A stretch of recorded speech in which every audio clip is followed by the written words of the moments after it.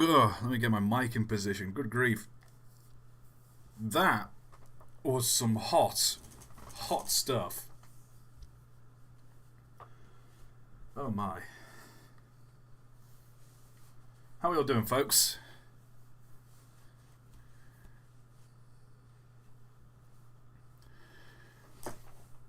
Welcome to the stream.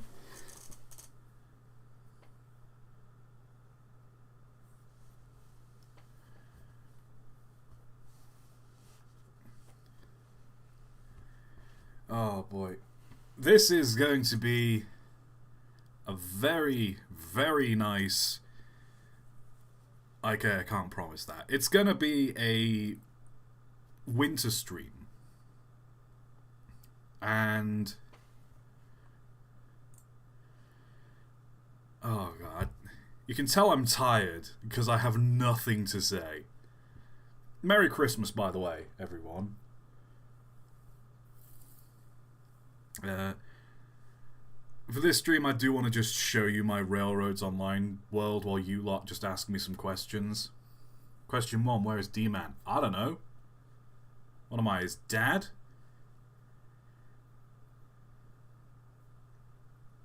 Ah.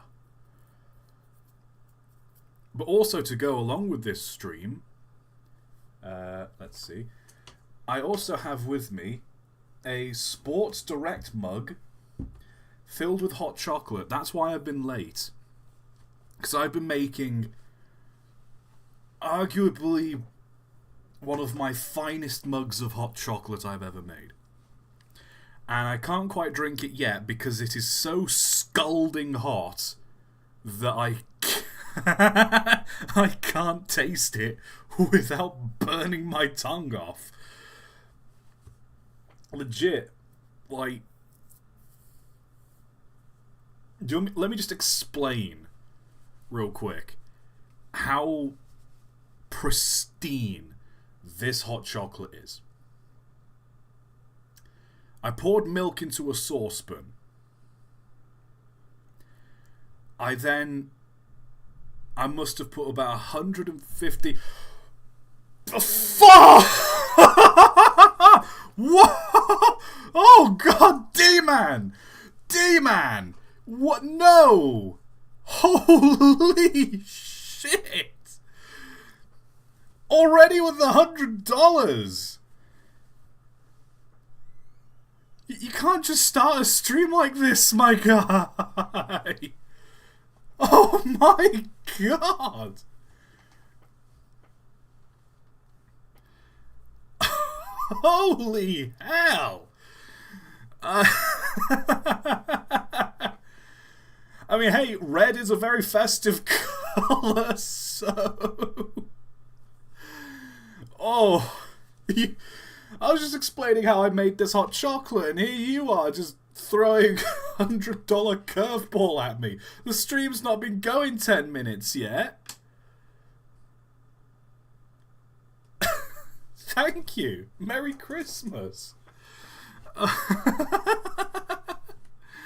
Oh, goodness. You really didn't have to do that, but... oh, man. This was just meant to be a Q&A.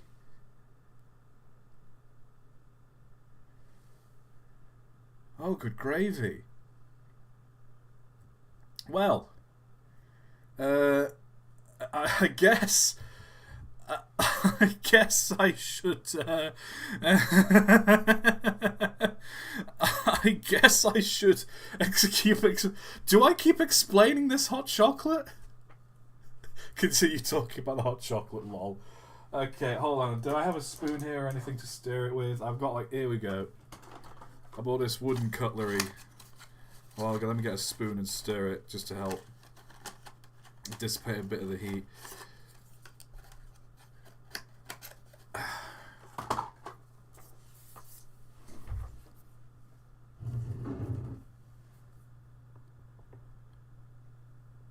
So let's explain this hot chocolate. Oh god, sorry, that really just sort of threw me off.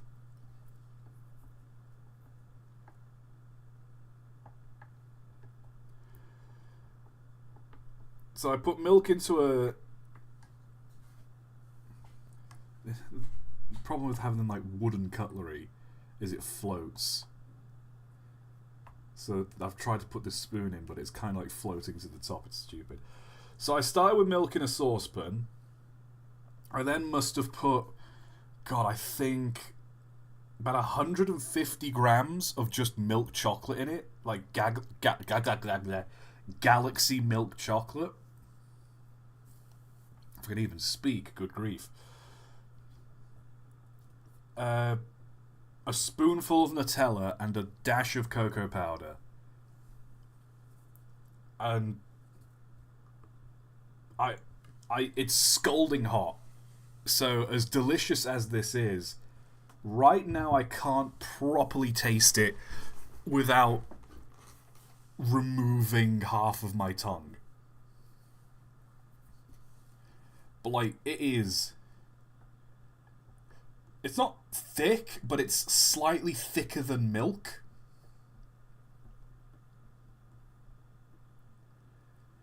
But the reason I've got this big mug and the reason it's so hot is because this is what I'm going to be drinking throughout the stream.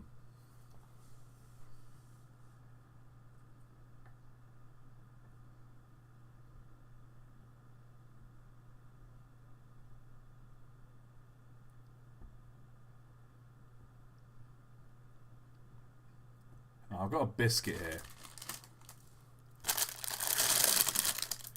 ToT has a big mug confirmed. It's a Sports Direct mug, which if you live in England, you'll know this is a 22-ounce mug. Dunk a biscuit. Just a digestive, just a plain digestive.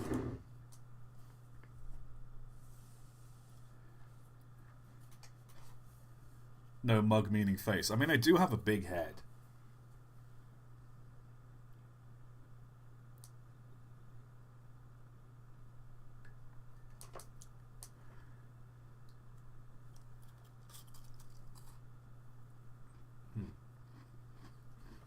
Someone's saying it's a boring biscuit. Like, excuse me, the digestive has earned its way as a humble dunking biscuit because it's got a nice flavour to it, while at the same time having a nice sort of moisture retention ability. So don't you dare slag off the humble digestive biscuit.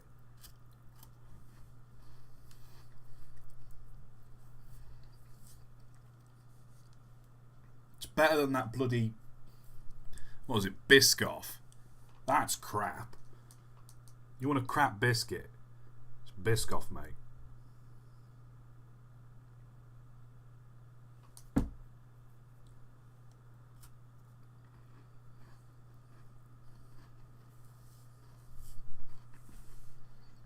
Anyway, I'm going to be honest, D-Man, I'm not sure what a digestive biscuit is either. But hey. Have you tried Hershey's chocolate? It's shit. I'm just going to stamp this out right here, right now. American chocolate is crap. Oh, we use powdered milk because that's how we made it during the war, and the soldiers developed a taste for it, and so we use powdered milk. It tastes like sick. American milk chocolate tastes like shit. End of discussion.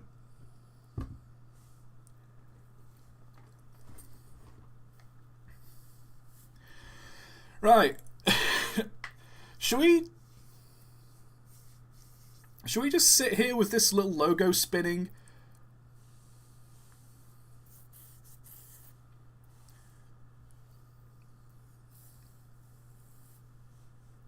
Or should we play Railroads Online? Because honestly, I'm totally cool just sitting here, like, having a natter about hot chocolate and biscuits.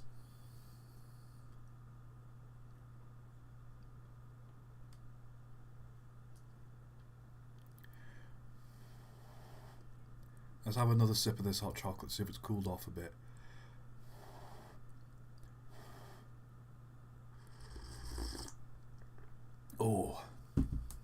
Still hot, but it's cooled off just enough. Oh my god, that tastes glorious.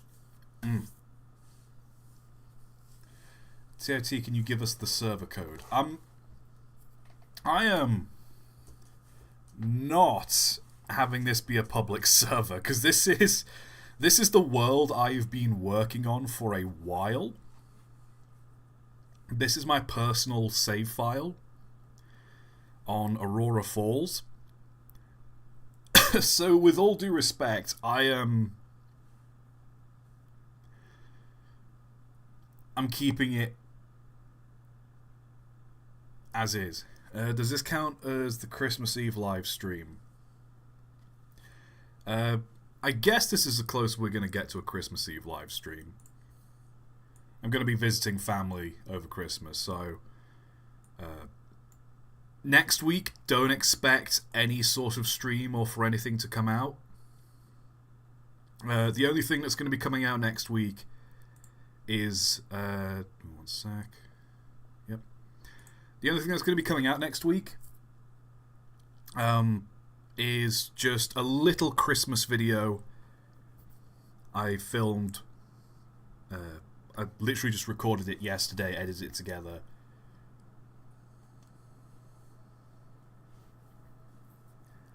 Hopefully you'll enjoy it.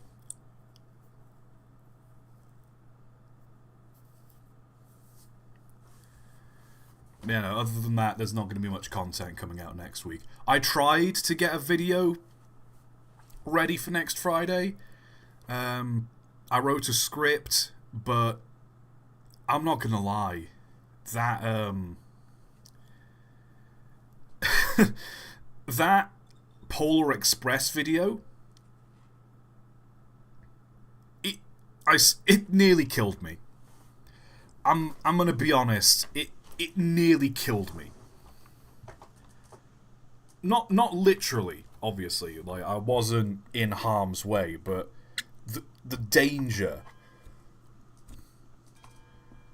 Not danger. Again, I'm tired, so I might just talk a load of rubbish.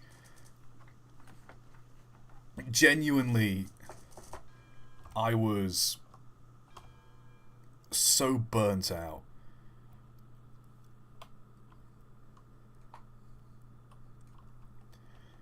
Do you want me to be honest about that Polar Express video? There's a couple of things. There's like a couple of gags I didn't put in the final product. I might show that on stream. But basically, my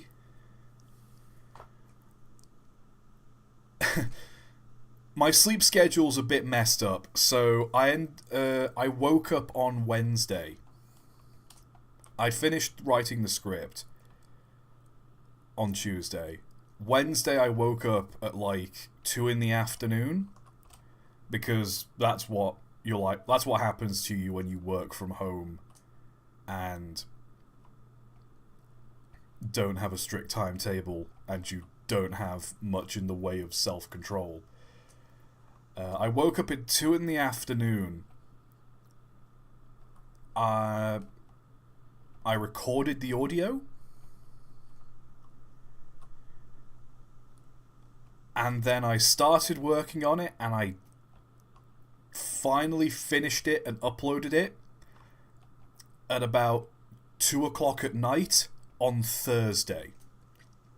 I was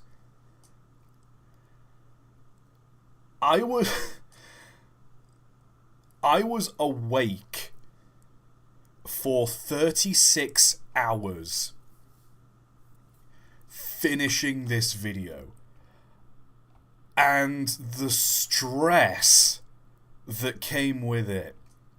There was a moment where I was mid-edit, and I don't know if any of you have ever used DaVinci Resolve. But sometimes when you can hit a key and it does some like memory render cache thing. I accidentally hit that button. Hold on, let me get the game on screen. There we go. I accidentally hit that button, and I was like, I didn't realize, and I was getting some pictures. It was getting an asset. I was getting the logo of the Michigan State University. And, you know, I went onto the Wikipedia article, found the PNG of it, I saved it. And I went to hit save, and it just says, there is no more memory on your computer. I said, excuse me? Because I deleted a few, like, big files in my main SSD so that I could, you know, download stuff and edit without issue. So I was like, hold on, I had like 40 gigs free. What do you mean there's no more space? And I must have spent an hour panicking because I checked and my SSD was full. The storage was full. And I was like, oh shit, have I downloaded something from a dodgy place? Have I just been hacked? What the hell has gone on here? And so I spent between the hours of like 5 a.m. and 7 a.m. on Thursday trying to figure out what the problem was. And it turned out, while editing, I had like hit a button and it was doing this like memory cache thing. And it had generated a file, like a temporary file, 35 gigabytes big. And that had devoured all of my storage.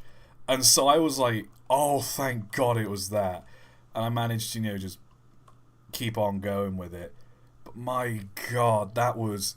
When I say it was a struggle, I mean it was a struggle.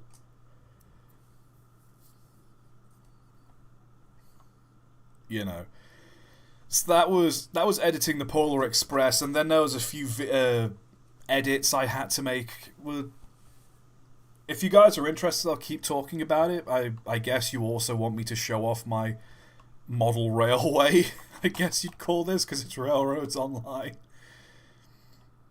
Oh dear.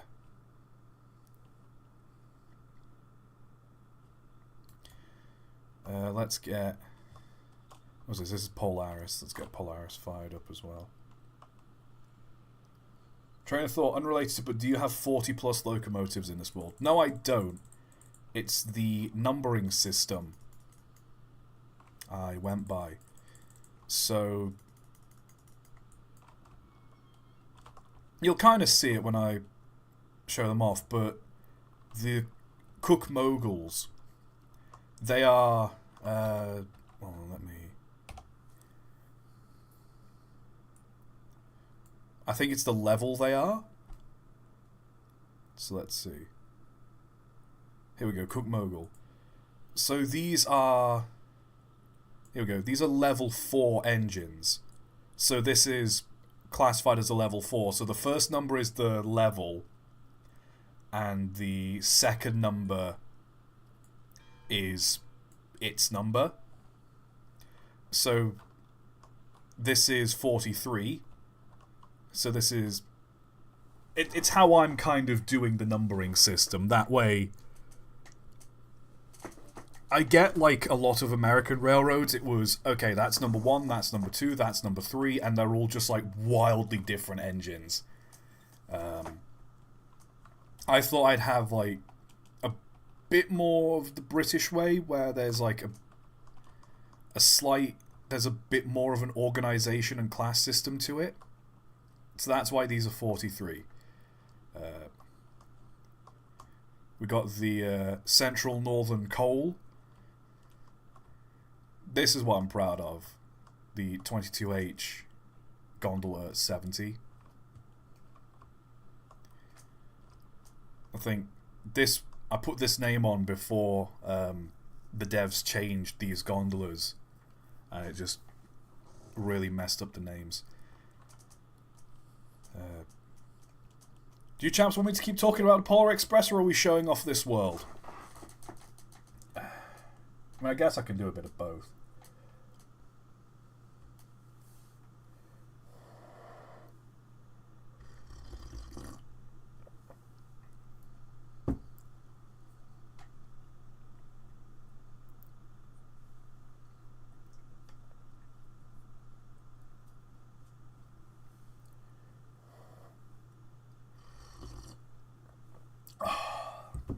That's some damn good hot chocolate. I think we'll start at the very beginning, shall we? Let's start at the freight depot. There's no engines here at the moment. Oh, there is. I meant to... I would build like a town here. There was a plan to build a town in like this kind of area. Maybe across here. The general thing is I'm crap at building towns in this game.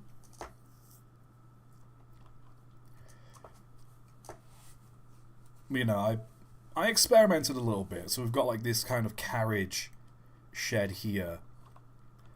It's empty. But we've got carriage sheds here. We've got the big roundhouse that's pretty much empty because all my engines are like out working. The only engine I have in here is number 21 Flinton. It's meant to be one of the first engines that worked on the line. Obviously, it's not strong enough to keep up with the work, so it spends most of its days in the shed. And over here as well, we've got the goods yard. Again, most of the wagons are out at various different places and industries. We've got all the water cars. We've got a whole bunch of lumber wagons. Over here,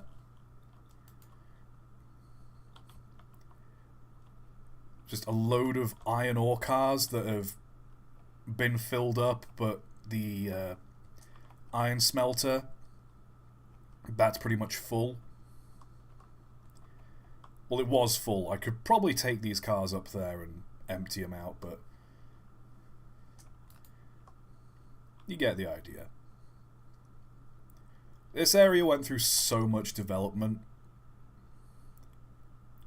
when I first played this game, because it used to be that this track here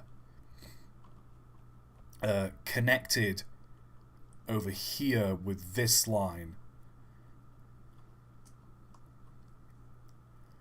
and you know, there was two different ways you could go around the freight depot to drop stuff off.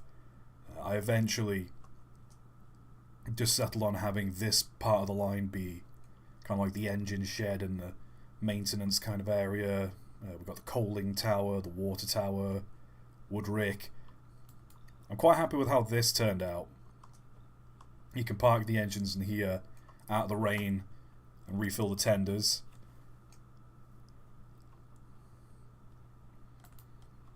So this is definitely the place that went through the most sort of changes, but I'm happy with how it turned out. Once I'm done with this world, I might put it in the Discord server and just give people the chance to play around on my model set or improve it in their own way. Which way do you want to go? We can go left, right, or back. I'm gonna give you all the chance to choose. This is definitely a sort of choose your own adventure sort of stream.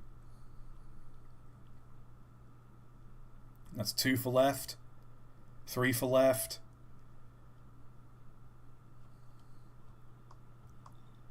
Yeah, everyone's saying left. I guess we'll go left. That's 5 people in a row that says left. Tour with the number 1 engine. I could, but I want to show this world off more. Excuse me, more than I want to drive around it at the moment. This is the refinery. I'm going to be honest, I've not done anything with the refinery. I've laid the tracks, but I'm going to be completely real. I don't plan on making fuel or oil in this world.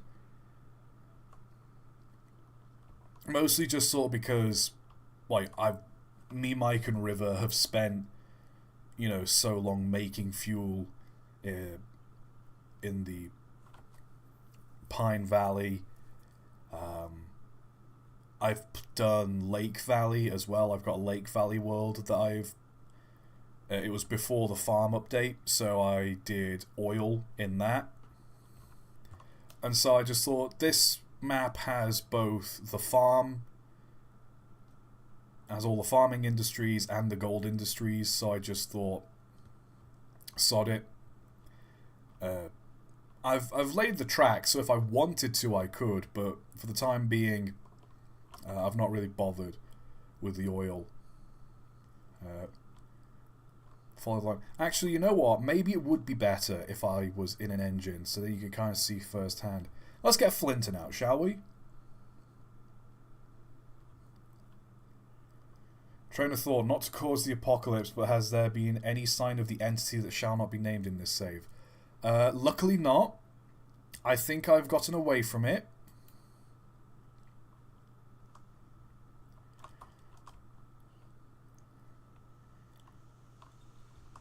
So I'd say we're doing quite well here.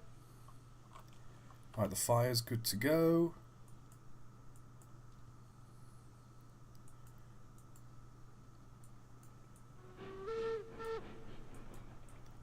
Let's back out.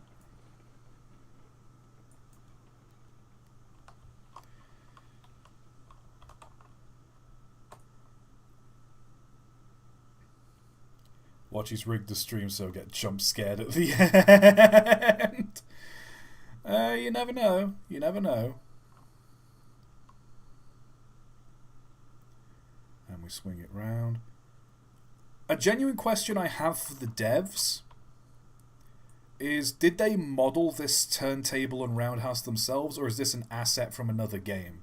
Just because the regular rails... these rails are just slimmer for some reason. I don't know.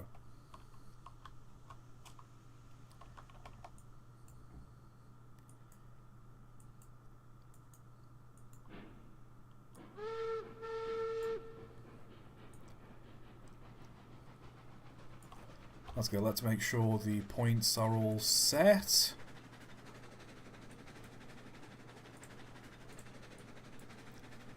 Definitely one of my favourite changes is being able to set the points remotely on the map. That is absolutely fantastic.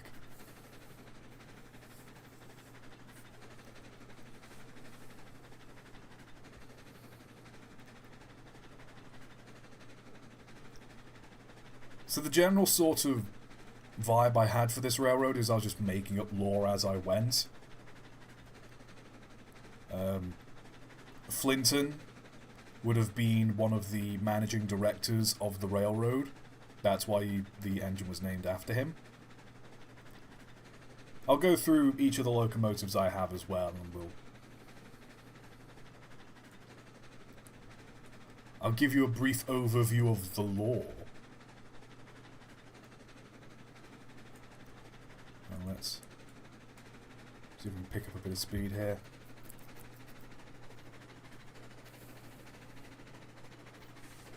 Actually, does the tender need any water as well? Because we might have to stop for... oh, we've got plenty of water. We'll have enough. What's the fire saying? The fire is good. Hey, Adam Bosman, $5 US. Afternoon. You wouldn't have the articulated tank engine yet, would you? It looks so awesome. I don't have it yet, and given that I am basically nearly done with this save, I don't think I will. I do have that great big 282. I can't remember the name of it off the top of my head. I know that's going to annoy a lot of you. But I do have that great big 282.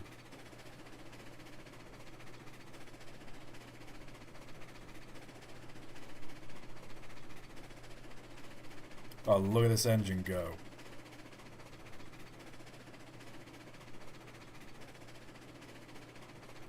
Yeah, the main reason I didn't exactly want to drive along this map was mostly just because Aurora Falls is such a massive map, it can take a while to get from one end to the other. That's all. I'm trying to thought, well, this is a Q&A stream, so here's a question. Did you get anyone some kick-ass presents for Christmas this year? I did. me and my friends, we did Secret Santa.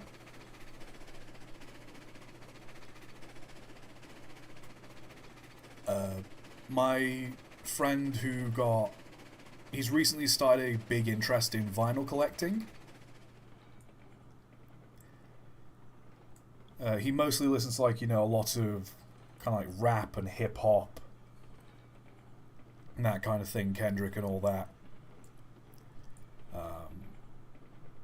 He's been getting pretty big into vinyl collecting. And so, as someone who's pretty big into rock and roll myself, I ended up getting him the Best of Queen on vinyl, which, my god, that's a banging album, by the way. I go on about how much I love War of the Worlds, but that's a banging album. Best of Queen. For me, for Secret Santa, the guy who got me, he was a little unsure on what to get me. I have been talking about, like, Dire Straits a lot, so he ended up getting me a Dire Straits vinyl. He also got me a scarf, a hat that doesn't quite fit because I've got such a big head. It's an extra large hat and it still doesn't fit. I've got a lot of hair and a big head, so it was a little upsetting. But you know, it was nice.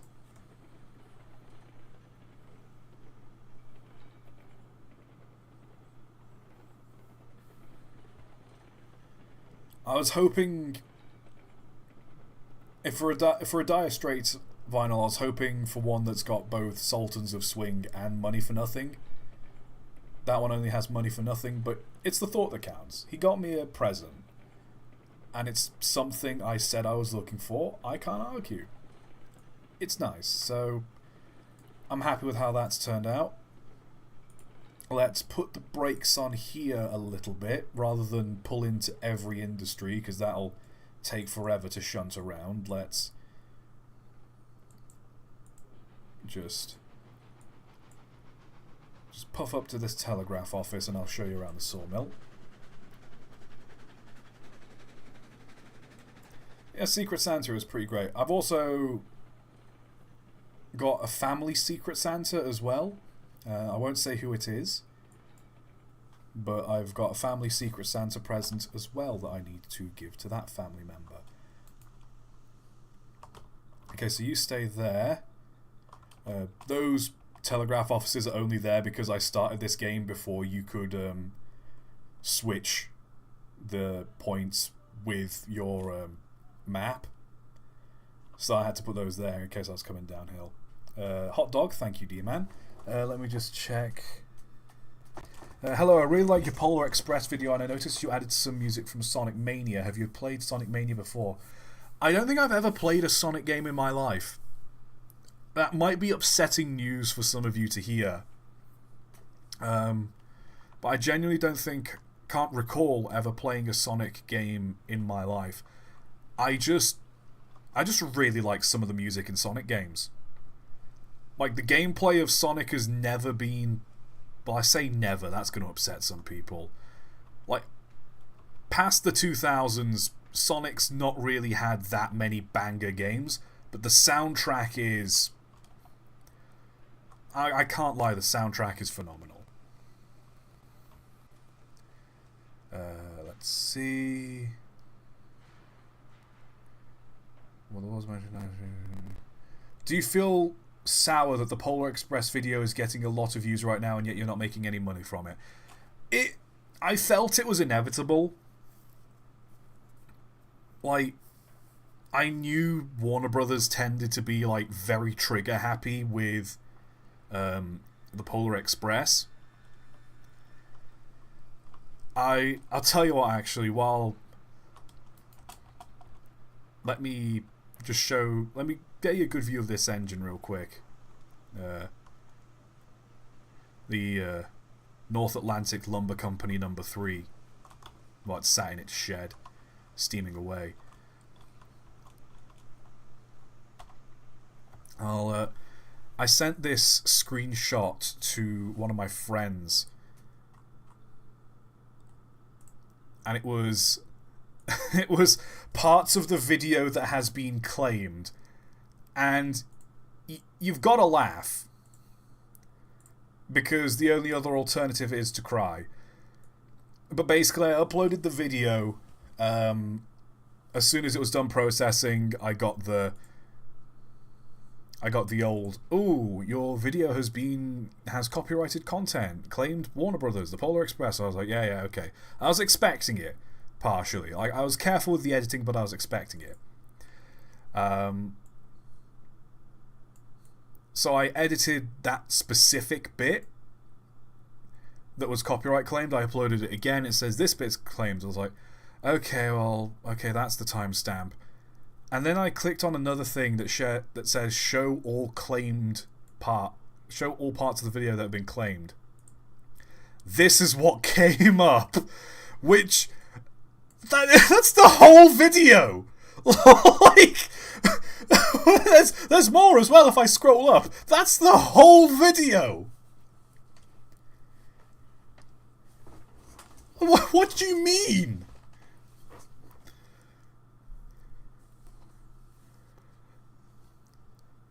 So, you know,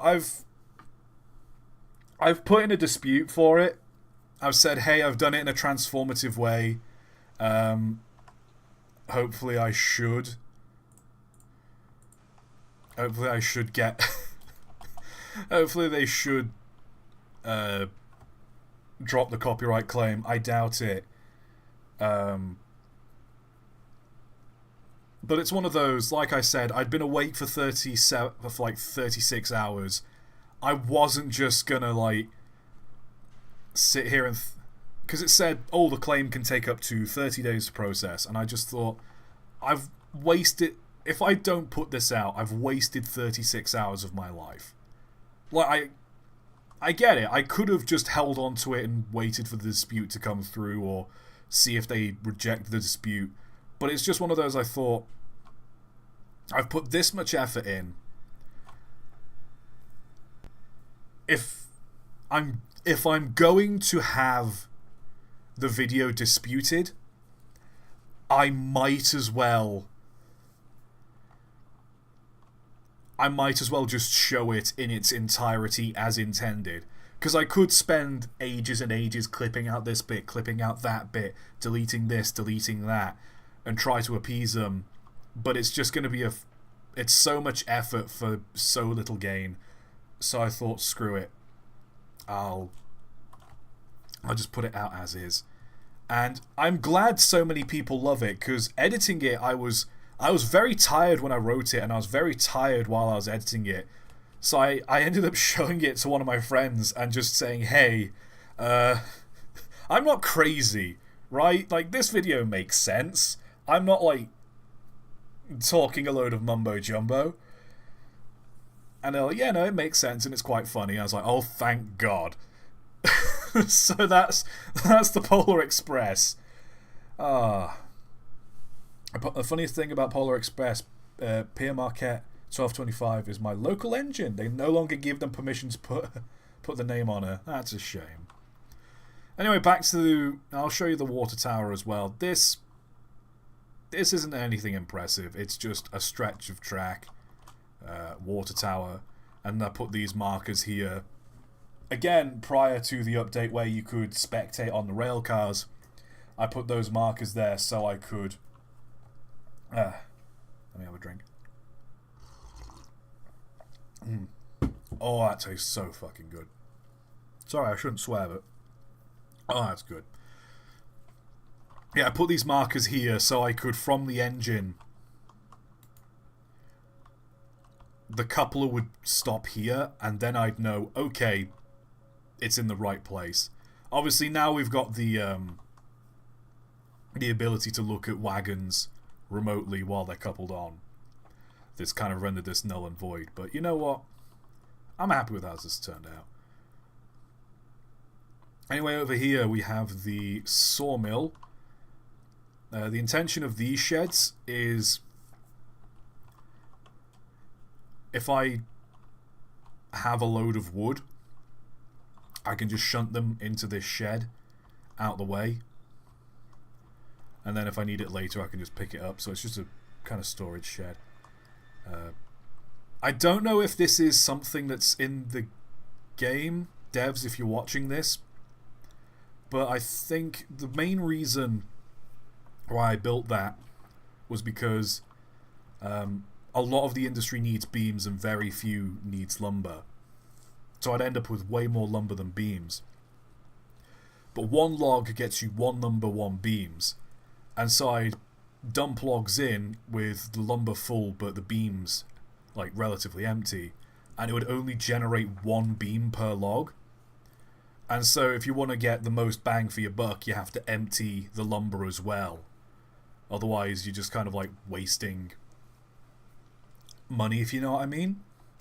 But I think devs, if you're watching this, and I'll complain about it at the ironworks as well, if one of these things is full, make the output of the other thing double.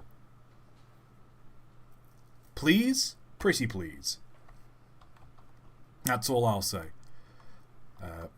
Also, I decided to go with the small flat cars for wood. It just turned out to be way more efficient.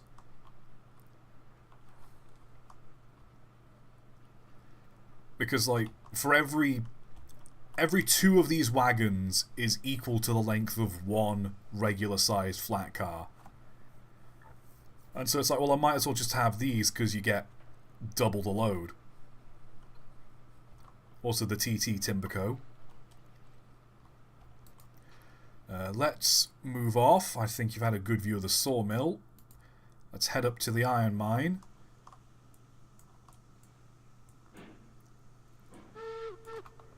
Hold on, well, there's fires still going. We're good. While the journey's going, let's have a look at chat. What's chat got to say? ToT, I love that video. You made an amazing work. I'm so glad people love that video. Like,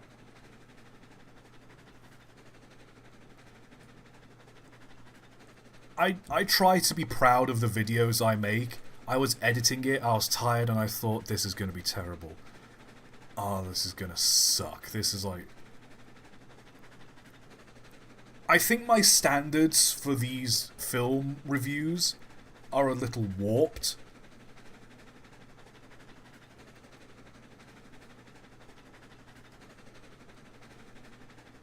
Because I started out really strong. Like, I did the Lone Ranger, and that video ends with me singing. Like, to the William Tell Overture, I critique the big final train chase, and it's like, how do you go up from there? You know what I mean? And so I was getting through the video, and the way the Polar Express kind of ends with me just rambling on about like how my uncle got injured.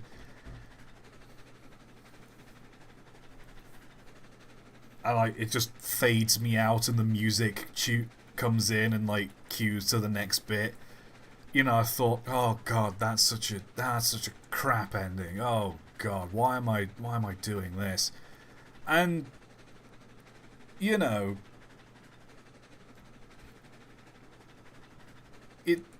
it's one of those where it was fine. Everyone really liked it, but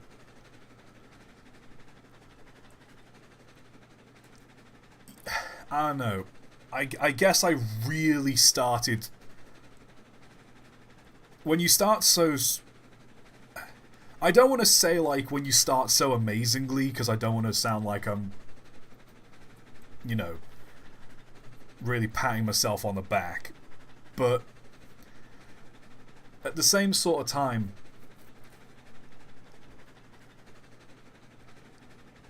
I'm so proud of that Lone Ranger video. And like for ages in my head I was like, okay, if I do a video on the Lone Ranger, I have to sing the ending. Like, that wasn't just something I thought of while writing, that was something I had planned for ages. So,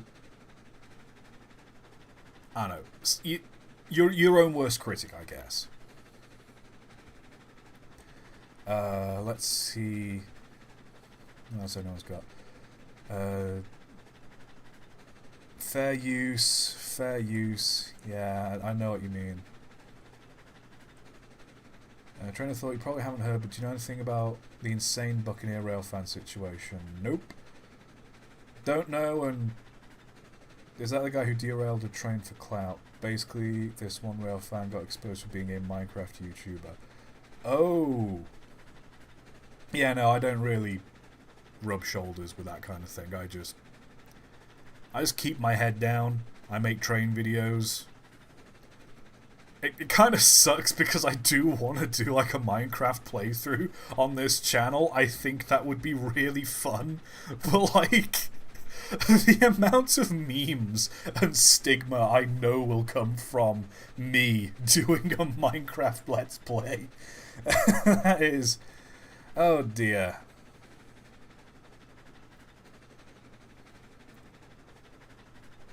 But train of thought, it's a magic train. Death. Unto you I give death. Oh boy. Any more questions? Or maybe no questions, because we're about to come up to the ironworks.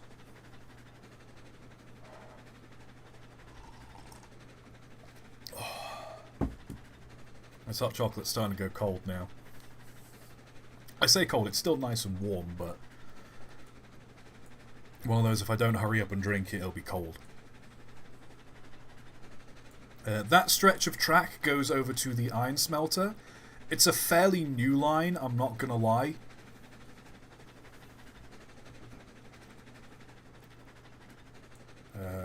Ooh. Sure, I'll change that switch. There we go.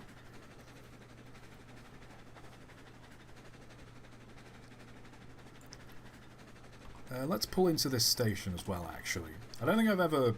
no, I have, at some point. Let's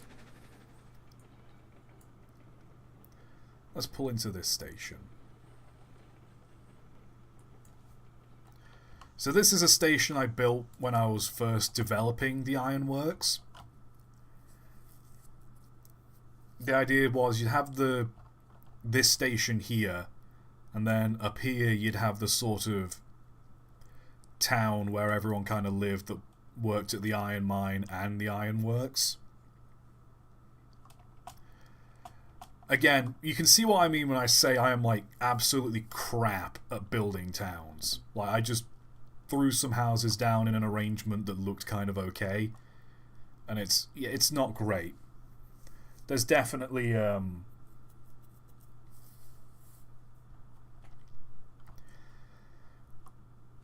yeah, every time I open up the Railroads Online Discord server and they're like, I built this little town and it's the most detailed and gorgeous thing I've ever seen. They're doing insane stuff with the props. And then there's just me, who just threw down some houses and a church and called it a day. And the worst part is, this took me like at least 2 or 3 hours to get done. This is dire compared to some stuff people have made. So, you know, I'm quite happy with how the ironworks turned out, though. So I think at this time I saw someone on that Discord had done, like, this kind of raised foundation look. And I just saw it and I was like, that looks so nice. And I did just sort of copy it, and it looks great.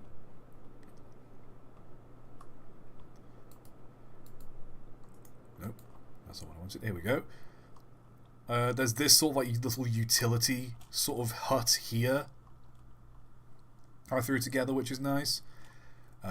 This long shed here, again, same with the sawmill.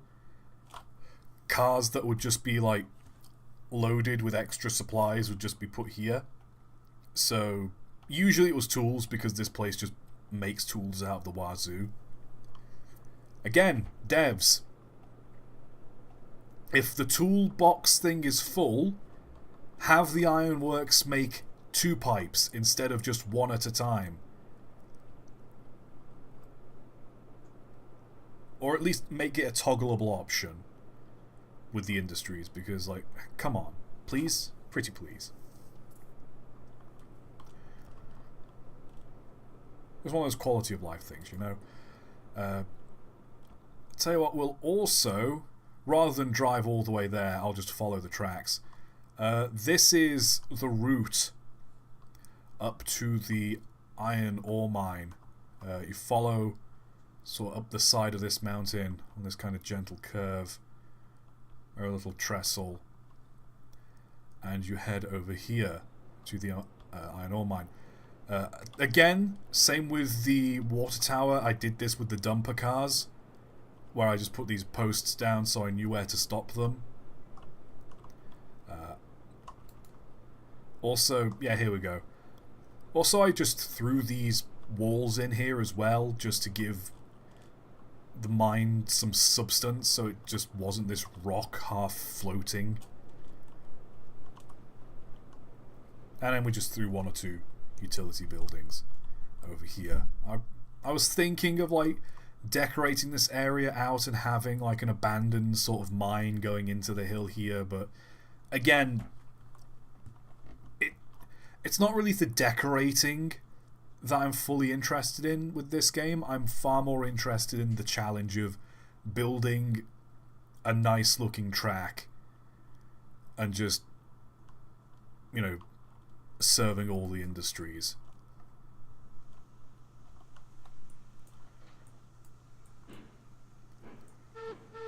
So let's head back. And from there, or, you know, should we go to the smelter? Let's go to the smelter.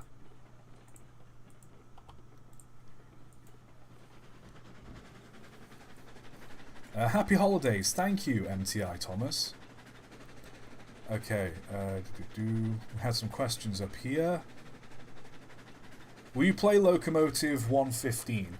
So many people have been saying play that game. Even one of my mods in the Train of Thought Discord server, even they've been like, look, you gotta play this game. Heis has played it, and he seemed to have a good time of it. Just, you really gotta check this game out. So I'm like, okay, fine. I've not seen any gameplay of it.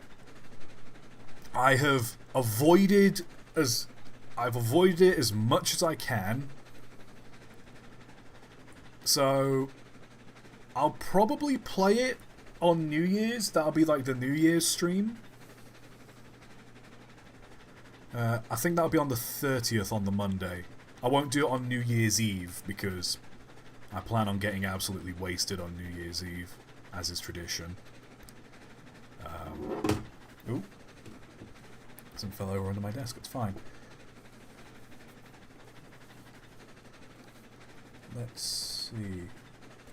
Does pulling the reverser back not make the train go faster anymore?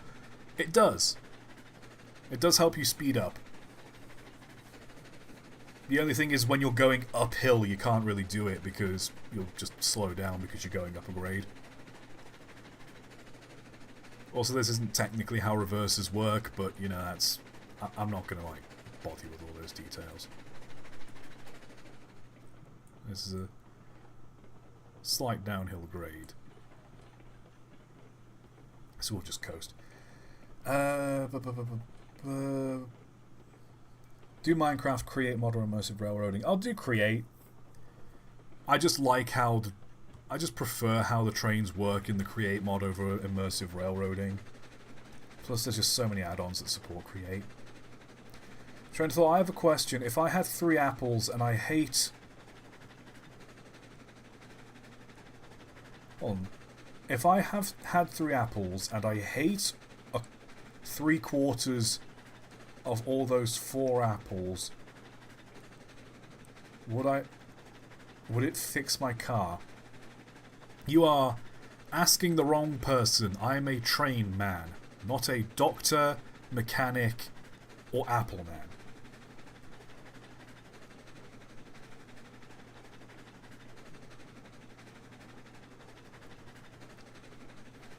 Let's see.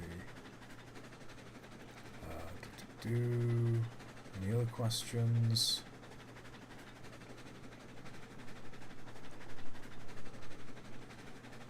children yearn for the mines. That they do.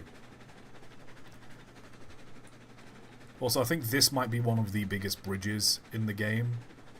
In my game, at least. I've never been a fan of, like... Maybe it's something my European mind cannot comprehend. Is how, like, certain American railroads will just, like, build a massive trestle. Like, I'm so used to just, like, the European way of... If there's a hill, you make a cutting. If there's a gully, you just build an embankment. Like, the idea of having, like, a viaduct-sized trestle is just not something I can wrap my head around. And in this game, to me, it just doesn't look nice. I like the trains following closer to the ground. That's just me.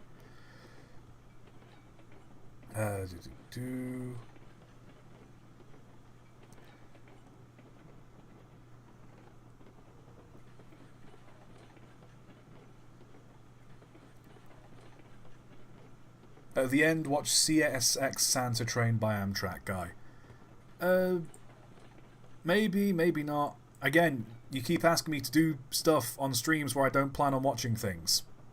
Like, I understand I will get around to watching that stuff eventually, but maybe not right now, yeah? Train of thought. I know you've said in the past you wouldn't be opposed to doing more collabs. Have you considered collaborating with movie review YouTubers for one of your movie reviews? Maybe.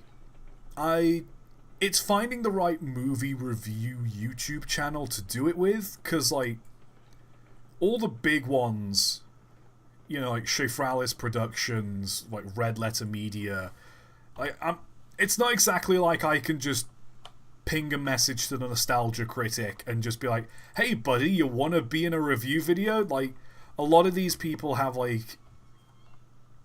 Something I've learned from being a YouTuber is... When you make content to such a degree as they do, it is a pipeline of stuff. It is a long time to develop stuff. Also, hello, welcome to the iron mine. Not the iron mine, the smeltery.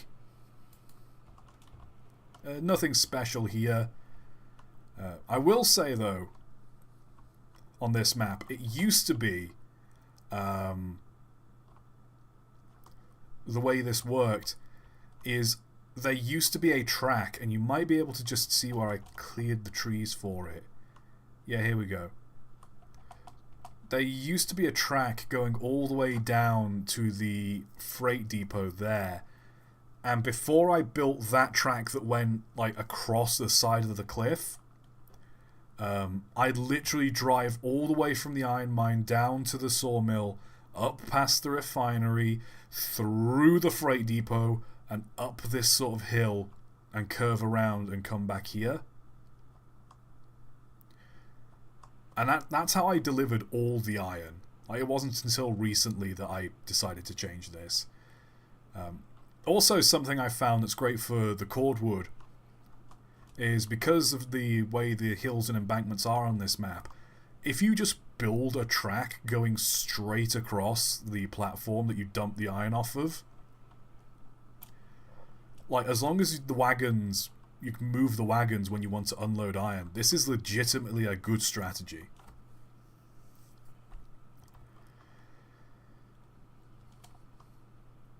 Let's go to the gold office. Nope, that's not what I meant to hit. Hold on, what's the fire looking like? Fire's looking fine. Set the points.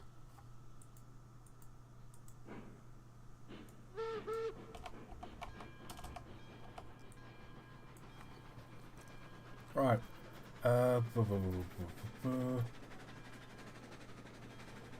But yeah, it's finding some YouTube channel that would be interested in doing that sort of review. Like, if I could find a channel willing to do it, I would. But for the time being, it's finding that channel. I would love to collaborate with a film channel, because it's also finding the right movie to do as well, because when you've done something like Lone Ranger and Polar Express, maybe Unstoppable, because the trains are pretty centric in that, there are a lot of movies where, like, people are going, oh, do the trains in this, but, like, it's stuff like Back to the Future. The end of Back to the Future. I could do an everything wrong with the trains in the end of Back to the Future, but given how little the trains appear in that film, like, it makes a cameo earlier in the third film and then doesn't appear until the very end. And then in most cases, it's, like, fairly accurate. I could get, like, a dozen inaccuracies at best out of it, and then it'll be a very short video. So I might do a video at some point where it's a bunch of, like, train scenes, and just have, like, a sort of, like, 3 movies with train scenes, and just do, like, a little mini going over all of them, and have that just be one video. I don't know. But yeah, I'd love to collaborate with a movie review channel. It's just finding the right one, and if they'd have to be willing to cooperate first. We'd have to plan it ages in advance, because, like, writing these things, editing these things, it's the editing that takes the longest, you know? What's your favourite locomotive in game and real life? It depends on the day, if you know what I mean. Like, it's like asking someone, what's your favourite food? And they'll say, oh, I love a good, I like a good quiche. They'll say something like that because they're a psychopath. They'll say quiche. But then you ask them, like, 2 weeks later, and they're like, oh, you know what? I've really come around on tagliatelle. You know, I like a nice ham and mushroom tagliatelle. And it's like, you know, it's one of these opinions that can just change. Because, like, when I do my videos, for a while, after I did the video on crane tank engines, I was just a massive fan of crane tank engines. But then I did the video on those engines that worked underwater in that rail tunnel, and suddenly those were my favourite engines. You know, when you're constantly learning and gaining this new information, you gain a new appreciation for other engines. So I couldn't say I have a personal favourite engine.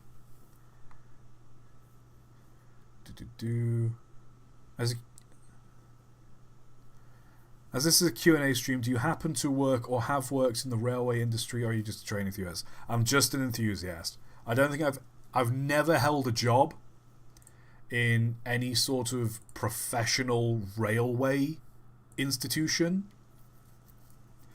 which some people will deem heresy, but at the same time, like, the job market's fucked.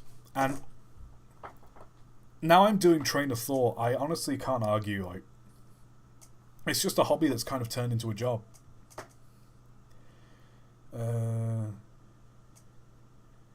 Train of Thought, would you have tons of bridges if you had viaducts? Still probably not. Train of Thought, do you like trains? No. Train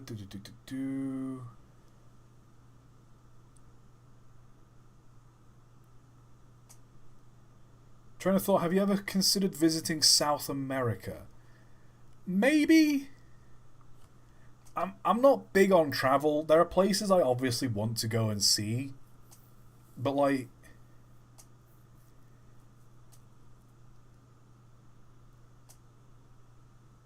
I don't know. There's nowhere in South America specifically that sort of screams to me, yes, go there, visit that place. You know?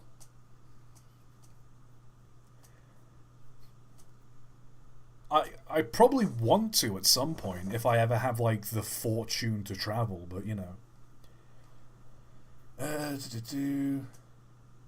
Do a video on the London Brighton South Coast Railway J-Class tank engine. Maybe.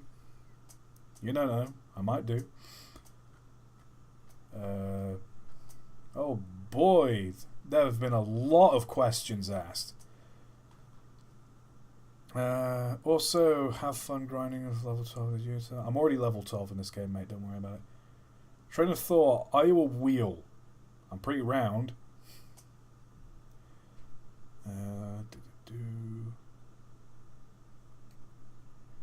How about the movie Runaway Train? I do want to watch that at some point. From what I hear, it's... The train is just sort of the setting. It's not that much inaccurate. It's just like a really good, like, criminal drama piece. I'll have to give that a watch.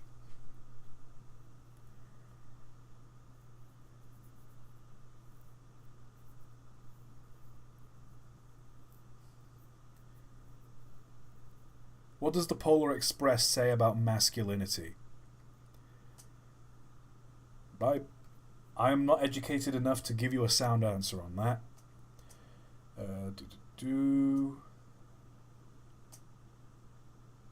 I'm trying to catch up on these questions before I continue the tour. So sorry if you're really wanting to see this world.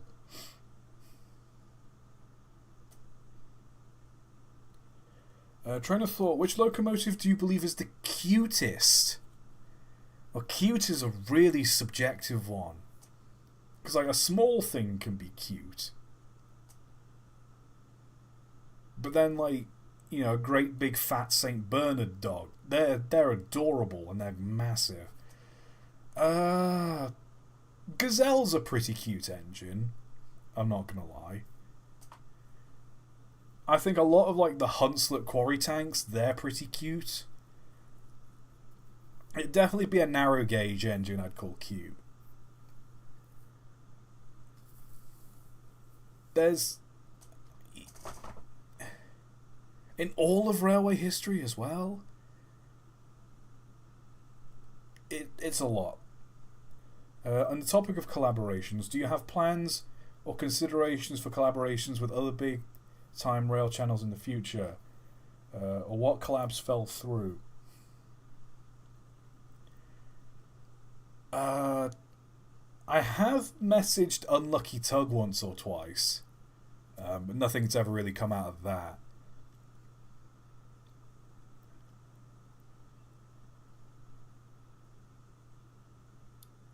The only real videos I think I could collaborate on nowadays is the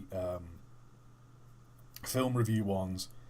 But generally, I'm very sort of last minute with my script writing. When a video comes out on a Friday, I've probably written the video that week. I wake up on the Monday, I find the facts, start writing, and on that Friday, that's when the video comes out.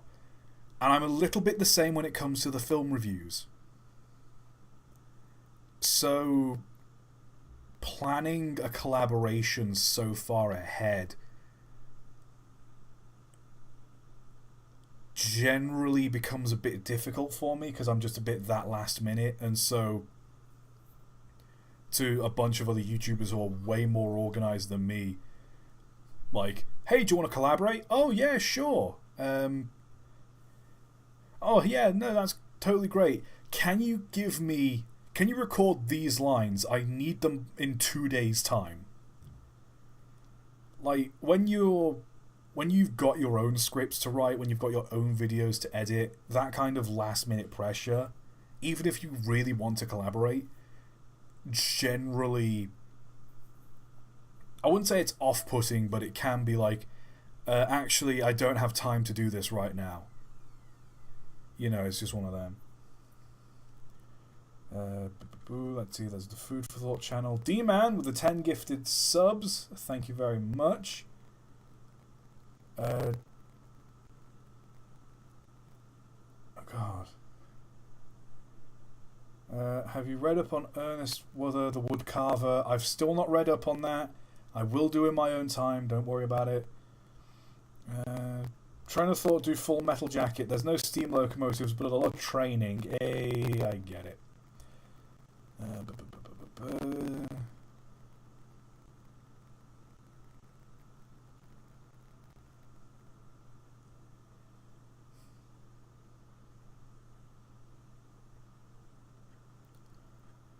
Let's see, Crane of Thought.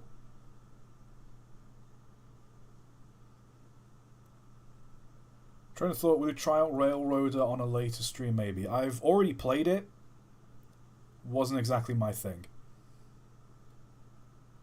Where's my mic buzzing? Is my mic buzzing? One sec. Oh, it's gone now. Yeah, it must just been the cable that's been a little loose.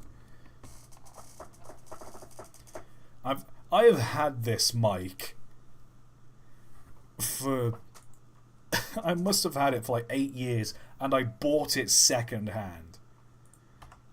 Like, if this isn't a good mic, I don't know what is. Anyway, welcome to Silverton, the Railway Express Agency. Oh boy, we've really been dilly-dallying. So this is kind of the idea of this place. This is the sort of hub station before you head up to the mountains. So there was a point where this line was full of coal gondolas. This line was full of cordwood. I had water on this line.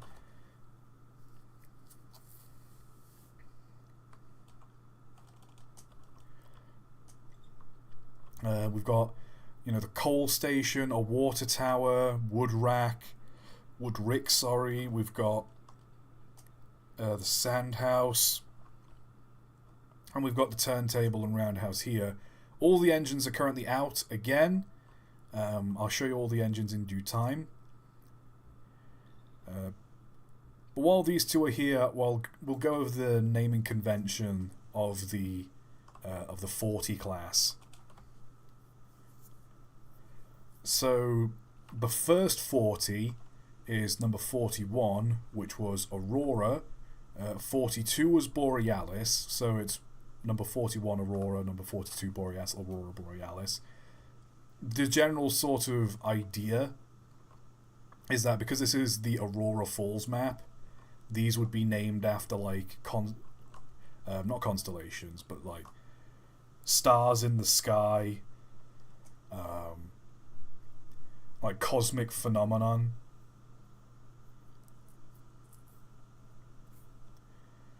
So there's Aurora Borealis, we have Polaris, and we have number 45, which is Nova, somewhere kicking about. I think. I'm trying to remember where it is. It might be not the coal mine.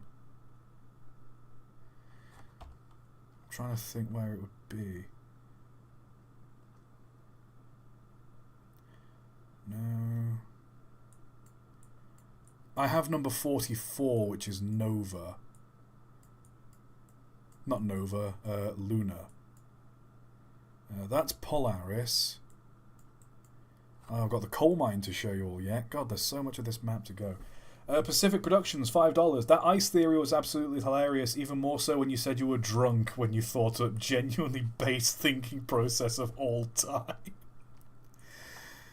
Oh dear. Thank you for agreeing that my ramblings were at least entertaining.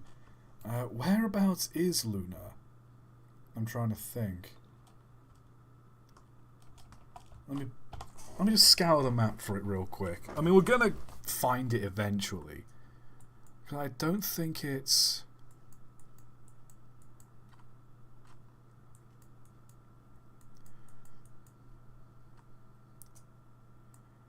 There's a load of wagons here. We've got that there, that there. Oh, yeah, Luna's up at the coal mine. Not the coal mine, the gold mine. We'll go to the gold mine in due time. We'll take... here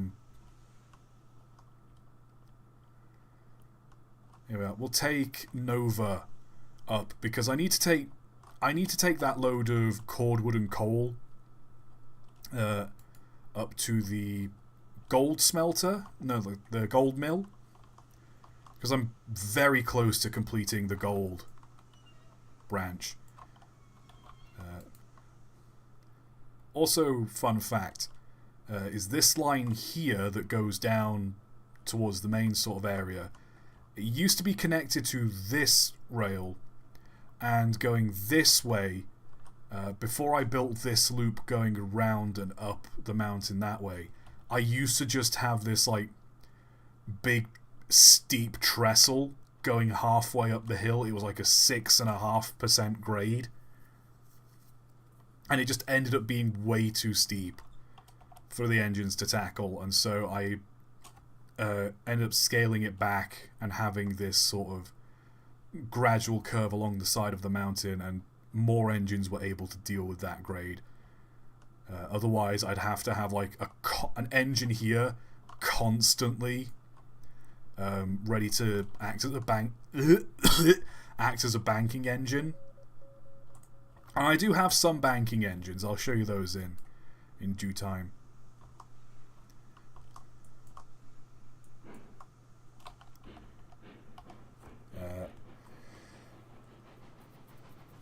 Let's keep going. Engine name Northern Light, by any chance? No, that's what 41 and 42, Aurora and Borealis. Aurora Borealis. Should have one called Aurora Australis. Maybe. My general sort of thinking is that, because this is the Northern Hemisphere, it makes sense that it would be Aurora Borealis. Honestly, I think you can use some Native American names on them, or just Native American words with certain meanings. Maybe?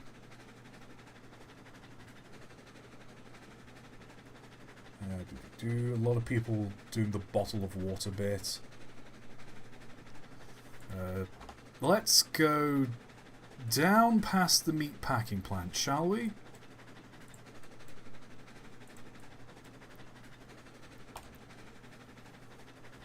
Or should we just stop on this T and fly over to it? That might be a bit easier.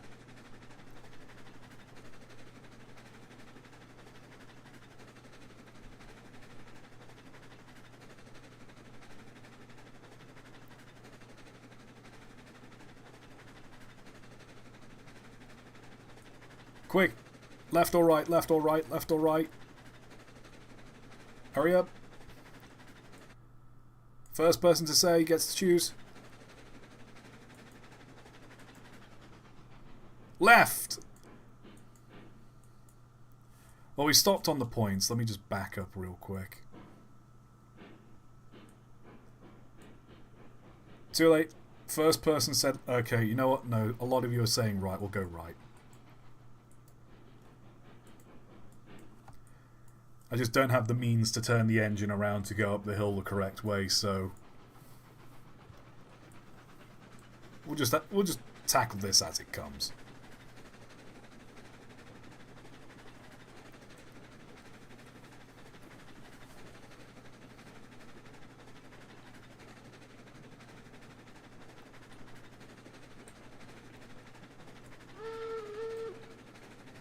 D-Man donates $20 saying go left, I'm already halfway there.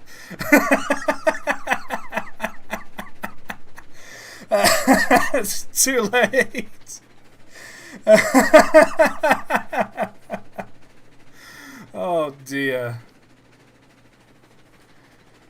You certainly have a good comic sense of timing. Right, while we're rolling along.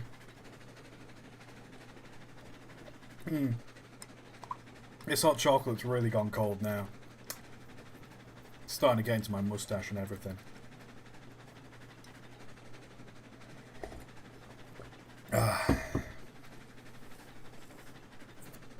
I'll tell you what.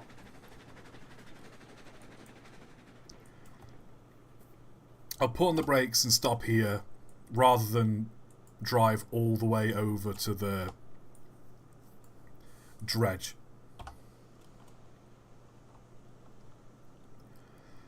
So here we are, meat packing plant.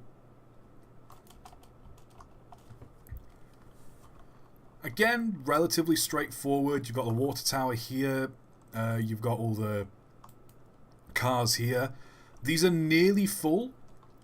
I think I just need to bring like one more train of cows down And that would be the farm and meat plant sort of done. Over here again is not exactly a special siding, it's functional more than anything. Although I will say I am a fan of like this kind of buffer configuration here. Like it stops just shy of like the main actual track. Following along here, this nice flat bit of ground around this lake.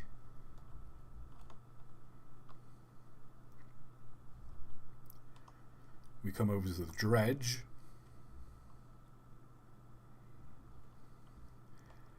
Also, I don't know what it is, but for some reason... Oh, they might have fixed it, actually. But for some reason, there's just a bush. There was, for a while, just a bush that was in the middle of this track. But, like, the render distance was weird, so it would be in the middle of the track, but then as you approached it, it just wasn't there.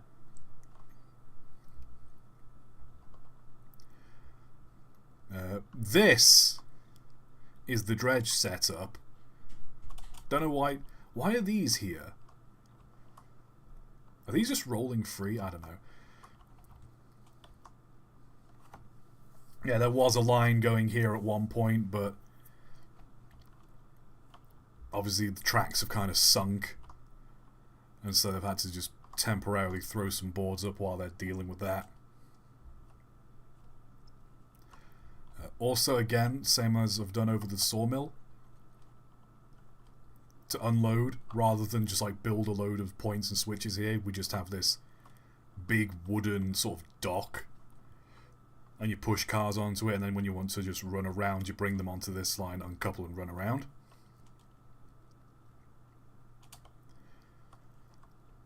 This was annoying. So I don't know if they fixed it, but the dredge takes such a long... like, the amount of stuff you need, like all the steel pipes, all the tools and all the coal to keep this thing running, it is such a pain. And then, you know, it generated some gold. I was real happy. I parked the gondola on this like straight bit of track here. This wasn't a set of points before, it was just a straight bit of track. And it drops it right here, outside of the gondola. I lost 3 gold ore. And I was so mad. So I ended up having to build this sort of section of track and park... and you have to like kind of half park the gondola on the line, on the points.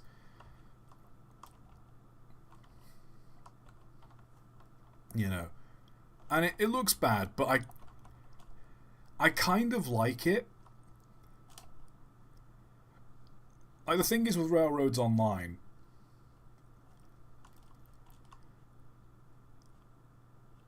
I love designing stuff where you need to do a lot of shunting around. I hate actually shunting around. It's... what's that meme where it's like the guy stood on the podium says, "Who wants to do this?" I was like, who wants this? Who wants to actually do this? You know what I mean? Like, who wants to design like track and infrastructure where you need to shunt around? Who actually wants to shunt around? Yeah, but I'm committed to the realism. It's why I don't like, if you look at my layout, it's why I don't do like the balloon loops or, you know, that sort of thing. I just have it where you pull up, uncouple, shunt to the other end of the engine, and go.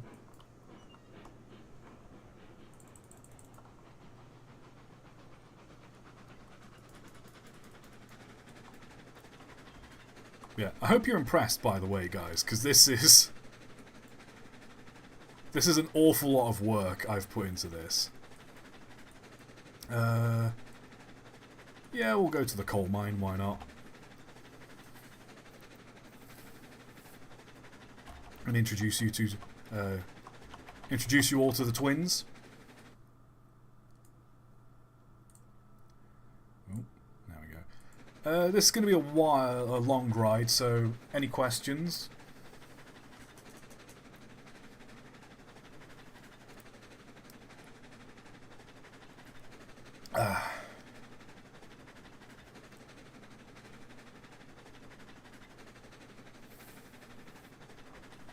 Did you hear about that massive train derailment in Texas? 2 Union Pacific employees died after a train hit a truck carrying a massive pipe. I think I've seen that clip. I was just scrolling past it, I think, on like Twitter or something. And it's one of those, I didn't pay it much mind because, you know, you've seen one derailment, you've seen them all.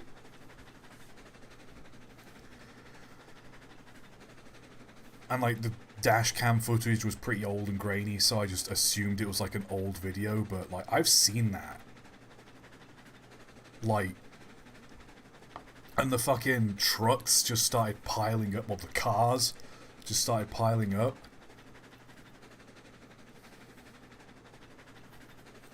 I swear, like, truckers must do it deliberately, because how can your whole job be you drive a truck and get cargo to the place safely, and you just don't know how to handle a railroad crossing? Like, genuinely.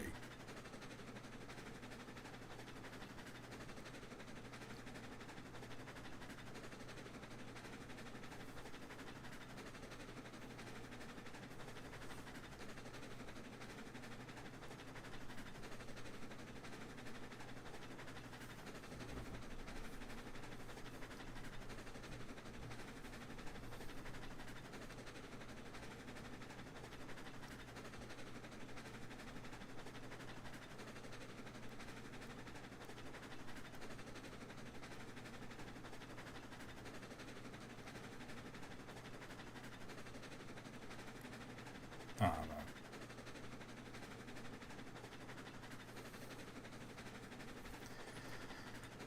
Just people not being safe at crossings really gets on my nerves. Anyway, up to the coal mine.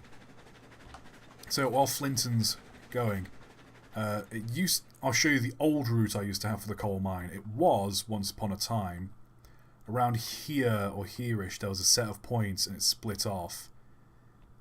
And there used to be, yeah, you can see the foundation, there used to be some tracks going up here, but it was quite a steep grade. I think it was like a 5% grade.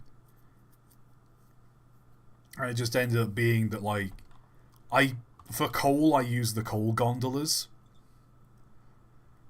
And so it just sort of ended up, nothing could get up this grade. And so I eventually decided to build this line here that sort of like snakes around and follows this. And I got a little inspiration, and you probably just caught a glimpse of it there. This massive bridge here, which to do this, I highly recommend, by the way. It's one thing that gets on my nerves is when people, they just put one of these bridge sections down, then they just connect another and another. It looks goofy as hell having just like it zip down and go back up again. There's nothing supporting it. So I just got some regular track, went halfway along one of the sections, and then I placed another section, so you end up with this sort of nice effect of like it being a long series of girders all kind of connected to each other. Over here we have the twins and we have the grade. So this is the hill going to the coal mine. I think that's a 6% grade. I tried to shallow it to a 5.5, but it's basically a 6.5% grade going up this embankment. I know there's a way you can like build up going along this ridge and like have it kind of curve around this hill and go like to a 3% grade. But I did want like one big embankment at one point on this line. And so I kind of came up with this idea where you've got this sort of house here, this sort of fenced off area, and you know the folks that live here, they've kind of got the run of the railway. You've got the Central Northern Railroad number 3 and number 4. These two are always just like ready to go if there's a train that needs to go up the hill.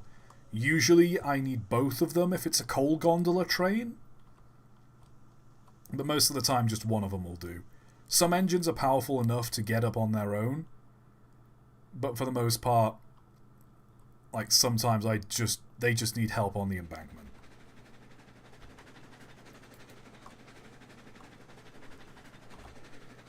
Let's see. There's so many people just keep putting in messages.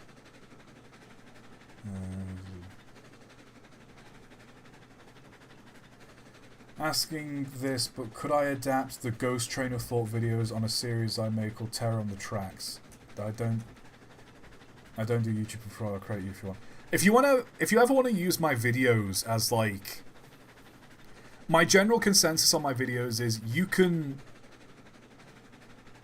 use like a video I've made or like reference the contents in the video I've made, as long as you're not just flat out stealing it. Like if you're editing, tweaking, re-uploading, remixing, or if like this YouTuber, Train of Thought, said this and you play a clip from my video, you know, I'm totally cool. Ooh, we should probably slam on the brakes because we're at the coal mine. Bada bing, bada boom. This is the coal mine. And here we've got the biggest engine on the line. Taurus. Let me just scroll through chat, make sure I've not got any more overhanging questions, because people just ask questions and then I don't get around to reading them, then they get upset.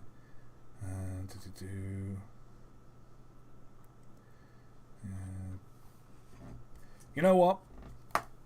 If it's an important question, you can just ask me again at some point. So here we have 901 Taurus. Again, same sort of naming convention, because this is a level 9. I think this is a level 9 engine. It's number 9. And then I thought, right, it looks better with 3 numbers instead of 2, so I made it 901.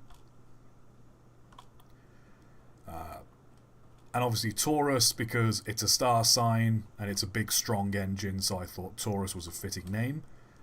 The idea is, canonically, on the railroad, the coal mine number 60, Navigator, that's up at the gold mine.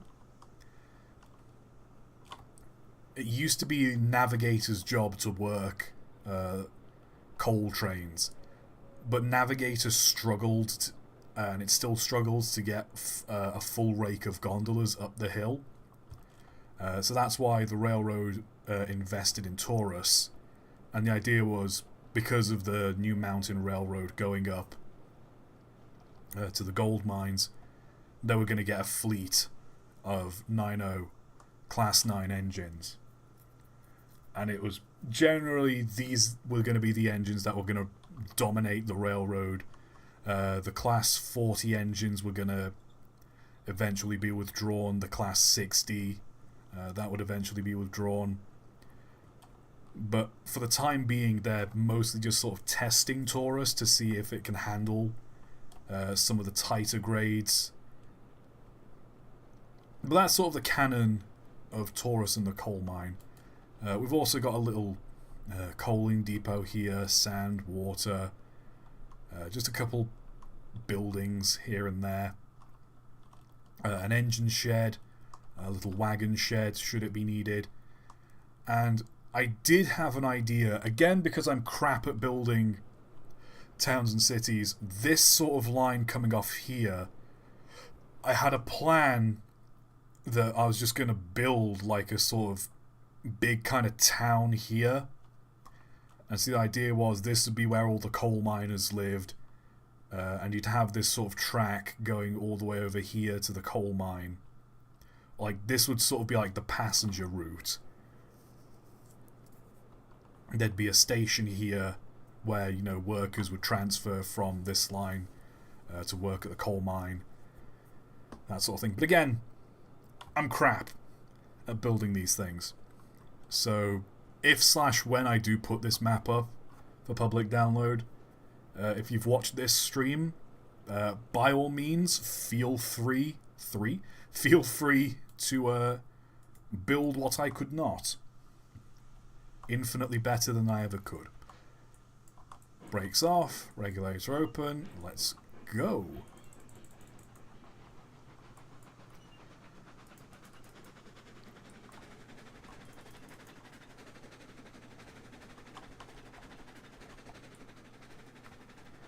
And we'll chug along quite happily. Train of thought, this is completely unrelated to trains, but what planet of the solar system do you like the most? Another question is, do you like fictional railways more when they have rich lore? I can't say I have a favourite planet in the solar system. I don't think I ever quite had space autism. Gotta represent my boy Pluto. Sorry that you're no longer officially a planet, but I kind of get why. Bureaucracy's a bitch. Jupiter's just great because it's so massive. Mars, you know, we've got such a history with Mars. And again, big War of the Worlds fans, so whatever. For fictional railways when they have lore, I think the lore definitely helps. Because it's one thing for you to have a railway and just say, oh, I built this because it looks nice. But when you have, like, the smaller details, I'll show you.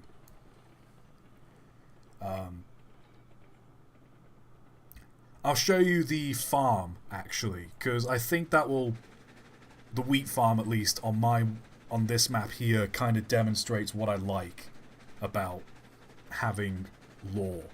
Because it just adds that kind of extra character.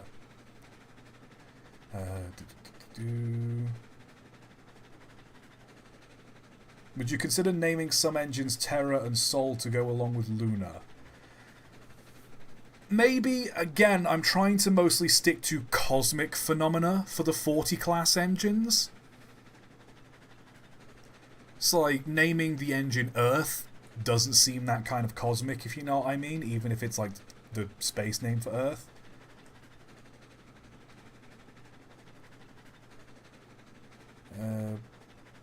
Would you adapt the Thomas stories in Railroads Online? Maybe. I think I said, I put out that tweet, or I said I have written years ago. I wrote like 3 sort of short stories with like a little made-up railway I came up with, like the Fenris Railway. I'm not gonna lie, they're not amazing. They're not like earth-shattering stories, but like, and they're kind of, I don't want to say a rip-off, but like looking back on them now, I'm like, oh, okay, this one's just Edward's Day Out, this one's just Thomas and the Trucks, this one's just Bucking Bronco, you know, it's like...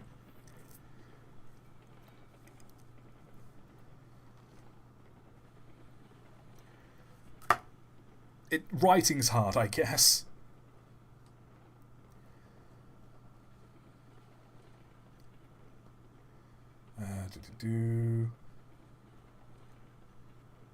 Thoughts on Neil deGrasse Tyson? I don't have any strong thoughts or feelings on Neil deGrasse Tyson. He's just a bit of a smart-ass. And it's like, if I had like a PhD in astrophysics or whatever he has, like, yeah, I'd probably be a bit of a smart-ass too. I'd be like, well, actually... That's like one of the most annoying types of people in the world. Well, actually...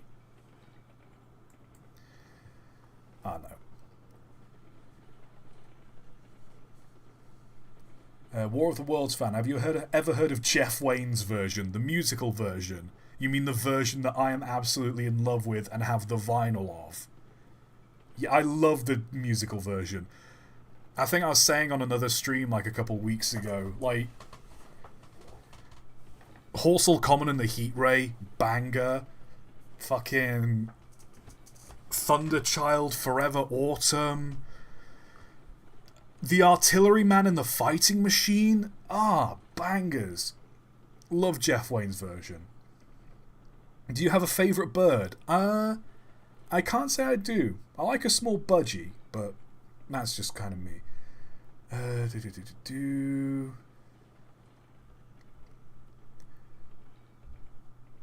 You got the moon, the sun, excluding Earth seems a little silly.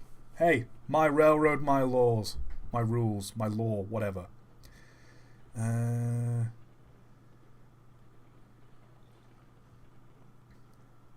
We're coming up to the cattle farm. Let's see.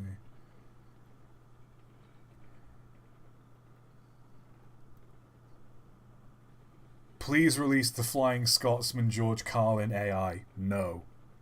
That's an old stream reference, but no.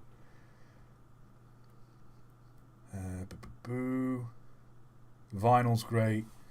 Yeah, no, I just love the musical version. I've got, like, the vinyl comes with, like, the artwork, and, like, the artwork of the tripod of, like, the fighting machine with, like, the heat ray blasting through the hull of the Thunderchild.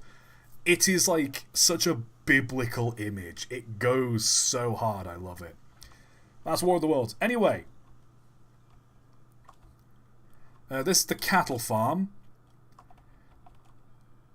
Nothing too special. We have, over here, we have Borealis over here.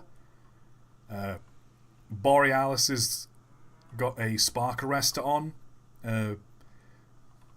Just happened to... there's a problem with the engine when we bought it. Just sparked a lot. Very hot-headed, I suppose you could say. So, Borealis had to put a spark arrestor on it.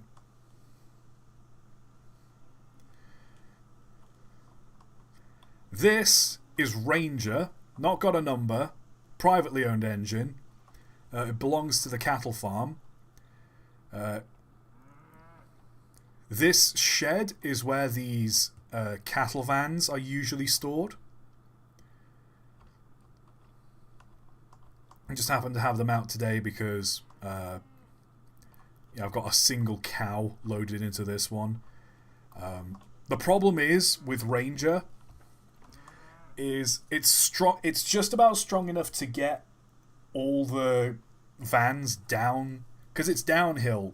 It can get these fully loaded down to the meat packing plant, but it's not strong enough. Even when they're empty, it's not strong enough to bring them back up, so I always have to find another engine. This hot chocolate's gone cold. I'm just going to neck it real quick.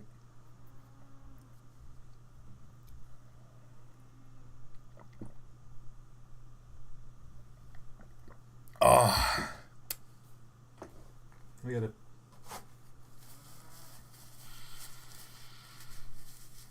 tissue wipe some of this chalky milk out of my beard. Yeah. What I'm most proud of, however, is how I've put this all together. Let me just reverse this back real quick, just so you can see.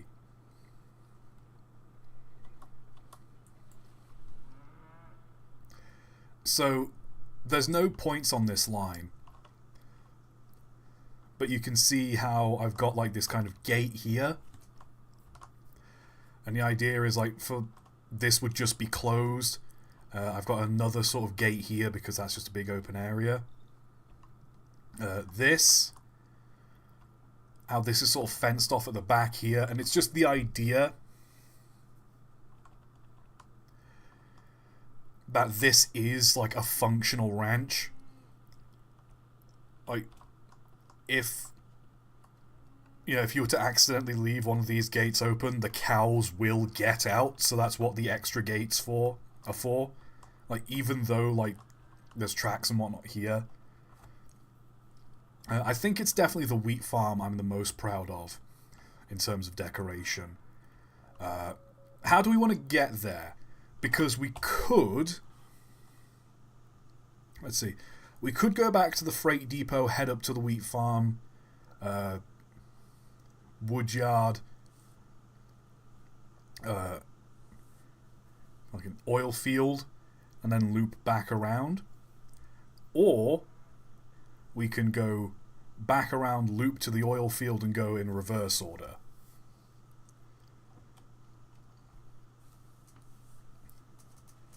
While you're deciding that, I'm just going to read chat real quick. Speaking of War of the Worlds, have you ever read the novel? And do you prefer the original version or Jeff Wayne's musical, the new generation version?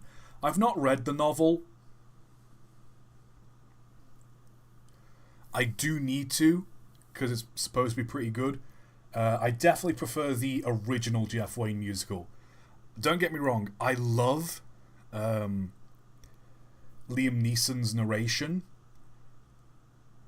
but I just don't think Liam Neeson and the guy who voices the artilleryman, they don't have the same kind of raw emotion in their voice as the original Jeff Wayne version does. That's all. Is Borealis a banker? No, it's meant to be a good freight, like just a regular service engine. It just happened to be the one on hand when Ranger got stuck on the hill.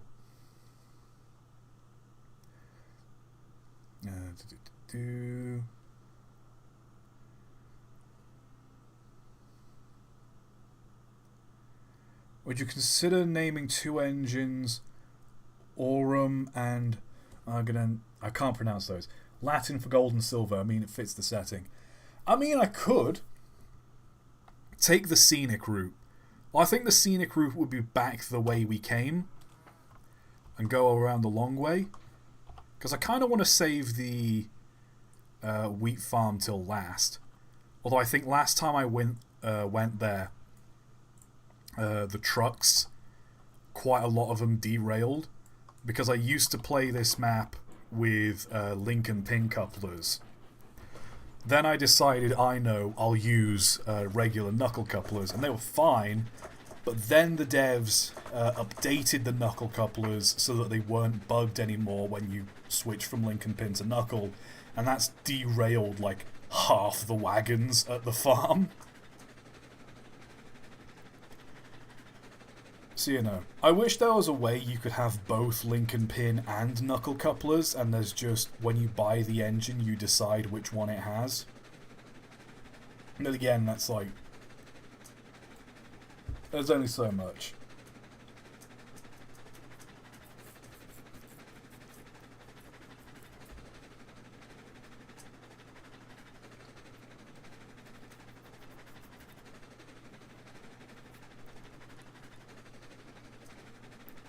Train of thought, do you have any tips and or tricks to creating stories or lore for fictional railroad company? When it comes to like creating lore for this sort of thing, you kind of, I think my greatest advice is look to real life. Like the general sort of practices certain railroads had in real life. And from there you can kind of figure your own thing out. Like Flinton here. Like when deciding the name, I thought, well, it was quite common practice, I know here at least, and some parts of the US, where early on when they didn't have that many locomotives, or if it was like an important passenger locomotive a lot of people were going to see, they'd put the names of like various railroad directors and, important figures in the railroad, like in the company. And so that's why I chose Flinton, because I just made up a name and I thought, well, whoever this Mr. Flinton chap is, they're gonna want their name on their railroad. Or it's finding certain details. Like, slight spoilers, I guess, but Betsy is currently at the farm. I started with Betsy. And farms historically tend to be quite poor And so I thought, well, it makes, because it's such a poor place, the tracks they're going to have there are going to be like real rough and ready, real tight bends. They couldn't afford a big engine, so they're going to have a little porter like Betsy. And because I started out with Betsy on the main railroad, I thought, well, would they buy a brand new engine? No, they'd buy a second-hand engine. So the story there is they bought Betsy second-hand, and subsequently a lot of their rolling stock is second-hand.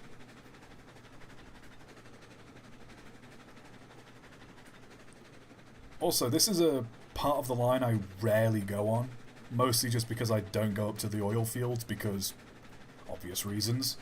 I'm not doing oil on this world.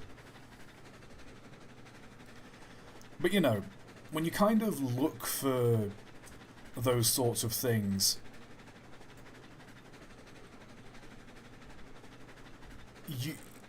it's just the small things have big implications.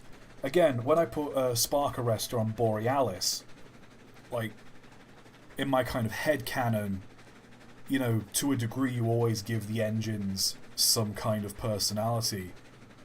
And even though the Class 40s all perform the same, the idea that Borealis specifically, when working hard, sparks would fly out of their funnel to the point where you need to put a spark arrestor on. They're very kind of hot-headed. They're very kind of full of themselves, and, you know. And then suddenly that creates an entire another sort of situation where, well, this engine is quite strong, but it's also quite troublesome with it. And that's just one engine. So suddenly you get a whole lot more kind of lore behind it. And then you also have to think, what of these engines are all of these engines, do all of them belong to the Central Northern Railroad, or are some of them privately owned? And then that creates more lore.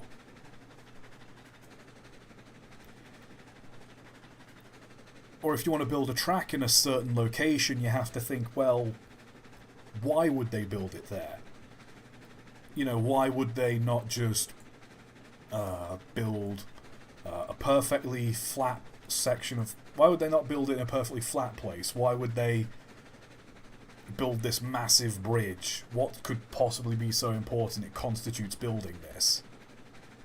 And, you know, even though I've not built a whole lot in terms of, like, decoration, you can still squeeze that kind of story out of it. You know, or you... Heck, even in this game, you find certain engines, you buy them to do a job, and they don't do that job well.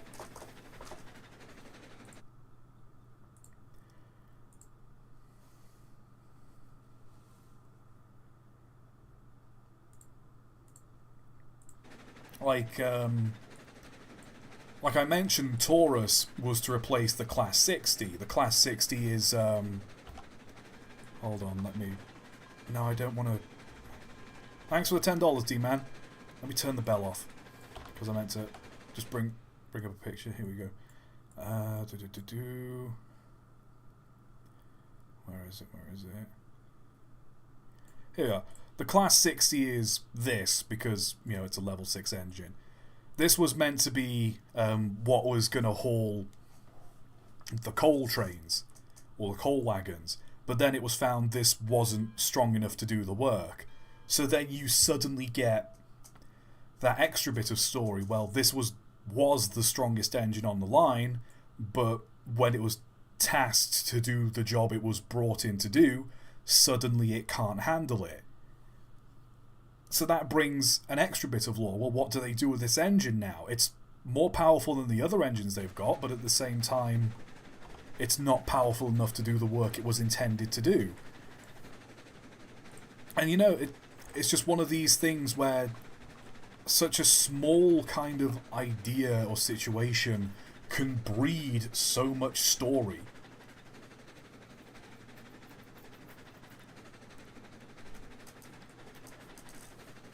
And then if you really want to, like, you know, give the engines characters and personalities, well, how would that engine react? If it was told, you're the strongest engine on the line, we brought you here to do this job, and you brag that, yeah, I'm the strongest engine on the line, I can do this job, and you're put to work on that job, and suddenly you realise, oh, hang on a sec, I'm woefully underpowered. I'm not actually equipped. I'm not as great as I think I am. Now, I've been rambling a bit, but like, and so many more people have asked so many more questions, but like, you kind of get that idea. Where if you look at the details and think, how would this work out? I guess that's why so many people have been able to give, like, so much personality to steam locomotives. I guess.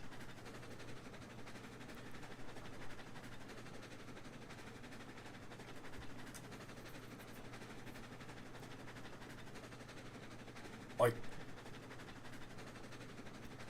I kind of have this philosophy where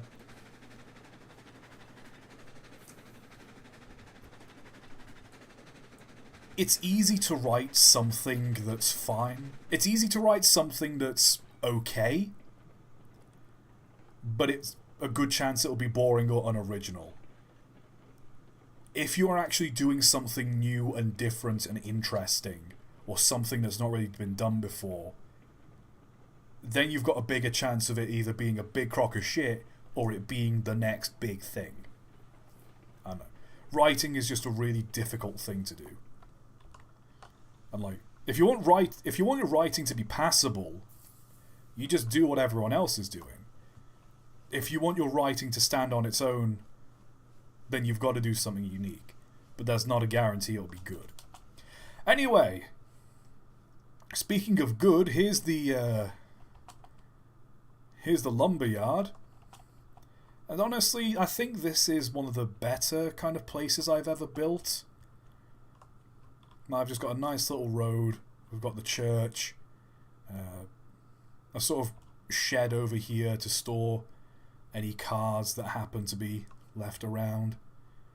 A little station I sort of threw together here. Now, I'm quite happy with how this turned out. Nothing special. It's the farm I really want to show you guys. So let's go down there, shall we? Let me make sure the points are set.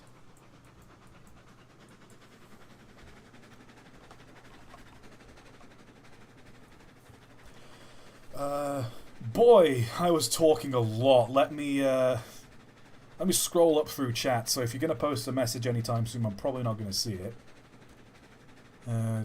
How big is your vinyl collection? It's not that big. I've got Best of Creedence Clearwater Revival. I've got a Madness vinyl. The Dire Straits vinyl. I'm trying to think what else. Obviously, the War of the Worlds. I think that might just be it for my vinyl collection. I don't have a lot of vinyls. I'm going to be real with you chaps. But if you ever do want a good vinyl that's just something nice to put on, the 20 greatest hits of Creedence Clearwater Revival. Just... fucking banging band. I wanna know, have you ever seen the rain?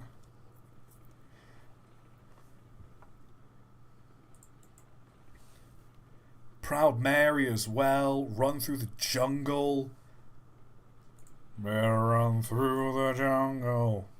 Oh, and obviously, Fortunate Son, because everyone knows Fortunate Son.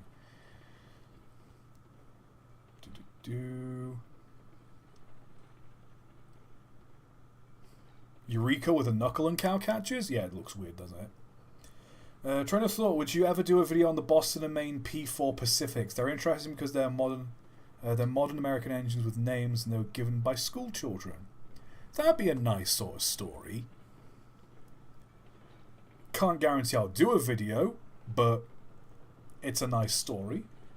That's the thing. Not every story I get is worth making a video out of. Because it's like, I could make a video on this, but is it interesting enough to pay my rent this month? You get what I mean? Like, that's a lovely story, but I don't see it being a video that'll get many views, and that's kind of something I have to consider when I make a video, is that will this get enough views to justify the time and effort I put into it?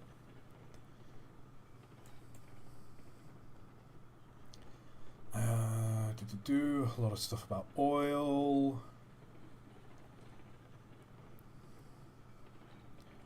Money from D-Man. Hold on, let me slam on the brakes in a second.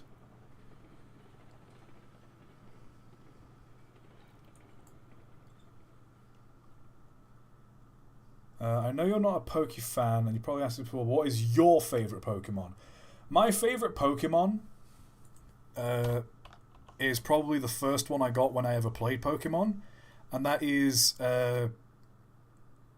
Blaziken. Because I started with a Torchic. I played Pokemon Sapphire, was the first Pokemon game I ever played, and the only Pokemon game I've ever played. I started with a Torchic, and because I had no idea how Pokemon worked, I just fought a couple enemies, then I went against the first trainer. She kicked my ass. I just leveled up that Torchic until I was like 2 or 3 levels higher than the trainer, whooped her ass, and then eventually it got to the point where every time I came across an enemy, I'd just throw out this Torchic, which eventually became a Combuskin and then a Blaziken, and I just one-shot every enemy I came across. And it got to the point where I literally had a Fire-type Pokemon. I went into the Water Gym, I emphasize the Water Gym, and I just two-shot every single Pokemon that was in there with a Fire-type. Because it was like 10 levels higher than everything else it was going against. So, you know, it's probably my favourite. Anyway, so this is one of my favourite builds I've done on this, and it's the farm track. So you come up from the freight depot down there, you get the seeds from there, you come up this track, and the idea of this line here is you've got the main line, and you've got this just sort of like kind of overgrown sort of old passing loop that was eventually commandeered by the farm, and you can see how like the tracks are all kind of like poorly maintained, overgrown. And we come over to the farm. A lot of these wagons are probably going to be derailed because, again, of the coupling bug, so ignore that. But, you know, you can see how like the curves aren't like properly straight or smooth. And this is my favourite thing about the farm. This little shed here. It's a shame it's elevated so high off the ground because it perfectly fits Betsy. And so this is kind of like the shed Betsy ended up in. And, you know, I've got like, you know, I continued the tracks going out here into this box. And so you can kind of see that, like, you know, when they need to do maintenance, they open this and roll her out so they can fix her. And she just has this little shed to herself, and like they've only got the wood rick. The fencing I'm really proud of here. How like this gate that just goes into, like, the tracks are really overgrown and in the ground, and you've got this gate, but like, you imagine is usually swung shut. Like, it took me a while to put all this fencing down, but I'm so happy with it. Again, ignore the fact that half of these are derailed. Again, it's the coupling bug. I'll sort those out in my own time. But, you know, they've got I think that's the Baldwin in Ohio sort of logo there.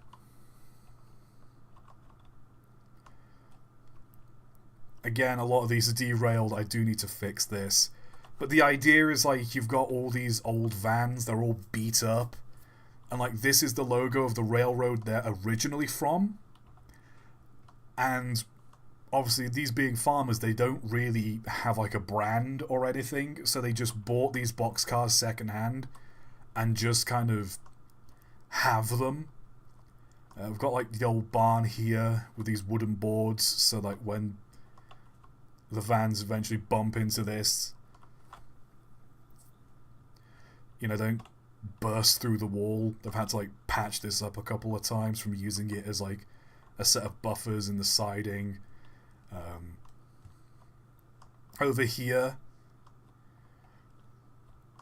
you know, this, they don't have a set of points here. They just have this, like, little turntable. So when Betsy pulls these bale wagons here, she just backs onto this. They turn her and just roll her down this track. This track here, on, like, this kind of bumpy gradients, you know, it kind of has to go uphill, so they really struggle with the brakes.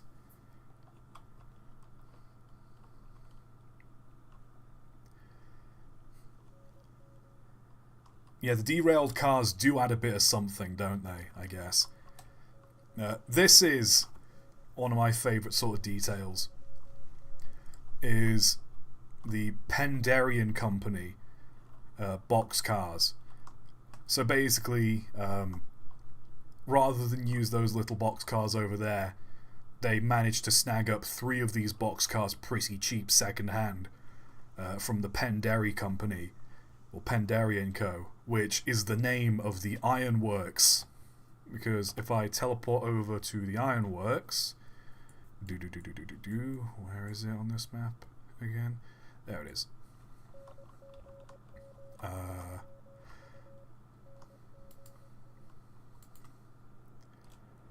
Do I have it written on these flat cards, or do I need to go find?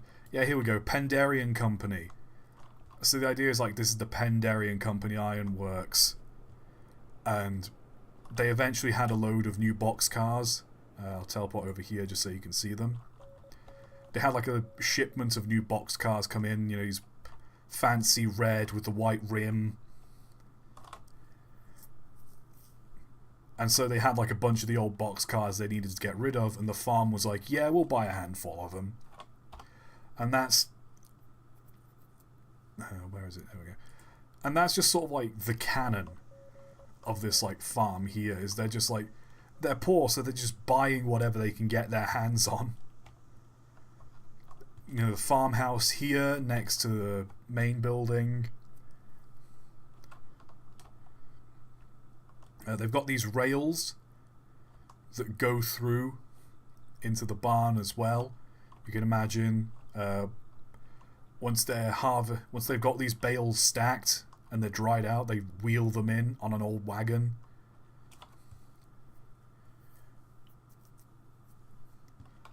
You know, when I say I'm the most proud of the farm, I do mean it. Like, I get why some people have the farm built up as, like, especially on this map, because, like, you can go, here we are.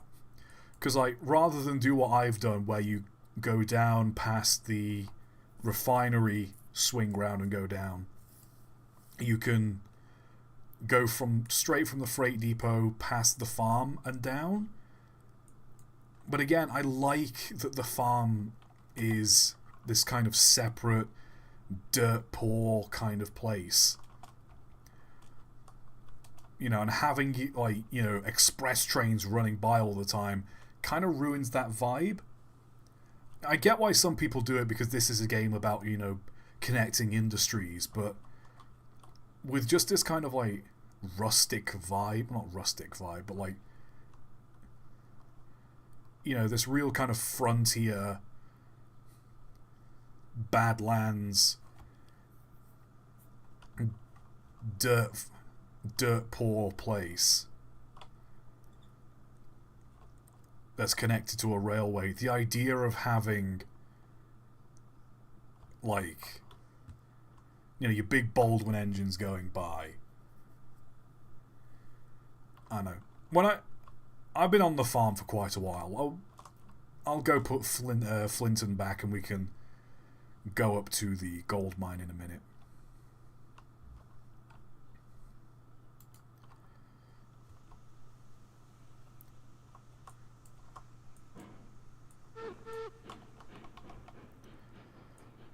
Yeah, I'm real proud of how that farm's turned out.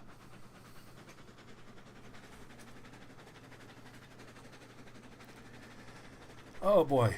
If anyone has any questions, now's the time to ask, I guess.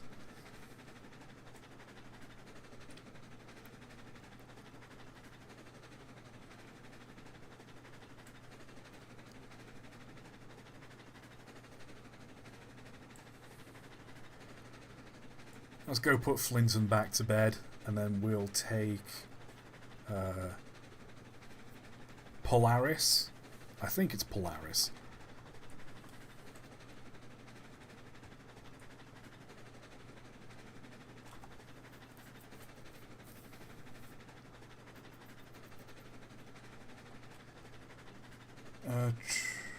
One sec. Coming in hot. Ooh, a little too hot. Let's just...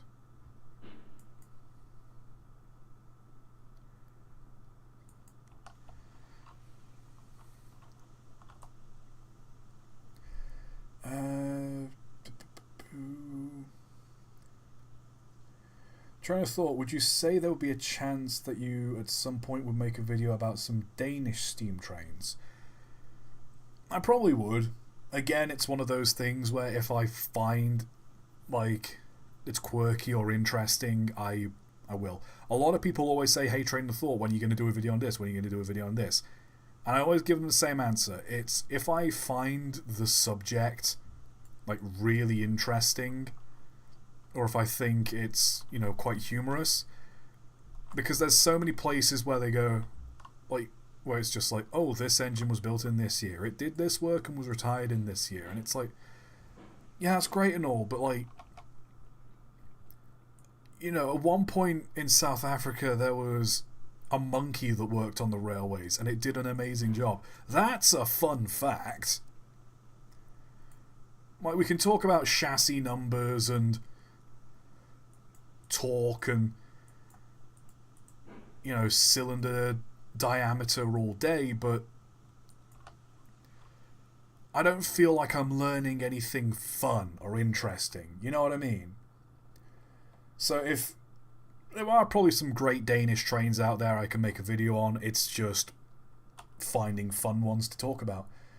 What's the absolute worst movie you've ever seen? That's a very good question, D-Man. Absolute worst movie? Oh, God. I think I might have said it once before. Epic movie. We had a skybox, and that was just one of the movies we happened to record. So I put it on in the background while I was playing something on my laptop. And looking back on it now, that is a dire movie. It's just abysmal.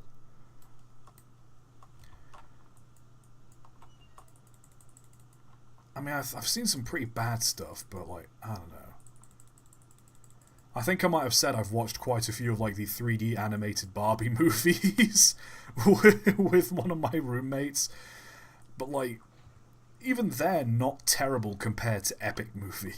Like, it's just a shit film.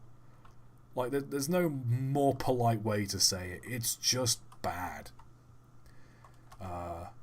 What other questions we got? Favourite locomotive? We've been over that. It depends on the day. What's your favourite ice cream flavour? I like banana caramel from Baskin Robbins. That was a nice one. When I used to work at a cinema, we had a Baskin Robbins there. It was It was the only reason I think I stayed sane was getting Baskin Robbins on the break. What's your go-to for just random work? You're gonna have to clarify that. What you mean by random work? Favorite animal?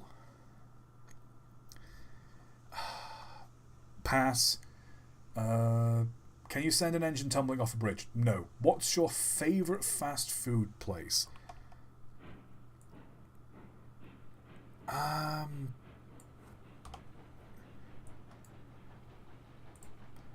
There's quite a few good fast food places in Manchester, I'll be honest. Like, it's hard to pick just one. Hold on, this engine's going a bit slow. The brakes off.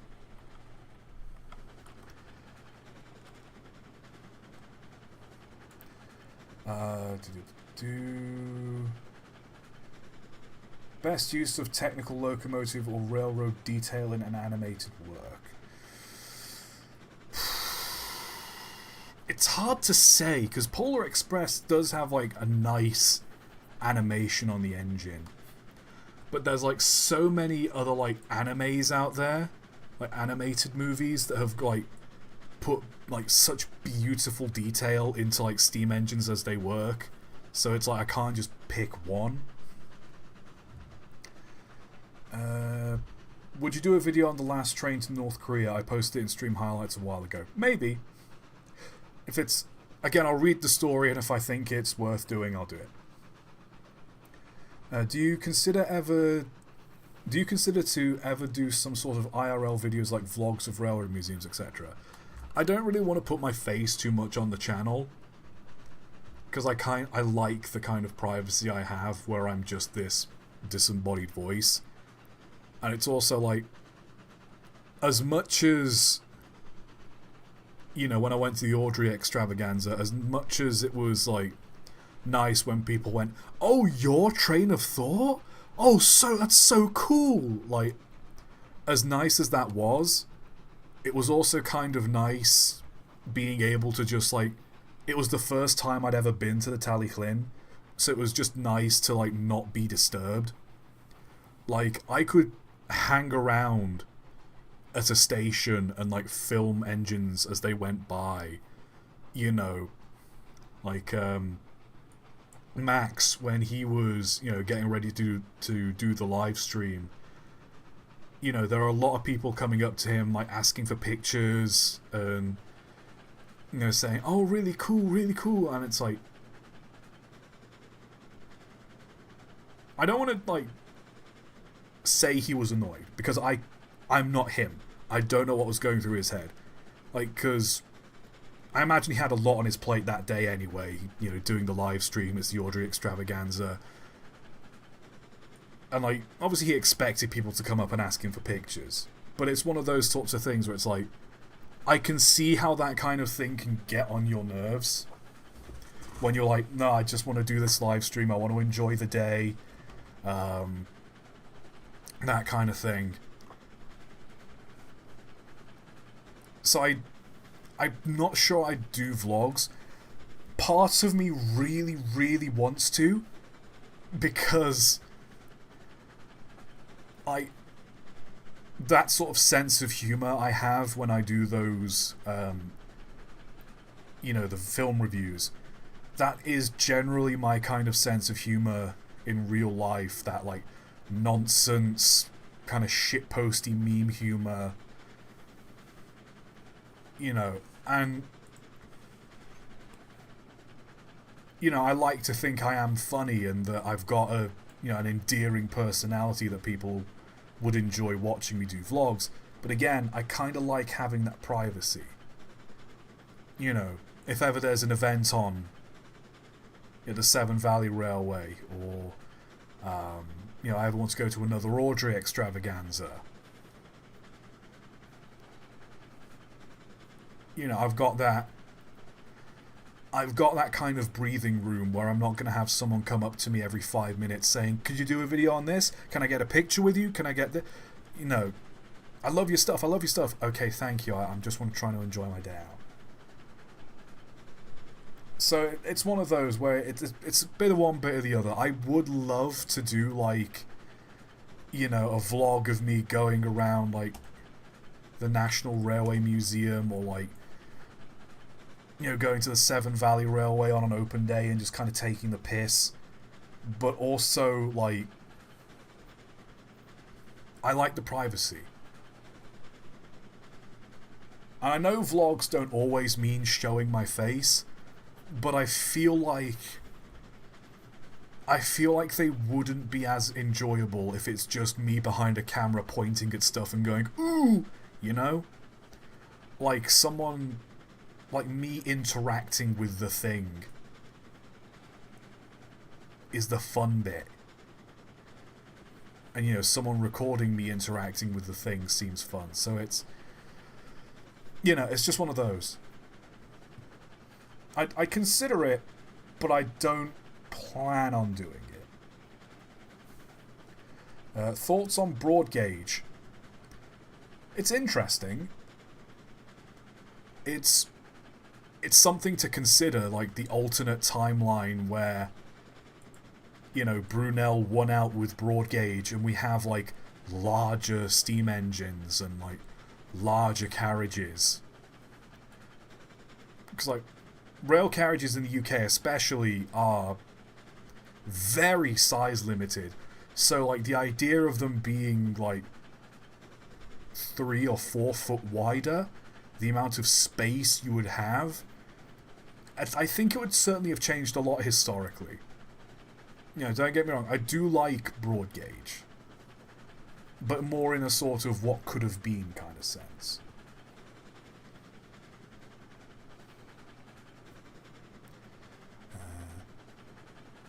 Have you ever done a video on the Denver and Rio Grande Southern? No, but I do have a video on the Rio Grande Southern planned soonish. What non-UK locomotive builder do you think made the best looking steam locomotives? There's so many. You know, I think a lot of Belgian engines. There's a certain... I can't describe it, but there's something Belgian engines have. Like the square chimneys. It's such a unique, like, style. And they are such gorgeous engines.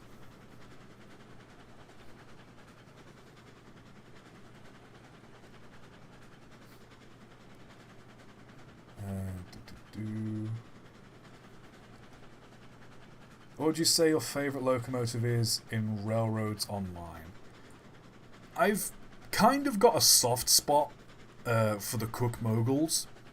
Mostly just because these have kind of been the fairly reliable engines I've been busting out for the line. I do like the Ruby Basin. I just love a good... it's not a pannier tank, it's just a side tank, isn't it?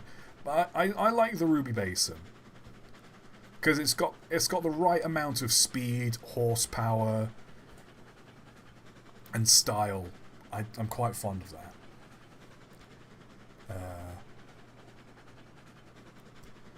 Opinions on Birmingham, UK. It's certainly there. What's your favourite Lego train set? Ooh, Emerald Knight's a good one. Although I will admit, I did build the Orient Express.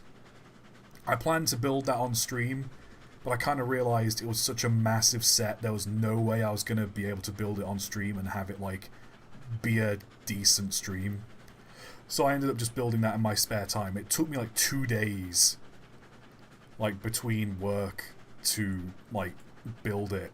But I gotta say, the carriages are massive, but they're so gorgeous. I love that set.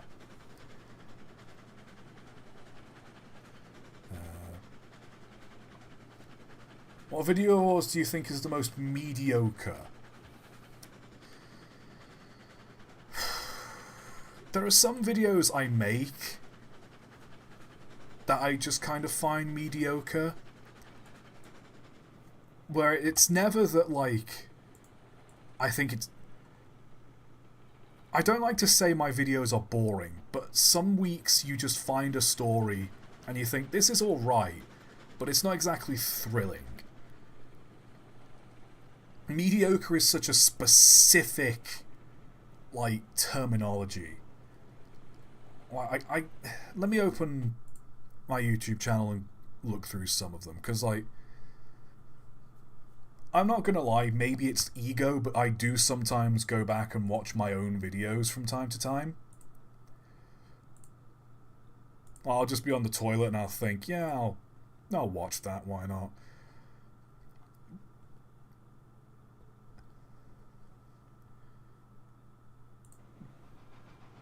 Let's kind of, let's see.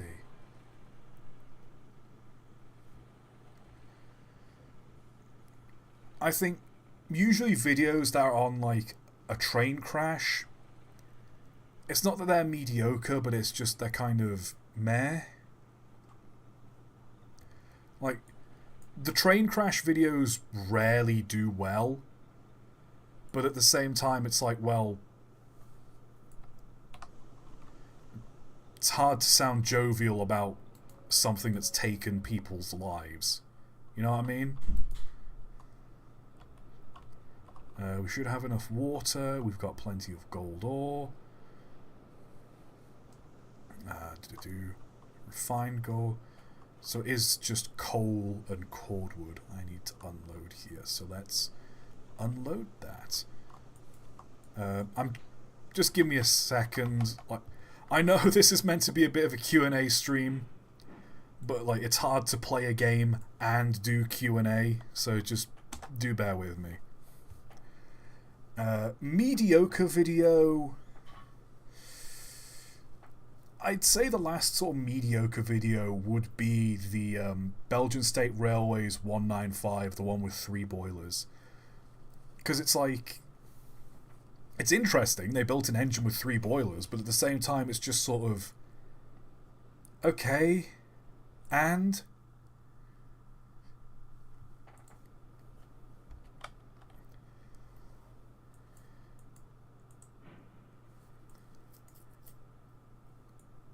I don't know, I guess that's what I'd call mediocre.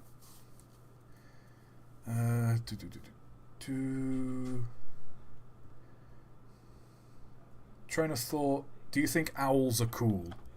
I'd say they're pretty dope. Like, they've got coned faces so they can hear better. That's some dope evolution right there.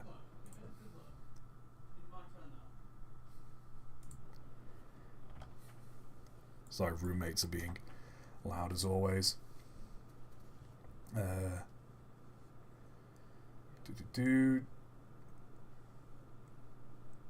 Did you Dutch Railways had light railway? I think, did you know Dutch Railways had light railway? I did not, but that's... something. Speaking of Pass, have your views on Thomas and Friends evolved since Thomas and Friends Smash or Pass? I think my views have remained fairly solid.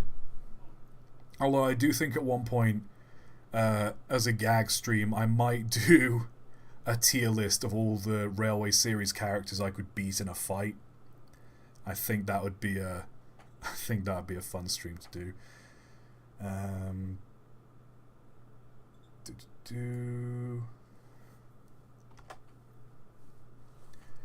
Shunting, odd trains that are made of a few cars, products. Stop movement. What's a good engine to do for that? I think the Cook Moguls proven themselves pretty good for that. Let's see.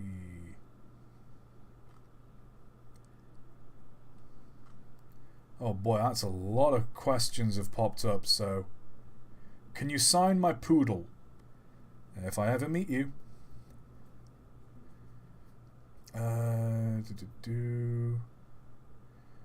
Did you know Dutch Railways had diesel light rail tractor?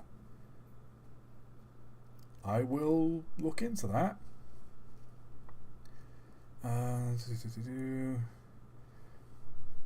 Are you going to do the Stockton and Darlington 200th anniversary? I might do. That it seems like a missed opportunity if I don't do something for the Stockton and Darlington. But it's also one of those where it's like, I'm probably just going to end up doing the video that everyone else is going to do, which is just a recap of the Rainhill trials.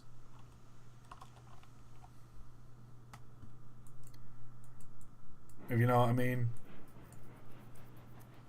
Like, I'll look into it. I keep saying I'll look into it. Trying to thought, can you do Japanese steam locomotives one day?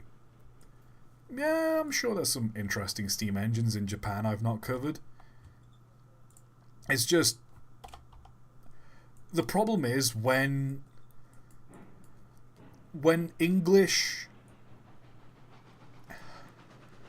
When it's in another country where, like, English isn't the primary language, or it's such a radically different language like Japanese, it can be hard to find good sources for the facts.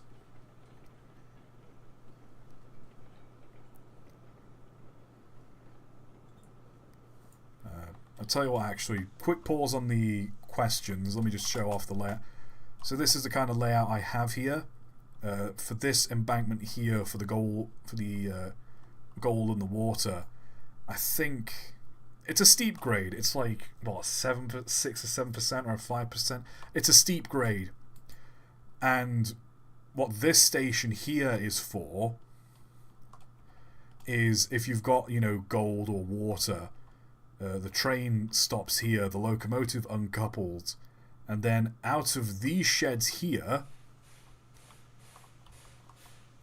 we've got 2 engines, 4 and 5, belonging to the mill company. And the name on the side of the engines is this, Caldera and Co.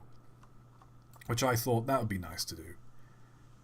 Anyway, while some raw gold is being refined gold, actually, let's move these wagons out of the way, because I'm going to come back here with some carriages. The stream's going on longer than I thought it would, but I'm cool with that. This is probably going to be the last stream before Christmas, so I might as well, you know, make it worth your time. I still need to pack... I'm going home tomorrow. I still need to pack my suitcase. Oh, good God. And I need to wrap presents. It's a lot going on.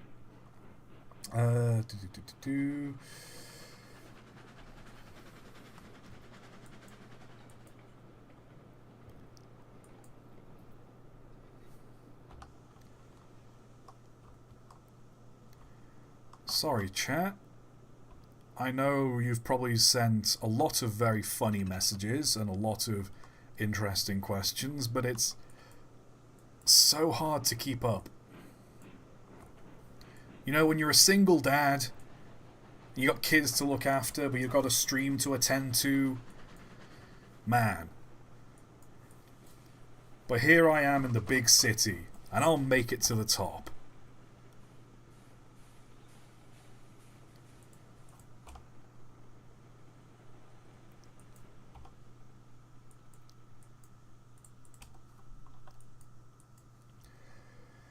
Okay, N&W's home-built engines are nice. Japanese, let's see. Train of thought, did you ever hear about the double-ended steam locomotive? It looked fairly odd. Ha ha ha. I did make a joke like that, actually. I can't remember which video it was. I think it was the Dubusquet locomotives. If you watch that video back, I make a joke where I go,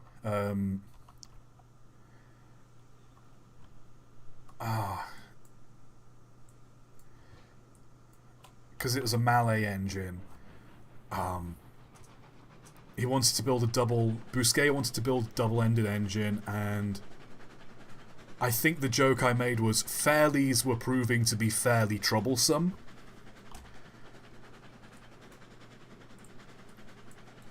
And I do like doing a bit of wordplay. Another joke that I think sailed over a lot of people's heads, because I've not seen a single comment recognizing it. And I bet after I tell you this, you're going to go back and watch this in the video. when I did the Lone Ranger review, when I mention how the pilot or cowcatchers on the engine, in the first derailment scene, I mention how the pilots and cowcatchers on these engines would have been made of wood. And so I say the word wood several times in like one sentence. And I said the cowcatchers would have been made of wood, and because of that, it wouldn't have lasted long before the wood would have broken. And it's such like... It's one of those jokes I don't think anyone's noticed, but I'm so proud of, because it's such like a nice little tongue twister, and no one's noticed it, but I'm so proud of that joke. Do you have an opinion on Norfolk and Western 611? Nope. Which is the best railway station in London? If it's in London, then it's going to be none of them. Yeah, I said that. Hey, train of thought, I just joined. What have I missed? A lot of pissing about and some of the best hot chocolate I've ever drank. What is your least favourite episode of Thomas and Tugs? Well, Thomas has had like a million episodes at this point, so like I couldn't pick a least favourite.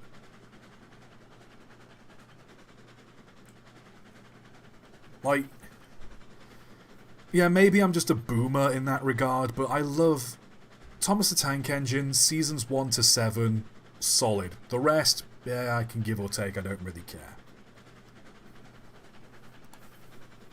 Oh, but the hero of the rails is great. Oh, but the king of the rails is great. Oh, Thomas for Big World Big Adventures is great. No, I don't care. Alright? Maybe I'm just one of those seasons 1 to 7 diehards, but it's the hill I'll die on. It's a conversation 1,000 people have had 1,000 times.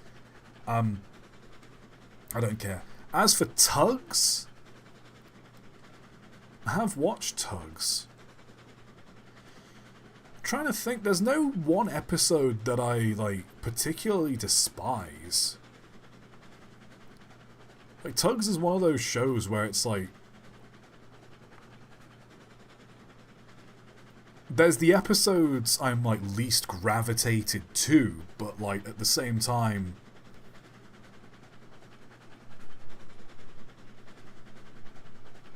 they'd be last in line. They'd be at the bottom of the list, not because I want them at the bottom of the list, but just because there are other things I'd prefer on top, if you get what I mean. Have you looked into Stormworks yet? I have not, but I think I'd probably enjoy it from what I've seen. Trying to thought, opinions on Charlie Brown Christmas. I don't know anything about Charlie Brown. As far as I'm aware, it's a very American thing that is either before my time or we just don't really have it over here. Can you do a Q and Zack? No idea what that means.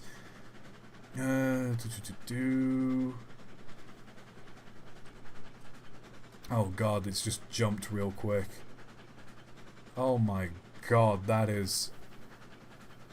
There's so many more questions. Oh no. Are you hyped for Century of Steam? We'll see when it comes out. Again, the reason why I prefer Railroads Online over something like Railroader is because I get to build the tracks in this. Minecraft is one of my favourite games because when I play modded, I get to build the contraptions. It's why I've never been big into games like Train Simulator, because it's just... If you want to drive a train, that's cool. I want to actually build the railroad myself. So depending on how Century of Steam turns out, I might love it, I might hate it. I can't promise my opinions either way. What are some things you're really hyped for in the railway world? I know there's some new build engines on the way. That much I'm aware of. I can't remember which railway it is, God knows I should be aware of this sort of thing. It's my job. But there's a heritage railway here that's, I think, planning on connecting to a main line. I can't remember which one it is. But, you know, that's big things for that railway, you know?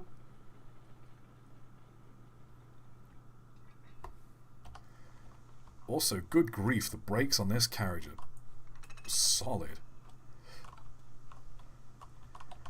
Just a heads up, I've only just bought these carriages. I bought them just before the stream. I've never ran a train with passenger carriages in this game yet. So whatever happens, it's going to be my first time doing this. Let's see. Have you considered remastering your old videos?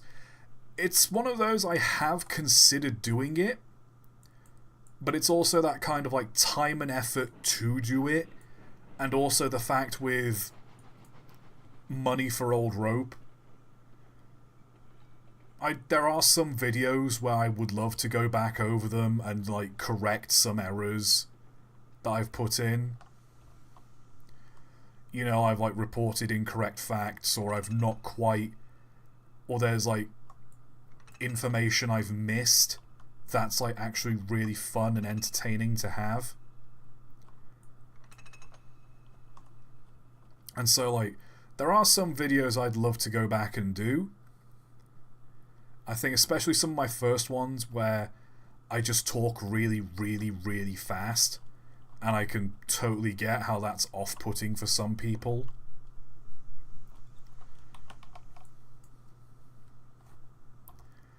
Let's see.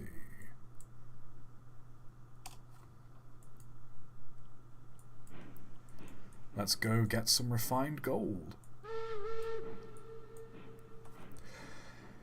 So I might remaster some old videos. It's just one of those maybe, maybe not.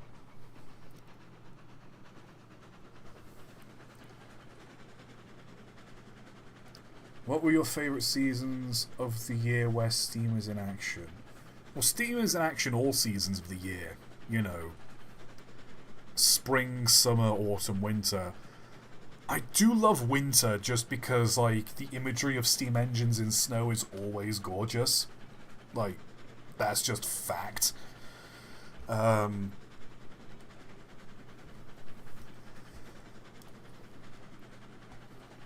don't know. Favourite narrow gauge engine? I do love the saddle tanks, the tender saddle tanks at the Festiniog Railway. You know, Prince, Welsh Pony, all of them. I do love the Garretts there as well. But then again, there's so much to love about the Taurus Railway.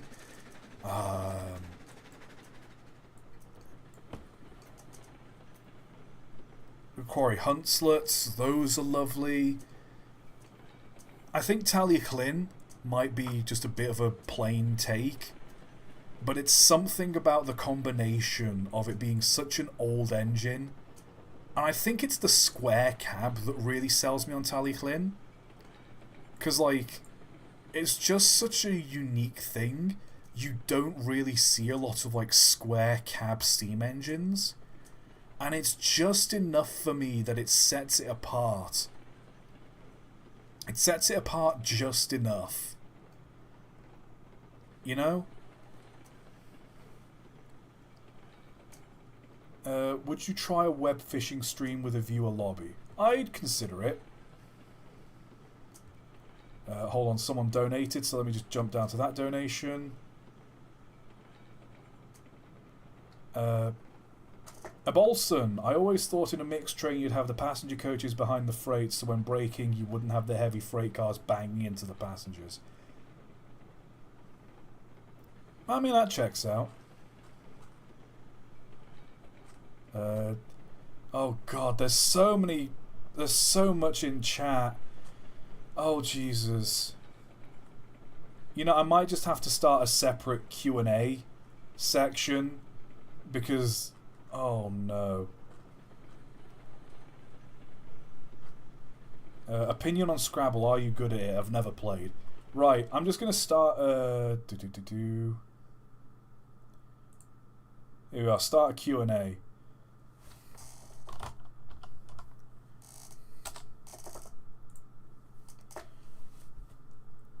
There. I'm sorry if you've just posted a question and I've just skipped over it, but you're going to have to post it in this Q&A because so many people have been asking questions.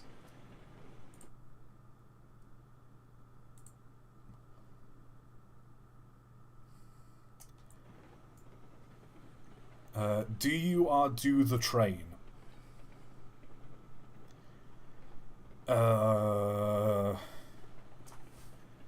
Perhaps. Let me just make sure the points are set here. Can we please watch the Amtrak guys Santa train video at the end of the stream? It's only 10 minutes. Yeah, I don't see why not.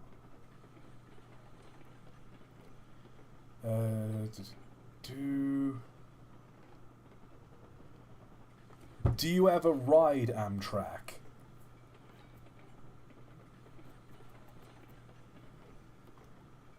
Do I ever ride Amtrak? I'm British, mate. We don't have Amtrak where I live. When's your next Cursed Train stream? It'll be out whenever it's out.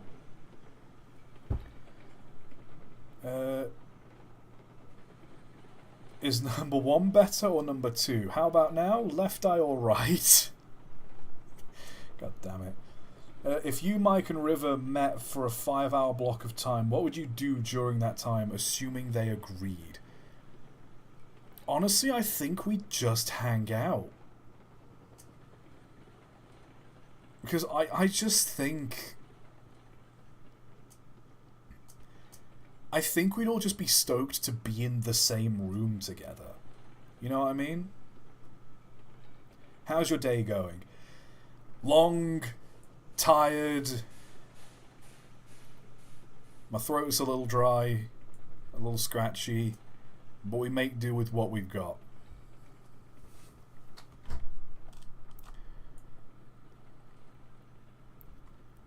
Boy, I never realised how big these carriages are. Good grief.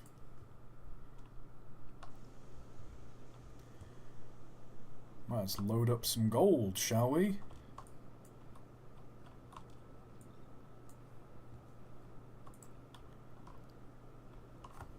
$20 pallets of refined gold. I'm not... Hold on a second. Hold on a second. I'm gonna have to answer your questions in a moment. What? I'm not sure that's how that works. Oh dear, oh dear, oh dear.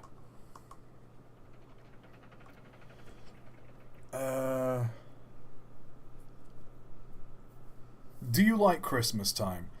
Maybe it's just a part of getting older, but Christmas hasn't been the same for quite a while. Like, I've never been like, oh my god, it's Christmas, yeah! I've not been like that in a while. Maybe it's just because I'm a miserable git. Who knows? I do like Christmas. There's a nice vibe to it. It's just... I don't know. Entropy, I guess.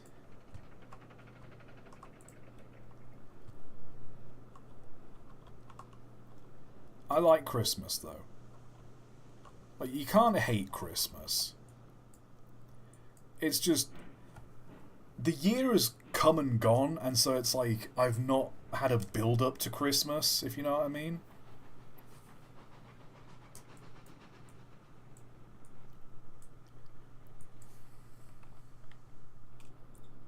Ooh, overshot it that a bit.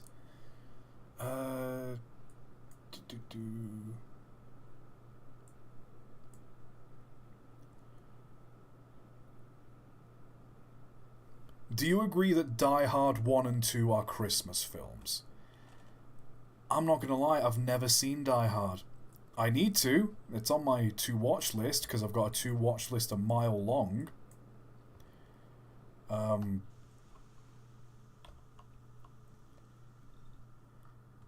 It's one of those things where, like, I can totally see why someone would say it's not a Christmas film, because, like, a Christmas film specifically has, like, certain connotations to it, and Die Hard's just an action film. But at the same time, it being set at Christmas is kind of part of the plot. It's a hard one. It's like, I think the best way I can describe it is like Paul McCartney's Pipes of Peace. Which, if you've listened to that song, it's not a Christmassy song. Like, it's just singing about, hey, let's play the pipes of peace and teach our children, you know, not burn, baby, burn, but we should be peaceful and love each other. But the reason why that's so associated with Christmas is because the music video reenacts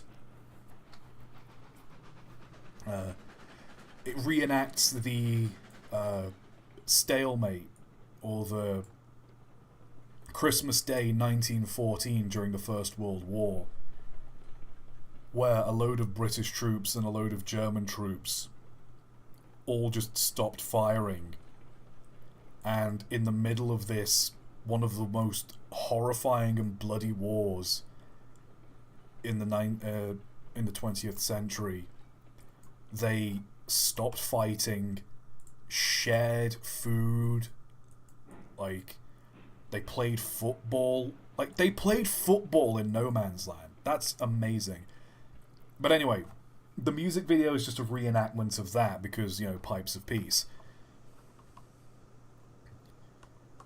That's why it's considered a Christmas song. But if you actually listen to the song, it's not Christmassy at all. So, you know, it's... do with that information what you will. You talk about modded Minecraft. Have you ever tried Create Mod and its railway components? I have. I think I've said before on another stream, with Minecraft, for me, is you kind of need an end goal.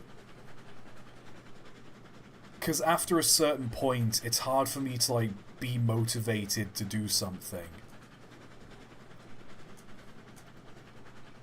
So I kind of need a solid end goal to work towards. Because, especially with the Create mod, I could, like, build... okay, so here's the cobblestone farm, and I build a train track going over to where it's converted into iron, and I build another train track going over here. But then it's also like, well, why don't I just build it all in one great big factory? Because I could just have it all right next to each other. You know what I mean? So it's why I kind of like Railroads Online, because it forces me to build a train track. Like, I could just pile all the industries next to each other, but that's not interesting. I've got this whole map to build a track layout in. You know, but with Minecraft, it's like, well, why don't I just build all the industry stuff right next to each other? You know, it's one of those. Could you do a video ranking different famous express passenger trains? I might do. Are you aware that Heist is president of Studio 346, which is making Century of Steam? It's going to be similar to Railroads Online in style and gameplay, but way more detailed with realistic Steam Sim 2. I won't hold my breath, because, you know, Railroads Online, when that was first brought out, that was kind of like you build your own railway, and you drive the locomotives yourself. And then obviously we got Railroads Online. And it's not like 100% accurate, because people still are like, well, can we have, like, you know, maintenance to the engines? Is it possible to, like, damage the engines and derail them? That kind of, you know. But that thing is, like, I'm not going to say it's impossible to program, but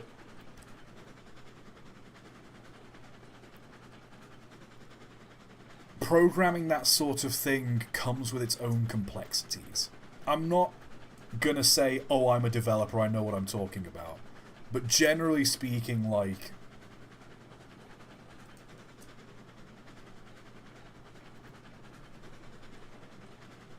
Railroads Online has been fortunate because the biggest bugs they've had have generally just been like, oh, when you start a train, the brakes are hard on. and you just need to close the regulator and open it again. Like, that's one of the worst bugs Railroads Online has had. And then you compare that to, say, you know, don't hold your breath. I trust Heist and Studio 346 know what they're doing.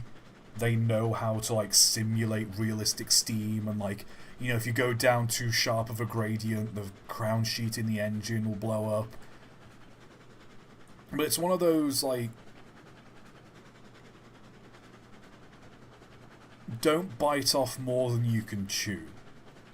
Because on its own, Railroads Online is a relatively kind of, like, complex game. Because the train isn't just glued to the tracks like a lot of video games would do it. Like, it's actually sitting on the rails, and, like, you can derail it going over a bump, or, like, if you ram into a wagon hard enough, you know, you'll jitter off the line. You know, it's doing, like, those physics calculations. Now imagine having to do, like, the calculations for, okay, is the boiler at the right angle? What's the water in the boiler doing? What's the steam doing in the boiler? You can't get 100% realism in a video game. There isn't, and I don't think there ever will be, a 100% realistic steam locomotive game. Because at a certain point, realism gets boring. You know what I mean? Well, I enjoy Railroads Online, and, you know, as much as I complain about the shunting around, it's part of the game. Now, imagine doing this and then having to oil every single pot in the locomotive. Then imagine having to maintain the engine. Imagine going over a bump in a bad section of line and then suddenly the locomotive doesn't work anymore. I get the appeal, and I would totally love that. But it gets to a certain point where the more realism you add, the more diminishing the returns. So as much as I'm quite excited at the idea of, you know, hey, we've built this fun railroad game, there's also the case of, okay, but is it fun, realistic? Again, like I said, I'm sure Heist and the boys know what they're doing. It's just, be careful what you wish for. Video game development is hard. Let's sell the gold. Goodness. Okay, hear me out, train of thought. Amtrak gets a British subsidiary, call it Britrack. Britac. That sounds terrible. What should I name my number 7 on Railroads Online? Lucky. Would you visit the Bluebell Railway during March 2025? If I've got the money for it, sure. Do you like automobiles? I'm not a car guy, but they're okay. Early this year I made some cursed train posts, and I've been waiting all year for you to react to them. Mate, we're still on, like, March 2023. We ain't getting to your cursed trains anytime soon.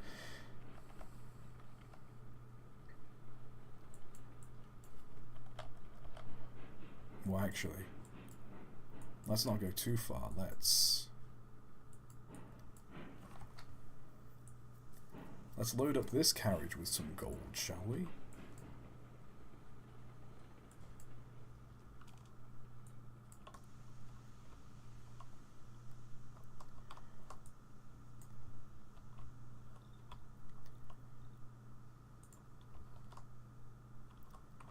Oh, that's so adorable. I love that.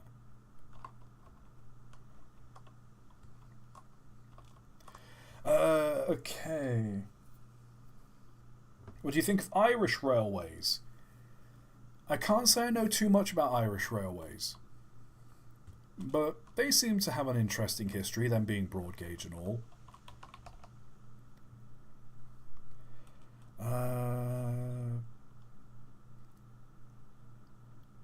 any video you had to scrap last minute, like 99% done, for some particular reason, it was binned. None that spring to mind. There have been some videos. Usually if I'm working on a video, it's rare I ever scrap a video I've worked on. Because usually if I'm going to scrap the video, I'd scrap it around the writing stage. There are very few videos where I've outright got to like the final stages of editing and decided, you know what, no, this is bad. I think the only video that really comes to mind as being scrapped would be that video I did on why American diesel locomotives sometimes spit fire. And the only reason I took that down was because of the flood of comments I got. I basically butchered a lot of the technical jargon. I said I attributed it to this, that, and the other, and I got so many comments like, "Well, actually, it's not the oil in the turbocharger. That oil's different. It's this oil that does this, and it's this oil that does that." And I ended up thinking, you know what? If I've cocked up that badly, I might as well just take the video down. And I did end up taking the video down. I think that's the only sort of video where I can say I scrapped it.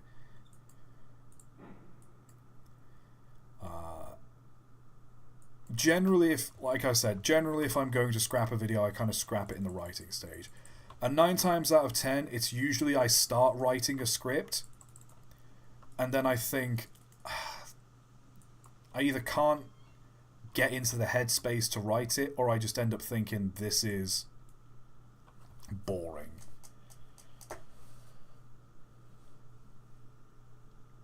What is your best highlight of 2024?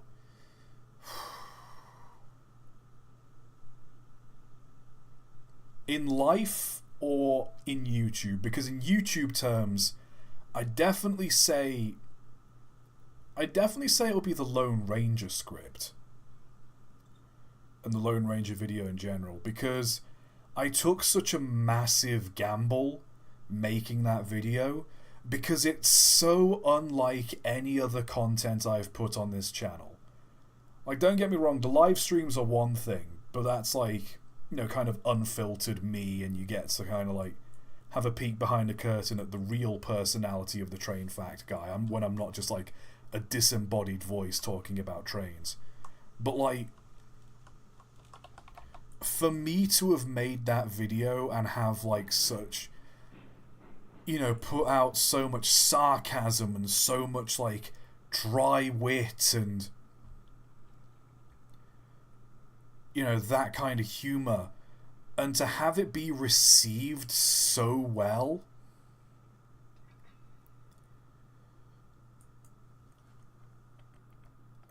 I'd say that's definitely a highlight, because it's kind of, I don't want to say it's the tides turning or the winds of change to sound like overly dramatic, but it's definitely something I didn't expect to go down as well as it did, and it went down gangbusters. And now I've done the Polar Express, and I've done Horror Express as well, and it's just a completely new avenue for me to explore as a content creator. And I genuinely am very excited for it. What was the most Christmassy locomotive? Well, I guess it would be Pierre Marquette 1225, given that it is the Polar Express. Can I recommend you watch Guardians of Ga'Hoole in your own time? It's a film about armored owls based on a book series. It's not good of a story, but its animation is drop dead gorgeous. I'll consider it. Do you consider trams trains? I mean, they run on tracks, don't they? Are trams trains is basically the rail fan equivalent of is the hot dog a sandwich. It's in the same family, but it's also, yeah, this is my setup. I never got to show you this setup real quick. Basically, the idea is there's a main line sort of going this way. You know, this follows along the river. I'll go that way to deliver the gold. The idea is you've got this line going here and you've got all these points. This is, again, I was going to build like a town here, and this was going to be like a station. Back here we've got a place where you can unload the coal, and there's like another sort of connecting line going around there. And given that I've not got a reason to go up to the gold mine, I might as well just show you the route going up to the gold mine, and I'll show you the gold mine itself. As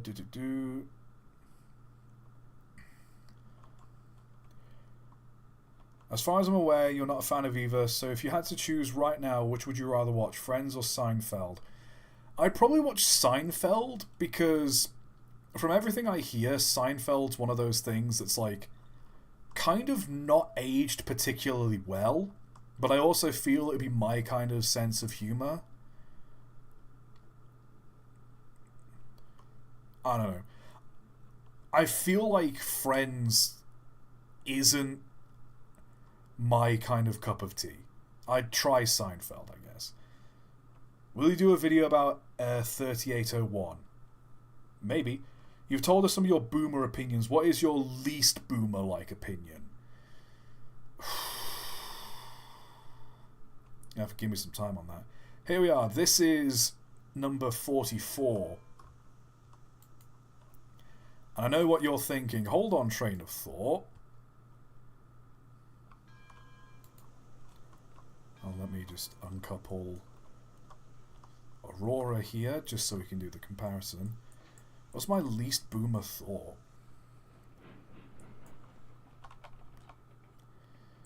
I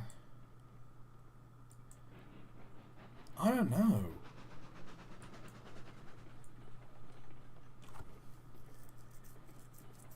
I mean, I've got some thoughts that are not very boomery, but I know I shouldn't really say them out loud on a stream. Anyway, this is Luna. And you might be thinking, well, hold on, train of thought. That's a 280.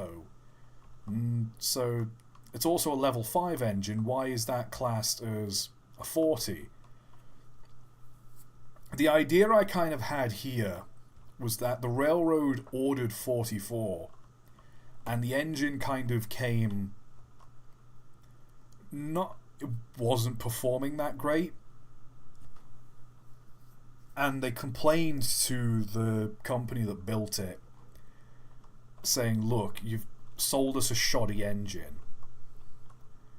And so they sent 44 back, and they ended up modifying 44, giving it a bigger boiler, longer wheelbase, an extra set of wheels, and they modded 44 into this engine.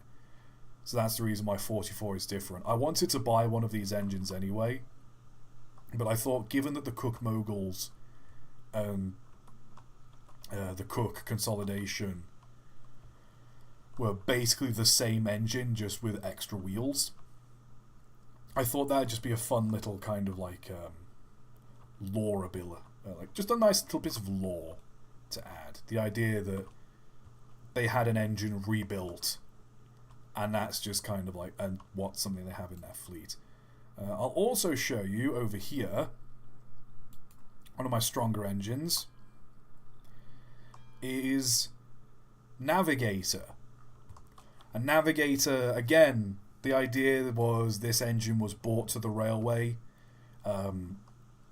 as a kind of test out to see if they're going to replace the Cook Moguls with more of these engines. And it was found while Navigator does exceed in certain places, a a lot of the cook moguls tend to struggle climbing the grade to get up here with 10 cars of timber. So the idea that, navigators found a job working up here is great. But the original intention was it works in the coal mines. And it ended up proving it couldn't handle 10 empty gondolas. And so that's why they had to buy Taurus. Navigator could get most of the way up, but needed a banker. So that was fun. And then over here we've got the engine that's owned by the gold mine themselves, which is number 1. And it's just HGM. I can't remember, but it's something gold mine. And we've got the gold gondolas here, as well as a caboose. I think it's the only caboose I own, but I thought it was fitting to have it with the gold gondolas because, this is gold ore. It'd need, extra paperwork and extra security with it. So that's the sort of lore of the gold mine. And the one town I actually built and I'm somewhat proud of, I'll get back to the questions in a second, is this just town here? Real happy with how this has turned out. Again, it's pretty bare bones. But because I bought the game early access, I got access to this station. Built this town here. We've got the church off on its own. There's this carriage shed just down here. They've got a water tower. And this is what I'm proud of. Because the devs haven't put in a single engine shed, I wish they would, but they haven't. So I just, they'd only want a single engine shed here. So I thought, well, what if this was kind of a bunkhouse? This is where, trains aren't usually meant to stop here. So the railroad kind of built an engine shed, but they also built this kind of bunkhouse as well for the engine crew to live in. Or to sleep in overnight.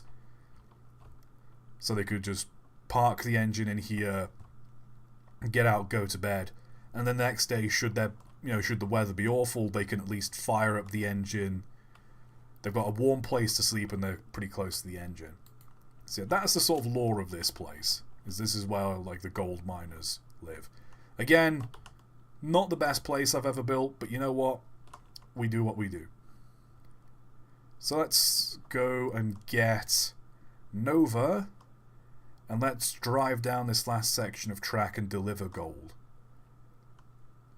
And then I'll actually be, I wouldn't say I've finished with this world, but I'll be pretty darn near done.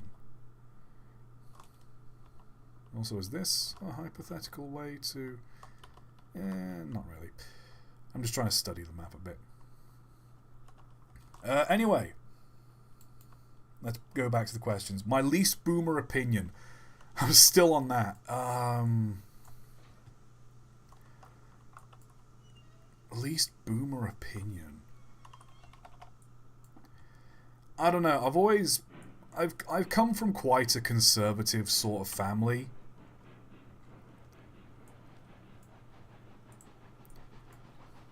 So I don't know. It'd probably be something along the lines of Brexit or immigration and that kind of thing, and it's just I don't want to start talking about it because the second you start mentioning immigration and foreigners and that sort of thing, God, the fucking comment section becomes an absolute shithole. But I will make it very clear now.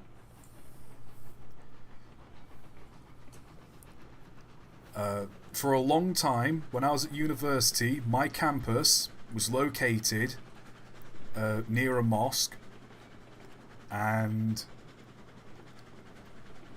I generally used to live near a mosque.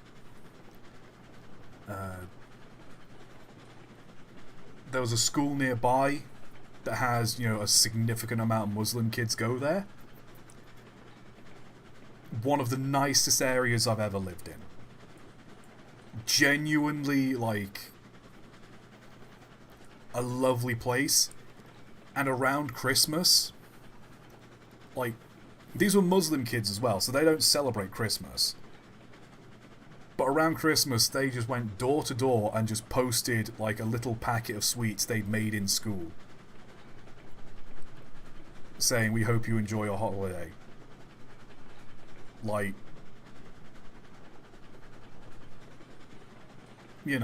So I guess that's my sort of, like, least boomer opinion is, like, as much as people like, ooh, foreigners, you say that, but they are some genuinely lovely people. So, I guess that's my least boomer opinion.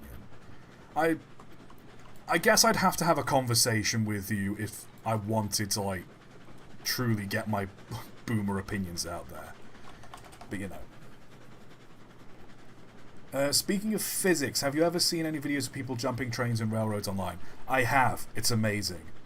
Has there ever been a live stream where you went into excited, but it turned out to be really disappointing in some aspect? There are some games I've played. Let me just hop over to the live tab on my YouTube channel. I think it's like... I know when I did, like, the director's commentary for the Lone Ranger stream, I had this image in my head that it was going to be people asking me lots and lots of questions, because, it's like, oh, you've done a very different video, what's this all about? And barely anyone was that interested. It was just me talking about, like, I think I was tired, I had, like, donated blood, and so I was already delirious, and I just don't think that many people were kind of interested. Because it was definitely a stream I thought I'd be excited for, but just didn't really pan out.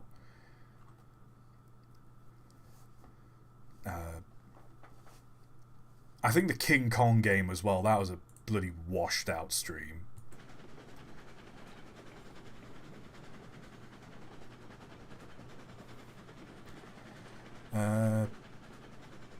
Also, I can't access the Cursed Trains post in your Discord server. If you can't access it, then I don't know. I don't know how the Discord server works. I think you've got to accept something in the rules. That's generally my understanding of Discord. Well, let me just make sure the brakes...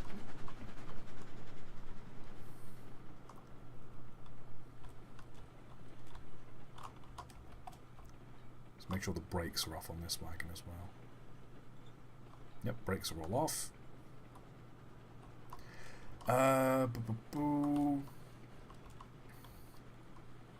When you get to your 20th Cursed Train stream, do you think you can make it a 10-hour long stream? I don't know if I have the stamina and, like, the wit to do a 10-hour stream. I could try. I could most certainly try. But to promise it would be any good would be... I think it would be foolhardy on my behalf to say I'll do an amazing stream. I will be so drained after 5 hours, never mind 10. What's your favourite locomotive? Again, depends on the day. Have you ever drawn rude shapes using the rails on this map? I have not.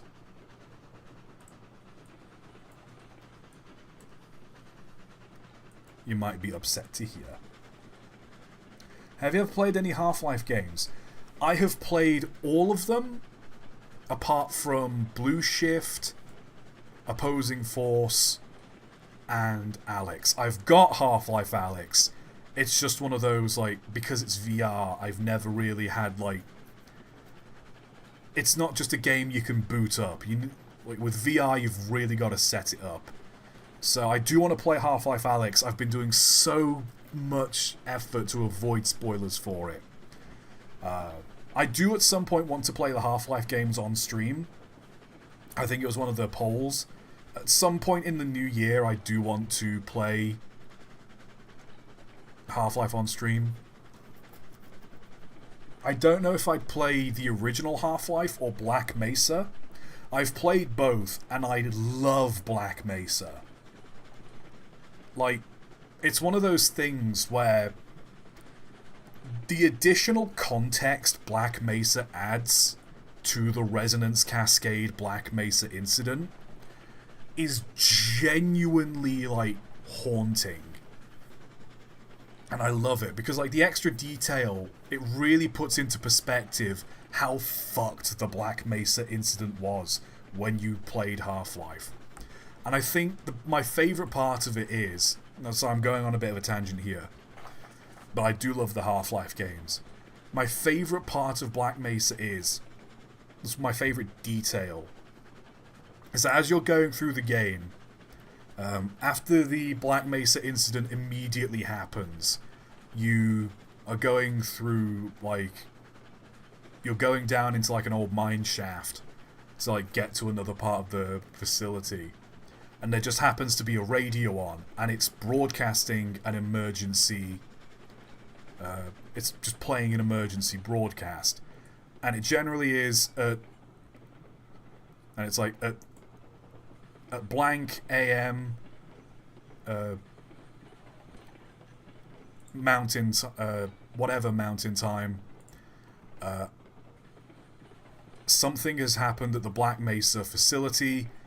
Anyone living within 50 miles of the Black Mesa facility in New Mexico, please evacuate. And it's like, yeah, we kind of fucked up here. We've released something, so yeah, they're evacuating within 50 miles of the Black Mesa facility. And it's the general radio broadcast thing of make sure to bring a portable radio, only drive one car, only take the bare essentials. A while later, you hear another radio broadcast. It's been like... in-game, it's been like half a day. This time the radio broadcast says... Update. If you live within 150 miles of the Black Mesa facility, please evacuate.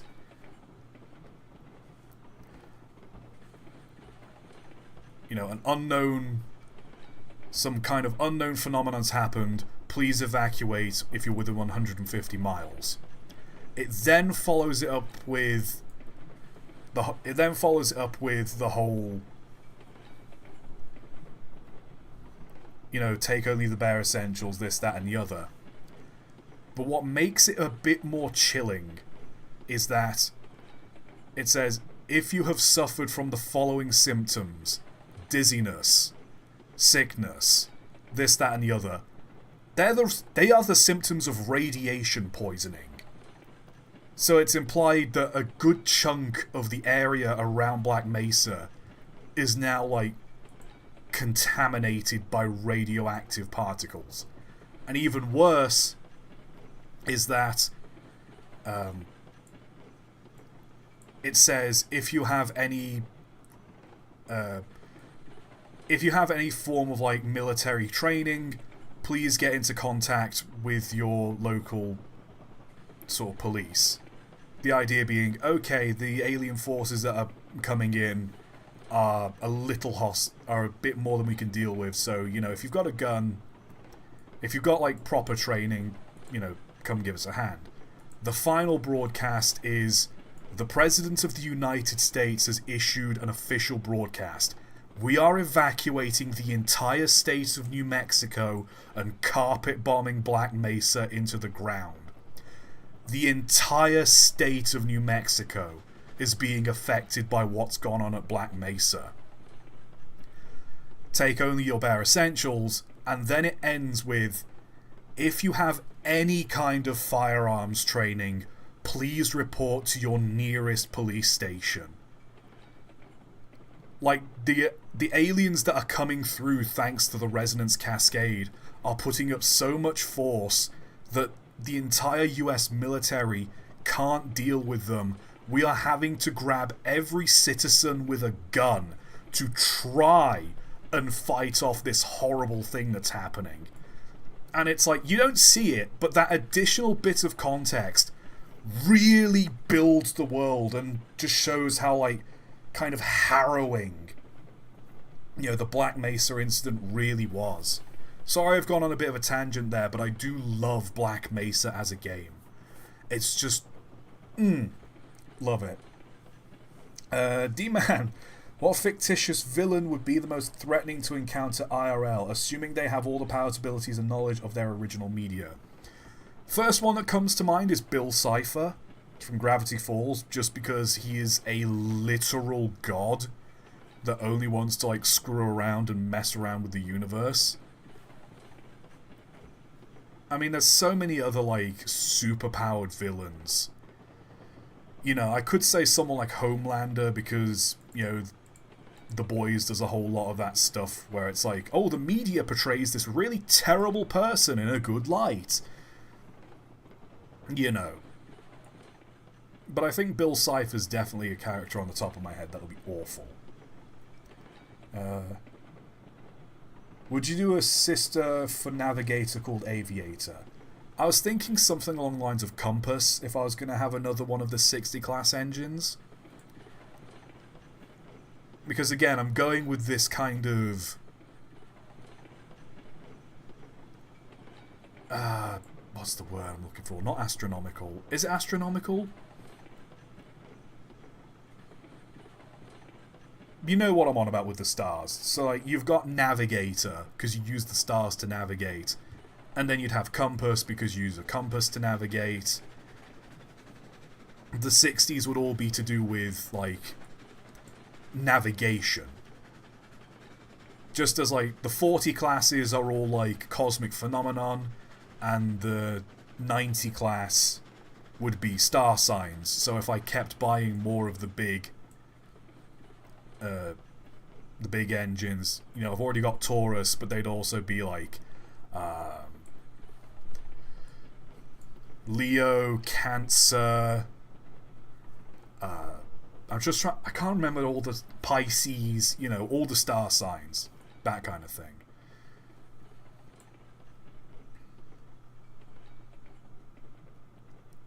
Could the H in HGM be Hetterson? That could be the name of the town. That could work.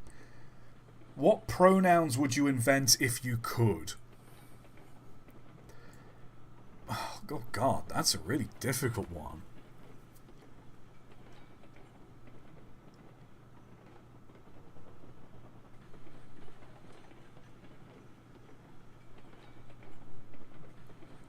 For all the non-binary folks out there, I'd probably have something like Urda. Because all the people that are into, like, not necessarily H.P. Lovecraft, but into that kind of, like, cosmic horror kind of writing, I think they'd get, like, a real kick out of having, like, their pronouns sound eldritch.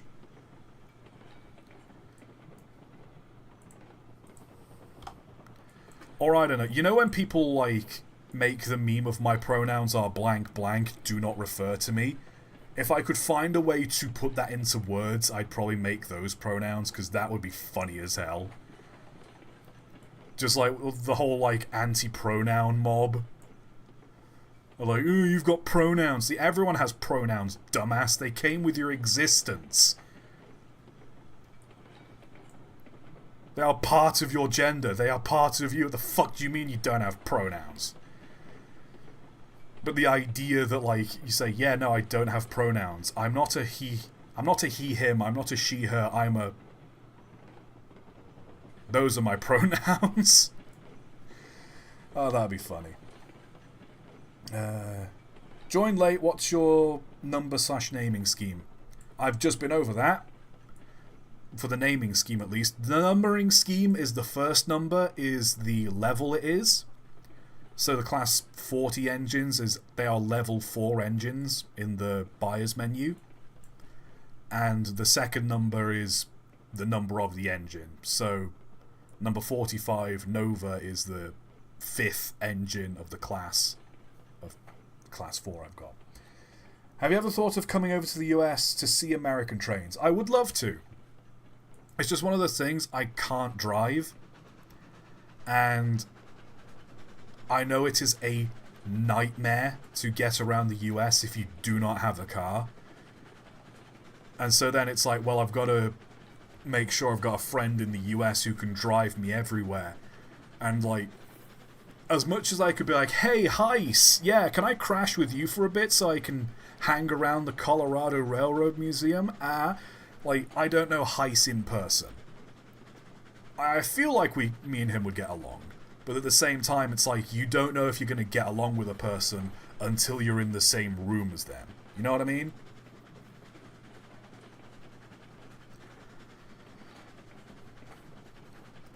So, it's having a friend in the US who can drive, who'd be willing to take me to all these places.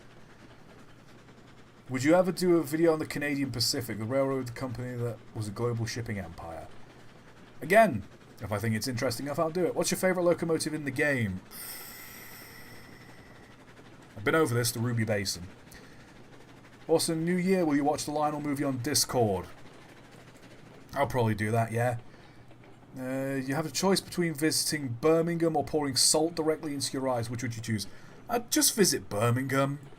Like, it's not a great place, but it's not, like, awful.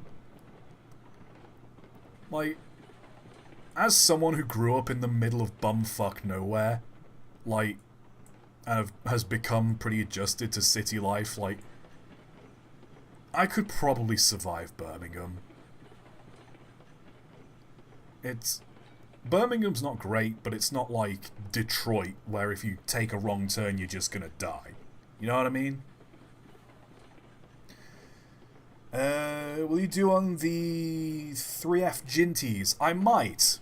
I do plan on doing a video on basically every sort of, like, standard World War, like, British war standard engine.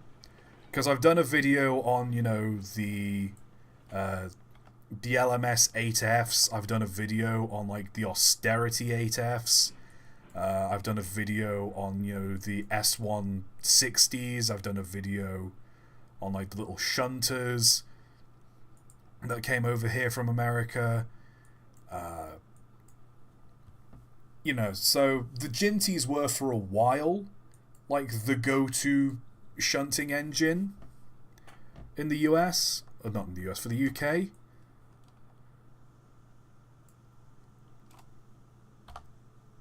Oh, look at that, selling that gold. What level am I on now? How much money do I got? Oh, look at all that money! 20 grand, boys. 20 grand. 20 grand? 200 grand. I'm rolling in it. Alright, we'll sell this last bit of gold and I think I'll close out the game. I'll just finish answering these questions. To your knowledge, has anyone hijacked or intentionally crashed the steam train? Not asking for any reason. I literally did a video on the French railway, like the railway resistance in France, where people literally deliberately hijacked and crashed trains to, like, foil German operations.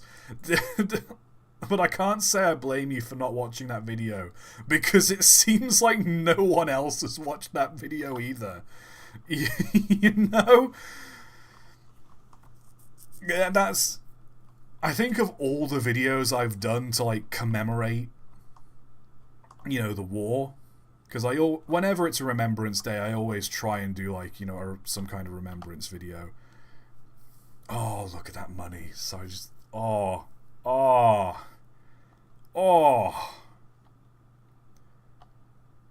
Absolutely minted. Anyway. But yeah, no, like, French railway resistance, they blew up a lot of trains. There's also been videos of those two guys that stole a train. They stole it from Wolverhampton. That sort of thing. Infinity Train watch party if you can find somewhere. Okay. You said you were working for 36 straight hours on your last video. How'd you muster up the energy to stream today? Because I slept. After I uploaded the video on Thursday, I went to bed. And then Friday, I was pretty late when I went to bed, but I also went to bed on Friday. So I'm not still awake. But generally speaking, like, sitting in a chair, editing, it's more mentally draining than it is physically. But, like, because I was kind of able to get in the zone, I also managed to kind of keep that energy going. So that's the reason I managed to do that. Kids, if you're watching, do not be like me. Do not think it's cool to stay awake for 36 hours working on a project. Don't get me wrong, if you love doing what you're doing, then do it. But don't do it if it's that detrimental to you. I only did it because I was like determined to get the video out regardless of what happened to me. So you know. How are you? I'm okay. Opinions on the Class 125 / the Muddin. What's the 125? Is the 125 the one in this game?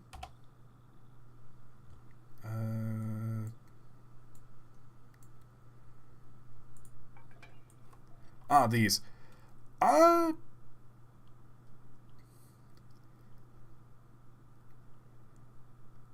Big engines. I like them. It's crazy to think this is narrow gauge, and then you look at the size of it and like, no, that's just like, that's the size of a cab of like a standard gauge British engine. Like, there's nothing narrow about this lad. He's a big boy. Let's see. Why is the city of Birmingham locomotive in pristine condition when anything about Birmingham's signed by law should look like shit? Don't ask me. Have you ever heard of the train-themed orchestral piece, The Little Train of the Capria Pacific 231? I have not. Do you have a YouTube channel? No. I'm just beaming this stream into your head. What's the most absurd locomotive you ever saw? In person or like doing train of thought? Because it's definitely either the Fontaine locomotive or the Holman locomotives, where they just balance the steam engine on stilts. You know, those were some dumbass engines. I think those would be the most absurd. Like, I've not seen a Union Pacific Big Boy in person, but like, I've seen the picture of a Big Boy next to Flying Scotsman when Scotsman was in the States. I need to see one of those bad boys in person, because again, we have such a restrictive loading gauge in this country. There are some American shunting engines we couldn't have running on our railways. And then we've got the fucking Big Boy. You know. In person, I can't say I've seen a super absurd locomotive. Because I think a lot of the engines that are preserved over here, generally speaking, are pretty tame. With the exception of, like, you know, one or two oddities at the National Railway Museum, but they are, again, oddities.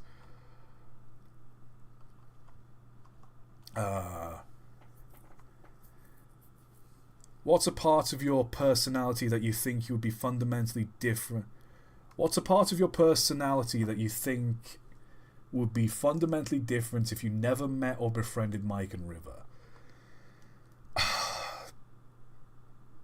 I generally think I wouldn't have, like, a certain social energy that I have. Because I met Mike and River through Discord years ago, and, you know, we managed to become good friends. Over lockdown, we played Space Engineers and Sea of Thieves, and, you know, we've had all sorts of fun together. But most importantly, I don't think I'd have Train of Thought if I didn't meet them. Because Train of Thought literally started when I got wasted on my birthday during lockdown.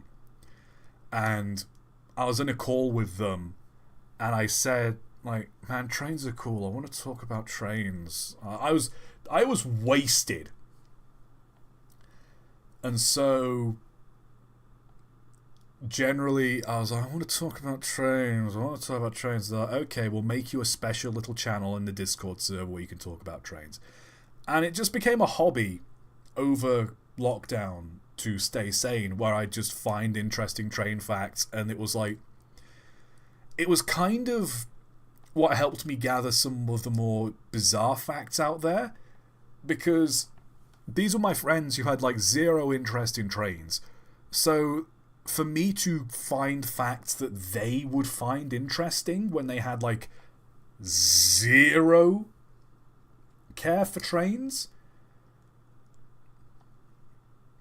You know, and that's kind of what laid the groundwork for Train of Thought, because for a university project like a year and a half later, you know, I was saying, you know, I want to do YouTube full time because I studied, you know, film and television production. It's like, I want to do YouTube, I want to do this sort of thing, but what could I do? Because, you know, film reviews is such an oversaturated market. Could I be a gamer? Well, no, because that's such an oversaturated market. Well, what can I do that's unique? Well, I'm interested in trains. I've got a load of train facts handy.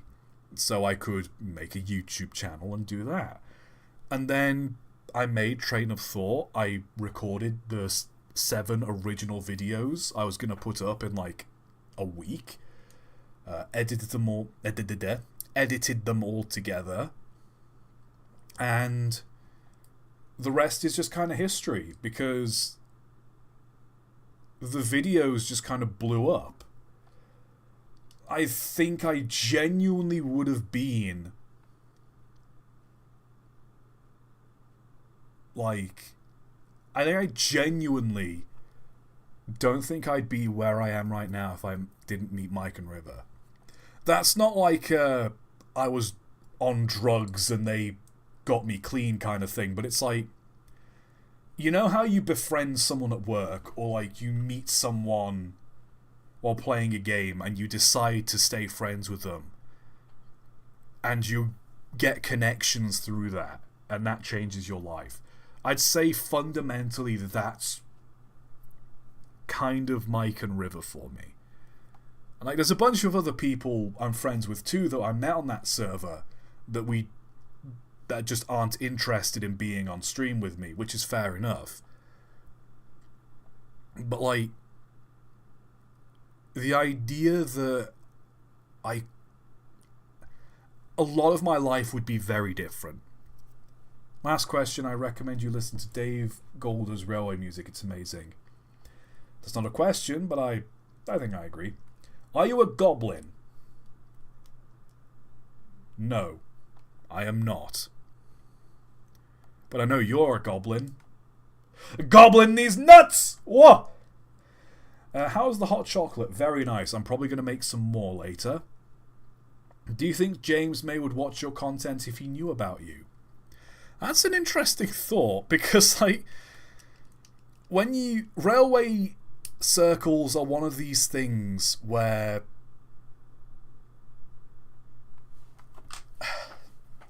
I'm not saying like there's a niche market for trains, but like, it's amazing how many sort of celebrities come out and say, oh no, I'm a massive train nerd.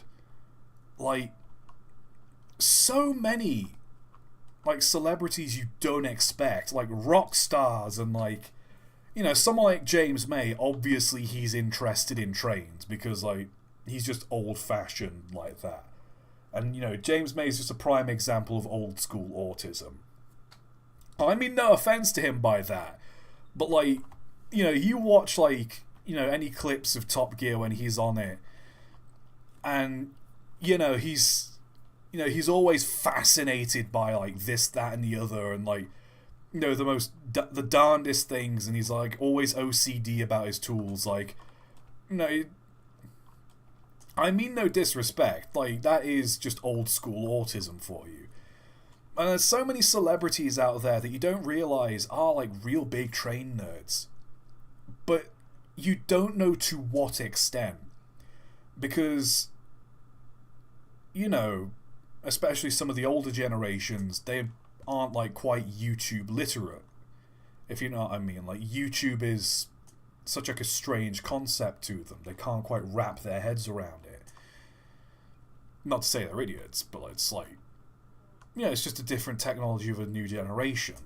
You know, not all of them are YouTube savvy. Some of them might just still be old school and watch TV, you know. My point being, it's like, I would be so interested to know if James May watches my stuff. Especially when you consider, like, I grew up watching James May on Top Gear. And so it becomes this, like, really weird situation where it's like, someone who was... I was a fan of him and he becomes a fan of me. Yeah, it's such a bizarre situation to be in. You know, and on the one hand, I'd love to kind of like... I'd love to know, like, what celebrities watch my stuff. Because, I don't know, maybe I just want that, like, little ego boost. But the idea that I could, like... The idea I could lord that over my brother. That I could be like, oh yeah, does James May watch your content? Is James May interested in the stuff you do?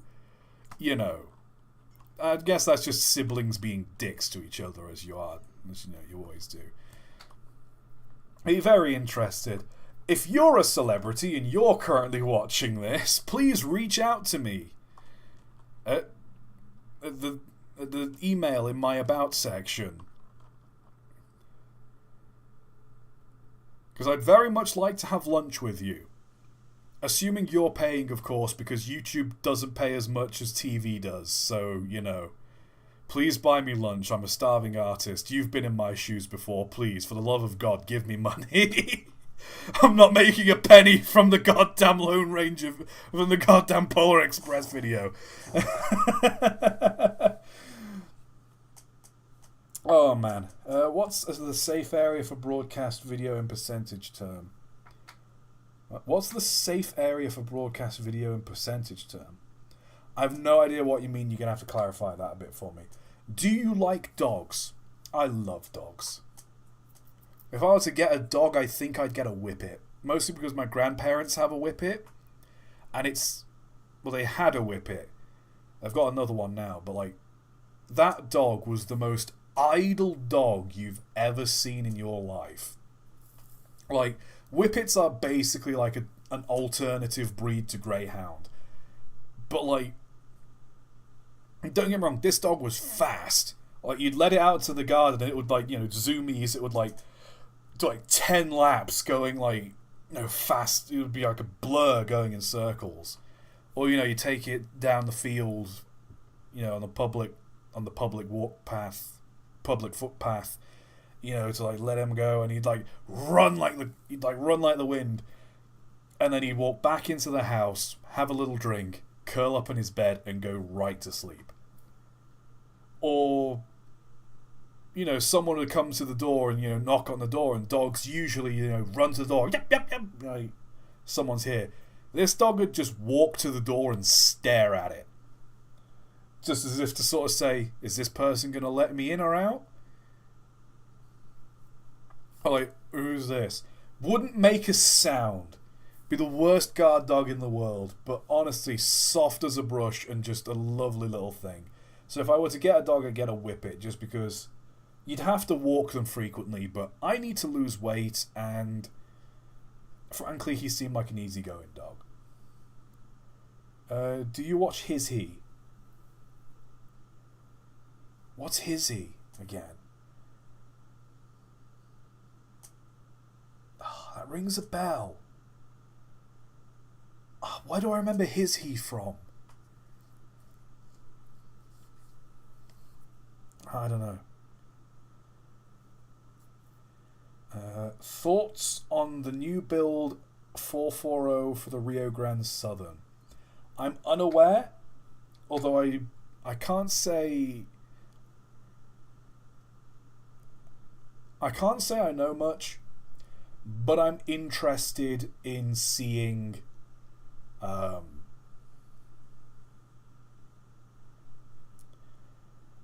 always interested in seeing a new build, because it's just nice to see like an old steam locomotive that might be like discontinued brought back to life.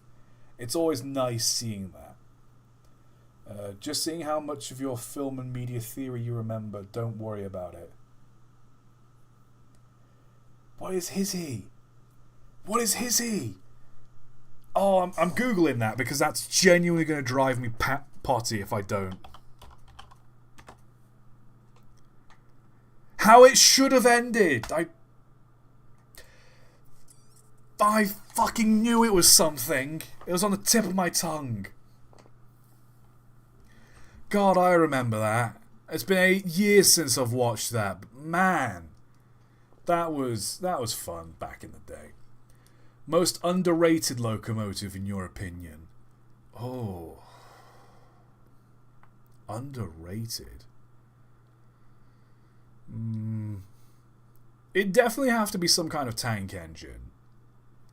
Like, I will always champion pannier tanks. I just love pannier tanks. They're such a unique looking engine. But they're like so practical.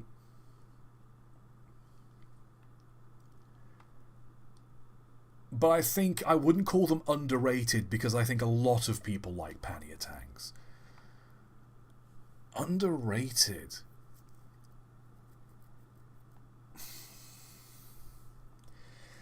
It's hard because you'd think of, you know, engines that are preserved, but because they're preserved, suddenly there's a lot more interest and value in them.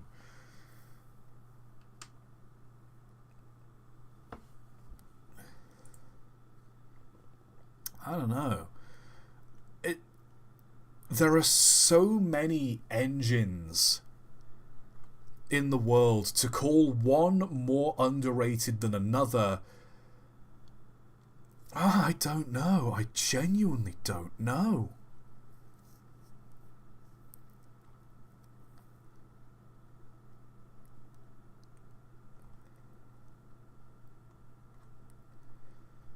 But then, like, the ones that I could say, oh, no one really knew about them, but then as soon as I mention them, everyone goes, oh my god, I know those are amazing. You know, it's... you know, I could say Garrett's, but then there are Garrett's, they're amazing engines as well. You know, it's a real tough one. It's a real tough one.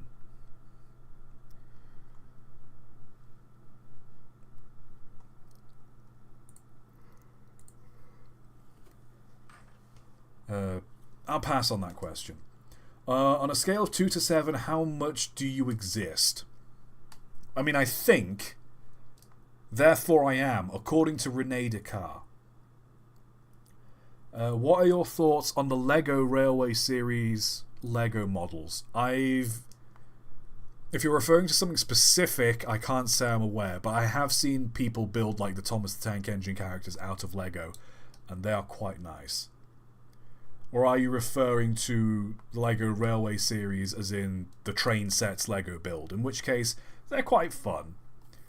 It's a shame Lego don't do like individual like carriages or individual like rolling stock, because I think that would do gangbusters. Like if they just sold like a pack of 2 identical like just open top, like open wagon trucks, or like 2 identical fuel tankers or 2 identical flatbed cars. I think if they sold those, the railways would do so much better, because when you buy a railway set from Lego, they always come with like 3 different trucks, and they're all like different, and like, you know, you want that kind of uniformity. Otherwise, you're going to have to buy, like, the same train set, like, 3 times. Or you're going to have to order the parts, and it's just, ugh. Not a question, but fun fact, there are only 2 kinds of owls.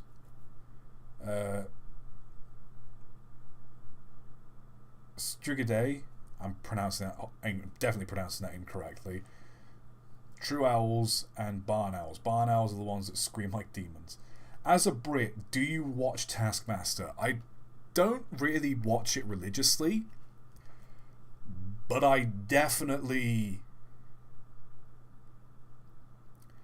when it's on, if my friends are watching it, I'll sit and watch it with them. It's a great show. I know the guy who co-hosts it, he went on about like how the American version failed because like they had to cram in so many adverts and they had shorter episodes, and it just kind of like ruin the flow of the show. But Taskmaster is such a great show. And it's why I like a lot of like British TV comedies when you've got comedians doing things, because British comedians generally are like quite down to earth, but they're also really weird as well, and that's really plays into it, because they're like, to a degree, they're just normal people, but at the same time they've got like a kind of character that you know and understand that it's quickly easy to catch on to. And so like, and I think Taskmaster definitely falls under the British brand of comedy, which I think, I can't remember the film. I know Stephen Fry summed it up best. I think it's a film with John Belushi. I think it's John Belushi, I could be wrong, but like, he's in this like Greek restaurant or something, and there's this guy like in the background like playing the guitar, and he's strumming it kind of like, he's not playing it perfectly in tune, and he's like getting on his nerves. He grabs the guitar and he smashes it, and he walks off. And like, in an American comedy, the protagonist is the guy who smashes the guitar.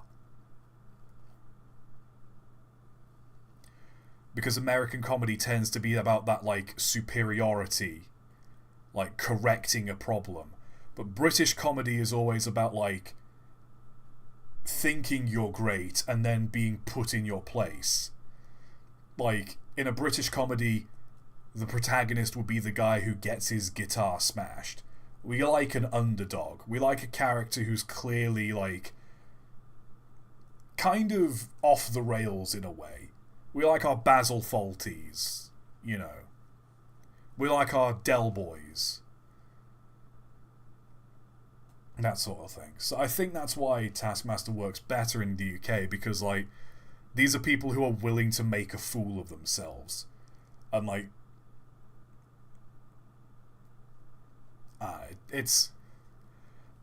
I'll watch Taskmaster. Do you miss the 2010s?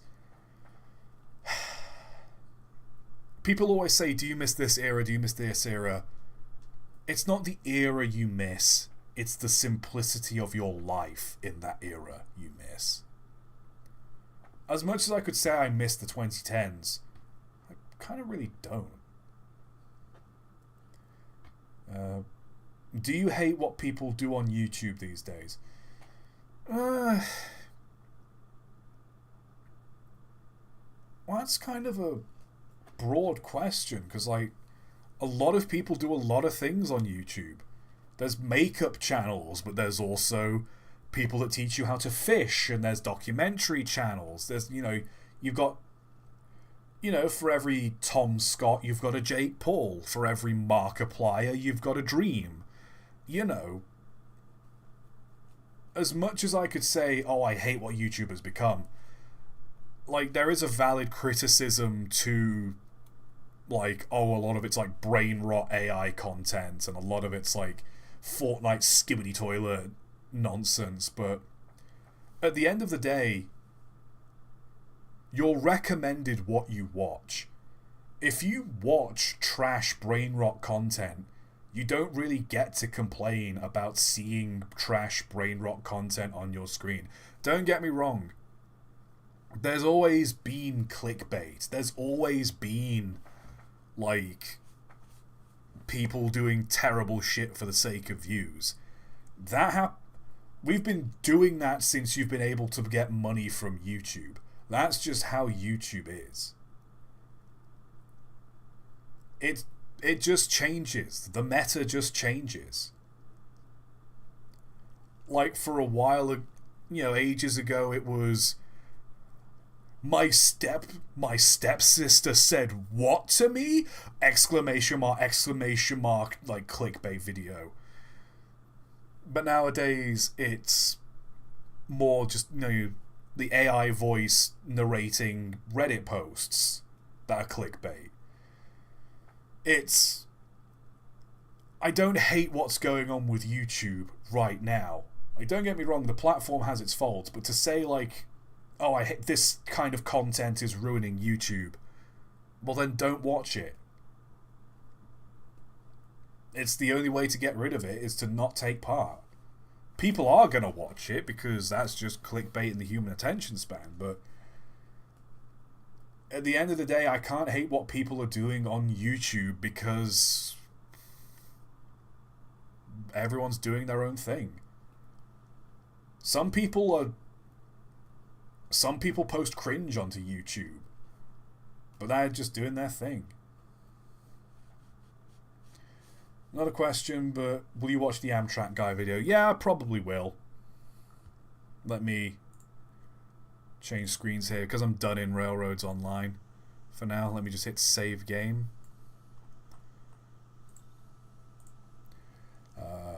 When's the poll video coming out in time?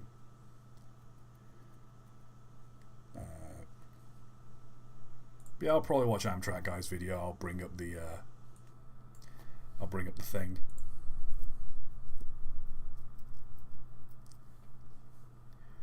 Let me just close out Railroads Online real quick.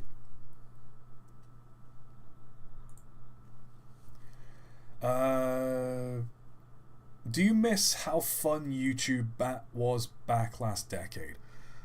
I think what I miss, and I think Jacksepticeye summed it up pretty well with the Streamer Awards, is that YouTube used to be about personalities. And it's why YouTubers like Markiplier, Jacksepticeye, some of the old school titans of YouTube are still famous. Because the content was never about like the trends they chased. Markiplier was always fun to watch because Markiplier was fun to watch. Jacksepticeye was always fun to watch because Jack was fun to watch. Like, regardless of the content, they were fun to watch. And I think a lot of sort of YouTubers who, trend chase, who you're like, oh, this is the hot new game, I need to play this. Oh, this is the hot new game, I need to play this. This is the hot new trend, I need to chase this. It's like jumping from one wave to the next, to the next, to the next. And you don't... it's rare you get people who are just on YouTube to be themselves. There are plenty of people who do that. There are vloggers and this, that, and the other, but the ones who stuck around are the ones who are genuinely people worth watching. Don't get me wrong, you get assholes with money like the Pauls who, like, oh, I'm gonna become a boxer and I'm gonna fight a man who's, like, well past his prime. You're gonna fight someone who's, like, actually your age and can go against, and, like, actually is a fair fight. No, I'm gonna beat up this old man. You get the assholes, but, like, I don't know, old YouTube was a bit more, like, personality centered.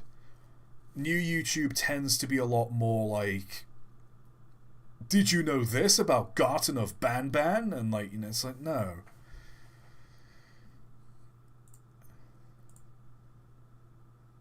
I don't know.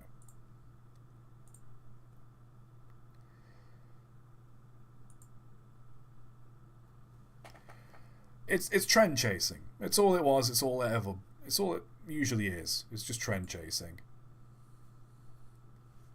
But I miss old YouTube. But at the same time, that's just that, If colonization on Mars became a reality and living there was relatively pleasant and manageable, would you be willing to move there? No, because moving back to visit family on Christmas would be a fucking pain. How many steam locomotives at the Disney company builds... how many steam locomotives that the Disney company builds survive to this day? I know the answer, I just want you to guess. I think all of them. Like, most of them at least, because, like, Disney was a massive rail fan, and, like, there's a reason, like, one of the reasons he built Disneyland was so he could have his own private railway to drive around. Casey Jones or Jesus Garcia? Apples and oranges. 6 of one, half dozen of the other. Casey Jones was kind of reckless, but at the end of the day, that's kind of what gives him appeal. Is that he wasn't, he was this very much sort of like rough and rugged, I do my job, but I don't take orders from the man kind of guy. Meanwhile, Jesus Garcia was just a regular guy who loved his job and laid down his life to save lives. You can't really compare the two. Both were great men, but it's just like, it's different. Favorite YouTube/web show? I love stuff on Dropout. Make Some Noise and Game Changer. I love those shows. If I could be on Make Some Noise or Game Changer, like if I just got an email from Sam Reich saying, hey, we want to do like a train-themed episode of Game Changer. Do you want to be in it? I would pay for the tickets in a heartbeat. You know what I mean?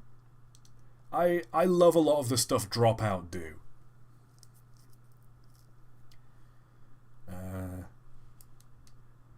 How have you been doing this for 4 hours? Did you just run out of hot chocolate and switch to funny orange juice? I have not. It's literally just people keep asking questions and I keep trying to answer them. That's how I keep going. Not a question, but the Disney company built 10 locomotives and 4 survive to this day. 2 operate at Disneyland, 2 survive at Fort Wilderness Railroad and now private hands. Lovely.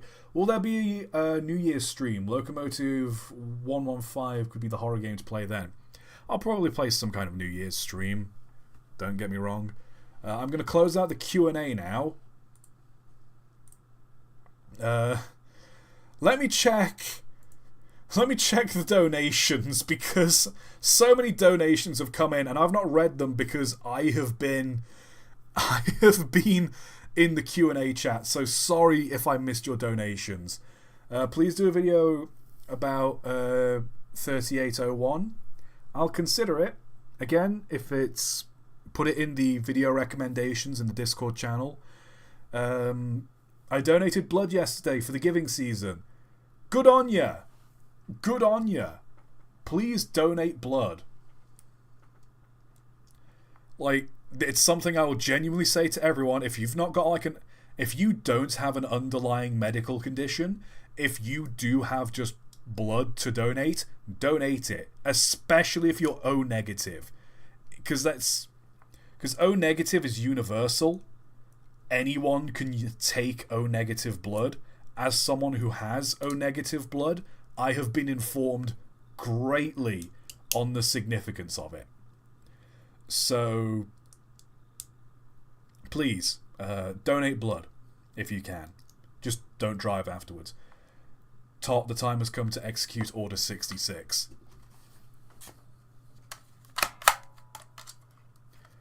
I am ready, sir. Does it count if I'm a celebrity in my own mind? No. Maybe not today, but someday you should react to Amtrak Guys, the entire history of trains, I guess. I'll have to watch that at some point. I've not seen it, but I do need to watch it. Okay. Right. What was this? Amtrak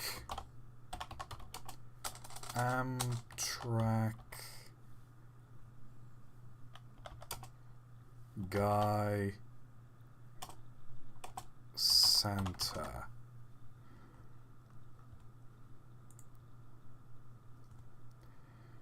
Is it CSX's Santa Train that you wanted me to watch? USS Salem. Hold on, let me...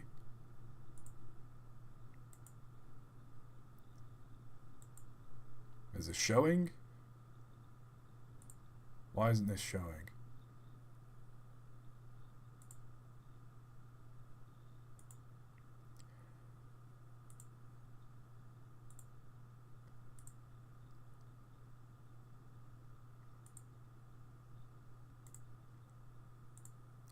There we go.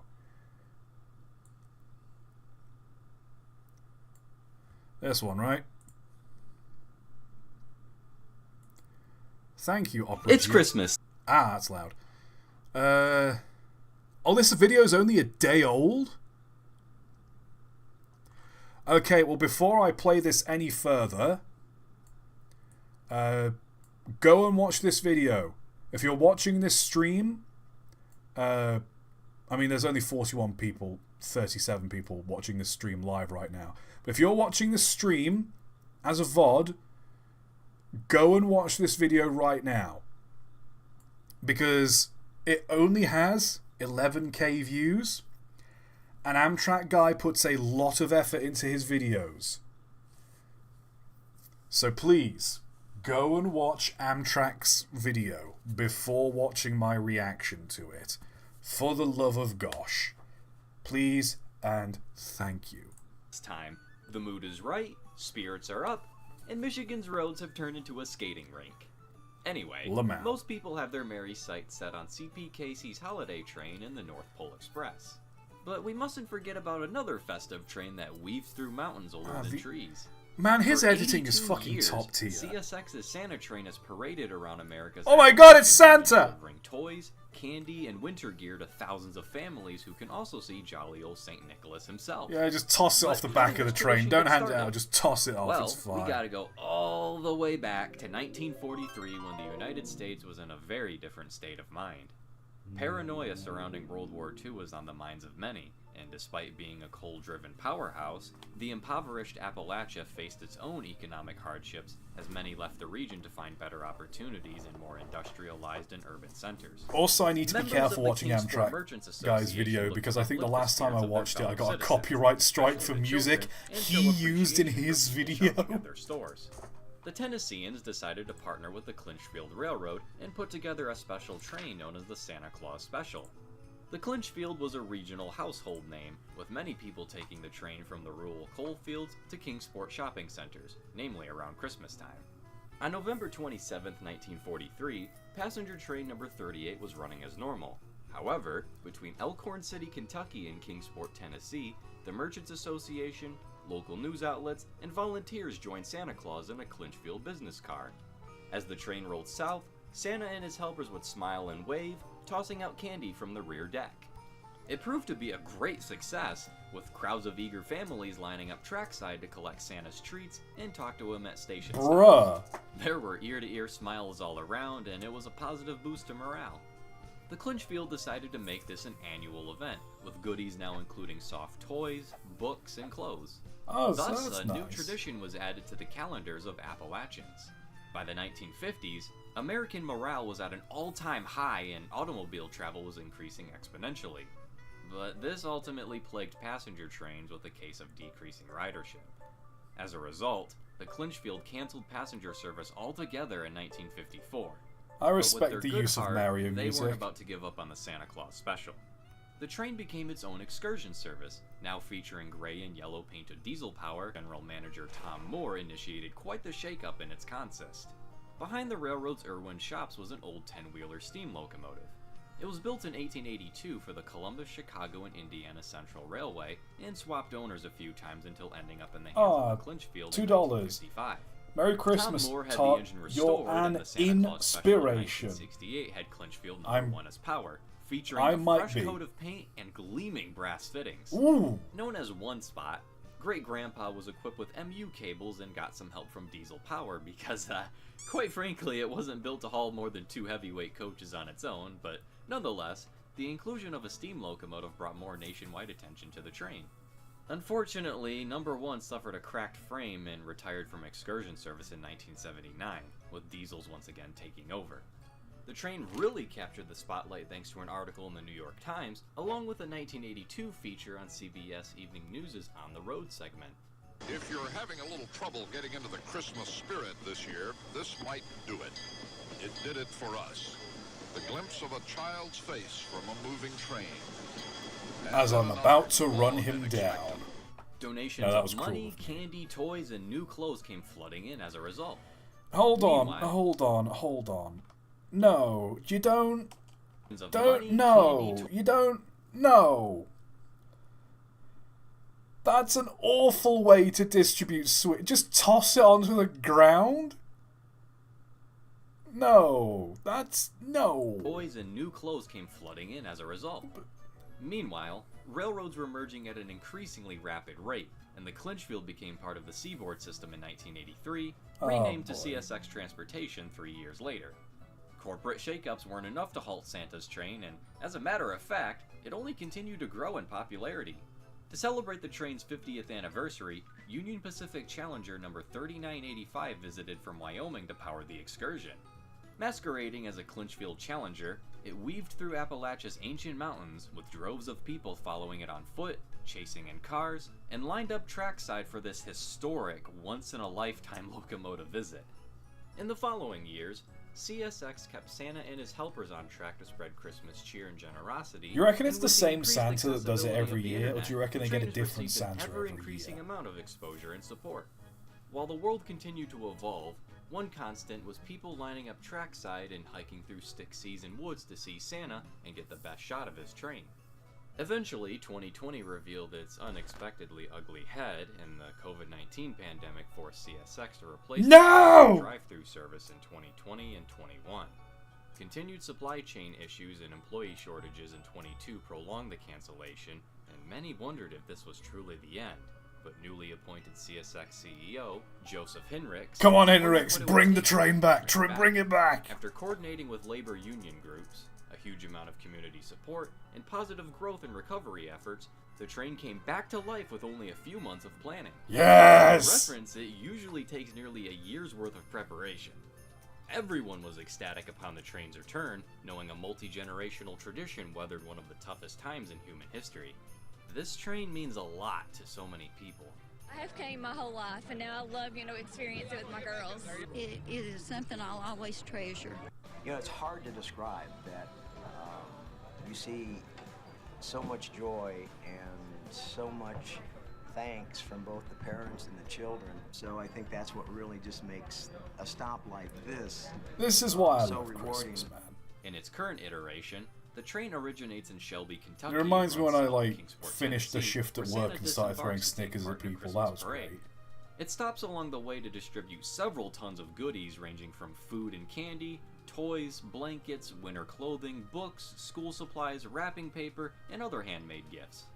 The Kingsport Chamber of Commerce also awards a high schooler with a 4-year, $5,000 scholarship during the festivities. A variety of CSX power has been in charge of the train over Merry the years, Christmas, with Timmy. notable You examples get to including go the to high Clinchfield school. Inspired SD40-3, Clinchfield F7, Clinchfield SD45, CSX F40PHs, and most recently, CSX's Clinchfield Heritage Unit. On board, there's also been a number of country music stars and dignitaries reiterating the holiday spirit and lending a hand with gift giving. Regardless of whatever locomotive is at the lead or I which genuinely celebrity want to is know, on like, board, what rock it's the stars passion watch and Train love behind the 4. event that matters. All of this is possible thanks to an army of volunteers and sponsors who work throughout the whole day to Of put course, it's smiles the on same the faces of Santa every many. time, because There's it's a the sense of actual community Santa and Claus, the camaraderie one that and comes only, with who is something like this. invincible. I'm sorry, you're Working absolutely together right. for a I great should cause, never have and doubted. everyone's coming together to take part in a multi-generational tradition that leaves no kid empty-handed. Grandparents Was that who remember Billy seeing Connolly? No, Santa on Billy the train Connolly's back in dead, the mate. 50s He's been and dead 60s for are now a good joining few their years now. starry-eyed grandkids trackside. Trains have been intertwined with Christmas for over a century. Whether it be reconnecting with family members, a model train under a festive tree, or nostalgia for another era when trains ruled the transportation world. In a corner of the country that's often given the cold shoulder, a little optimism and kindness goes a long way, especially in the wake of something like 2024's Hurricane Helene. To support those in need, CSX ran the brand new Holiday Express to Irwin, Tennessee, featuring a decorated train, hot drinks, food, gift bags, a visit from Santa, and a live musical performance by Drew Holcomb. While the Santa train is all about giving back to the community, there is something important to remember. People think that the train is these poor... Oh, is Billy Connolly still alive? I thought he hillbillies. died. We've got, this is the Oh only shit, I'm Christmas terribly that sorry. I always thought I is. scared, But that's I not scared true. people by saying that. And that's not why the train was started. One of my favorite quotes comes from a song known as The End by the Beatles. And in the end, the love you take is equal to the love you make. Generosity rarely goes unnoticed or unappreciated, and whatever love or appreciation you give will surely be returned back to you. CSX's Santa Train has been spreading positivity, generosity, and Christmas cheer for 82 years now, with hopefully many more coming down the line.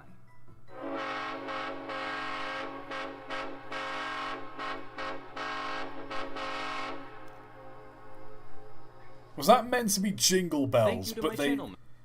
I think that was meant to be... Hold on, let me just play that again. I think that was meant to be Jingle Bells, but they don't have any other note. 2 years now, with hopefully many more coming down the line.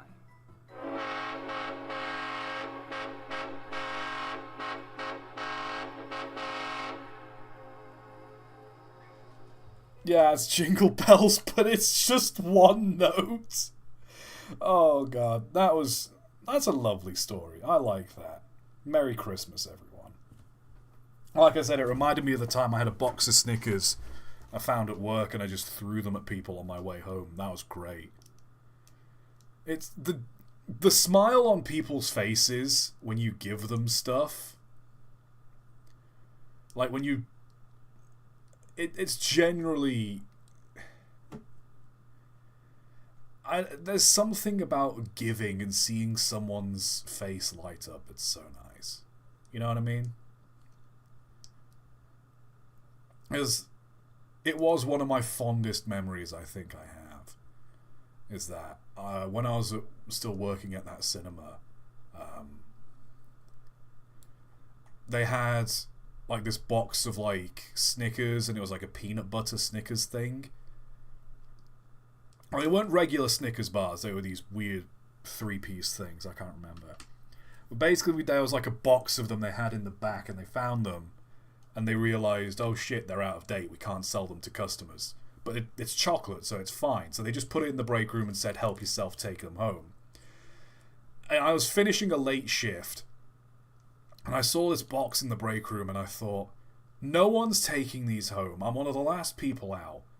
And I asked one of the managers, one of the cool managers who had to leave eventually, but like one of the cool managers, I said to him, I've got a basket on the front of my bike. Can I just like take all of them and just hand them out to people on the street? And he was like, yeah, go for it. That's great. And like,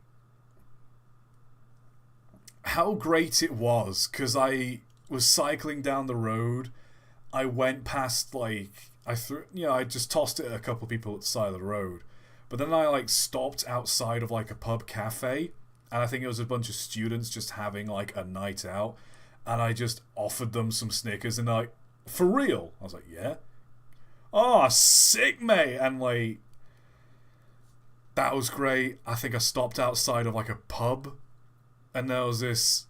there was this woman who was absolutely pissed out of her mind. And, like...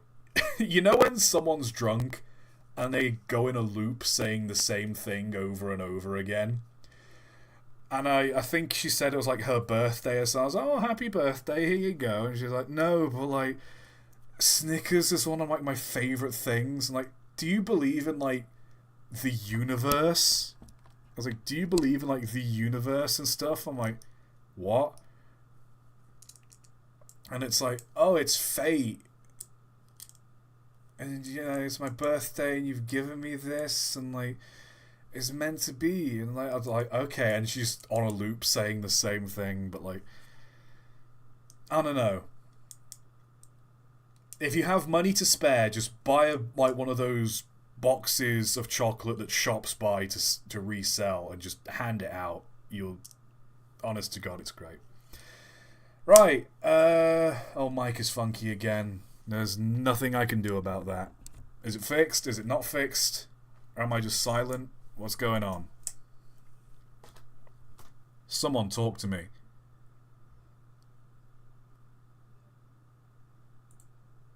Yeah, it's fixed. Great. Right, it is almost midnight. I need to pack a bag. And I need to eat. So, let's play the Tugs theme. Let's end the stream, and let's all go home for Christmas. That sound good to you? and might put the money in a food donation box. Hey, best thing you can do to a homeless person is give them a sandwich and a tenner. So, that's some train of thought advice for you right there.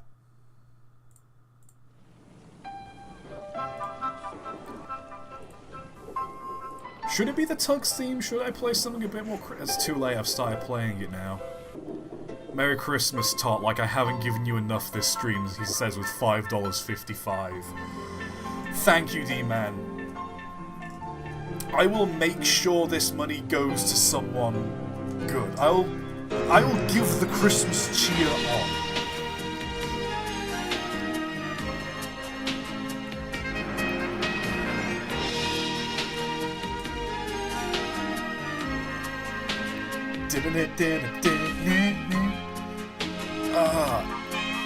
Oh, goodness. Oh, I'm so tired.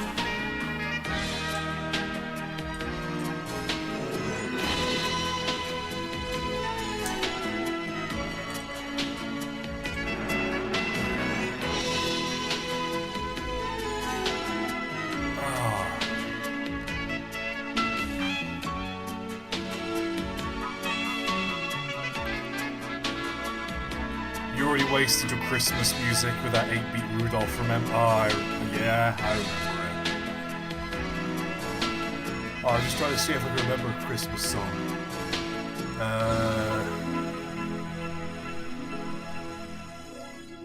You know, let's have a quick Christmas thing. Oh, the weather outside is frightful, but the fire is so delightful.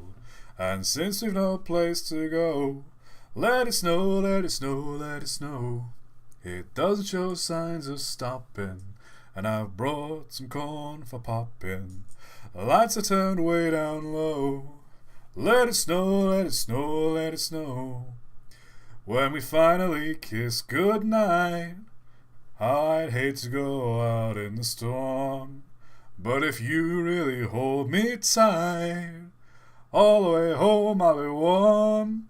Oh, the fire is slowly dying, and my dear, we're still goodbying. But as long as you love me so, let it snow, let it snow, let it snow.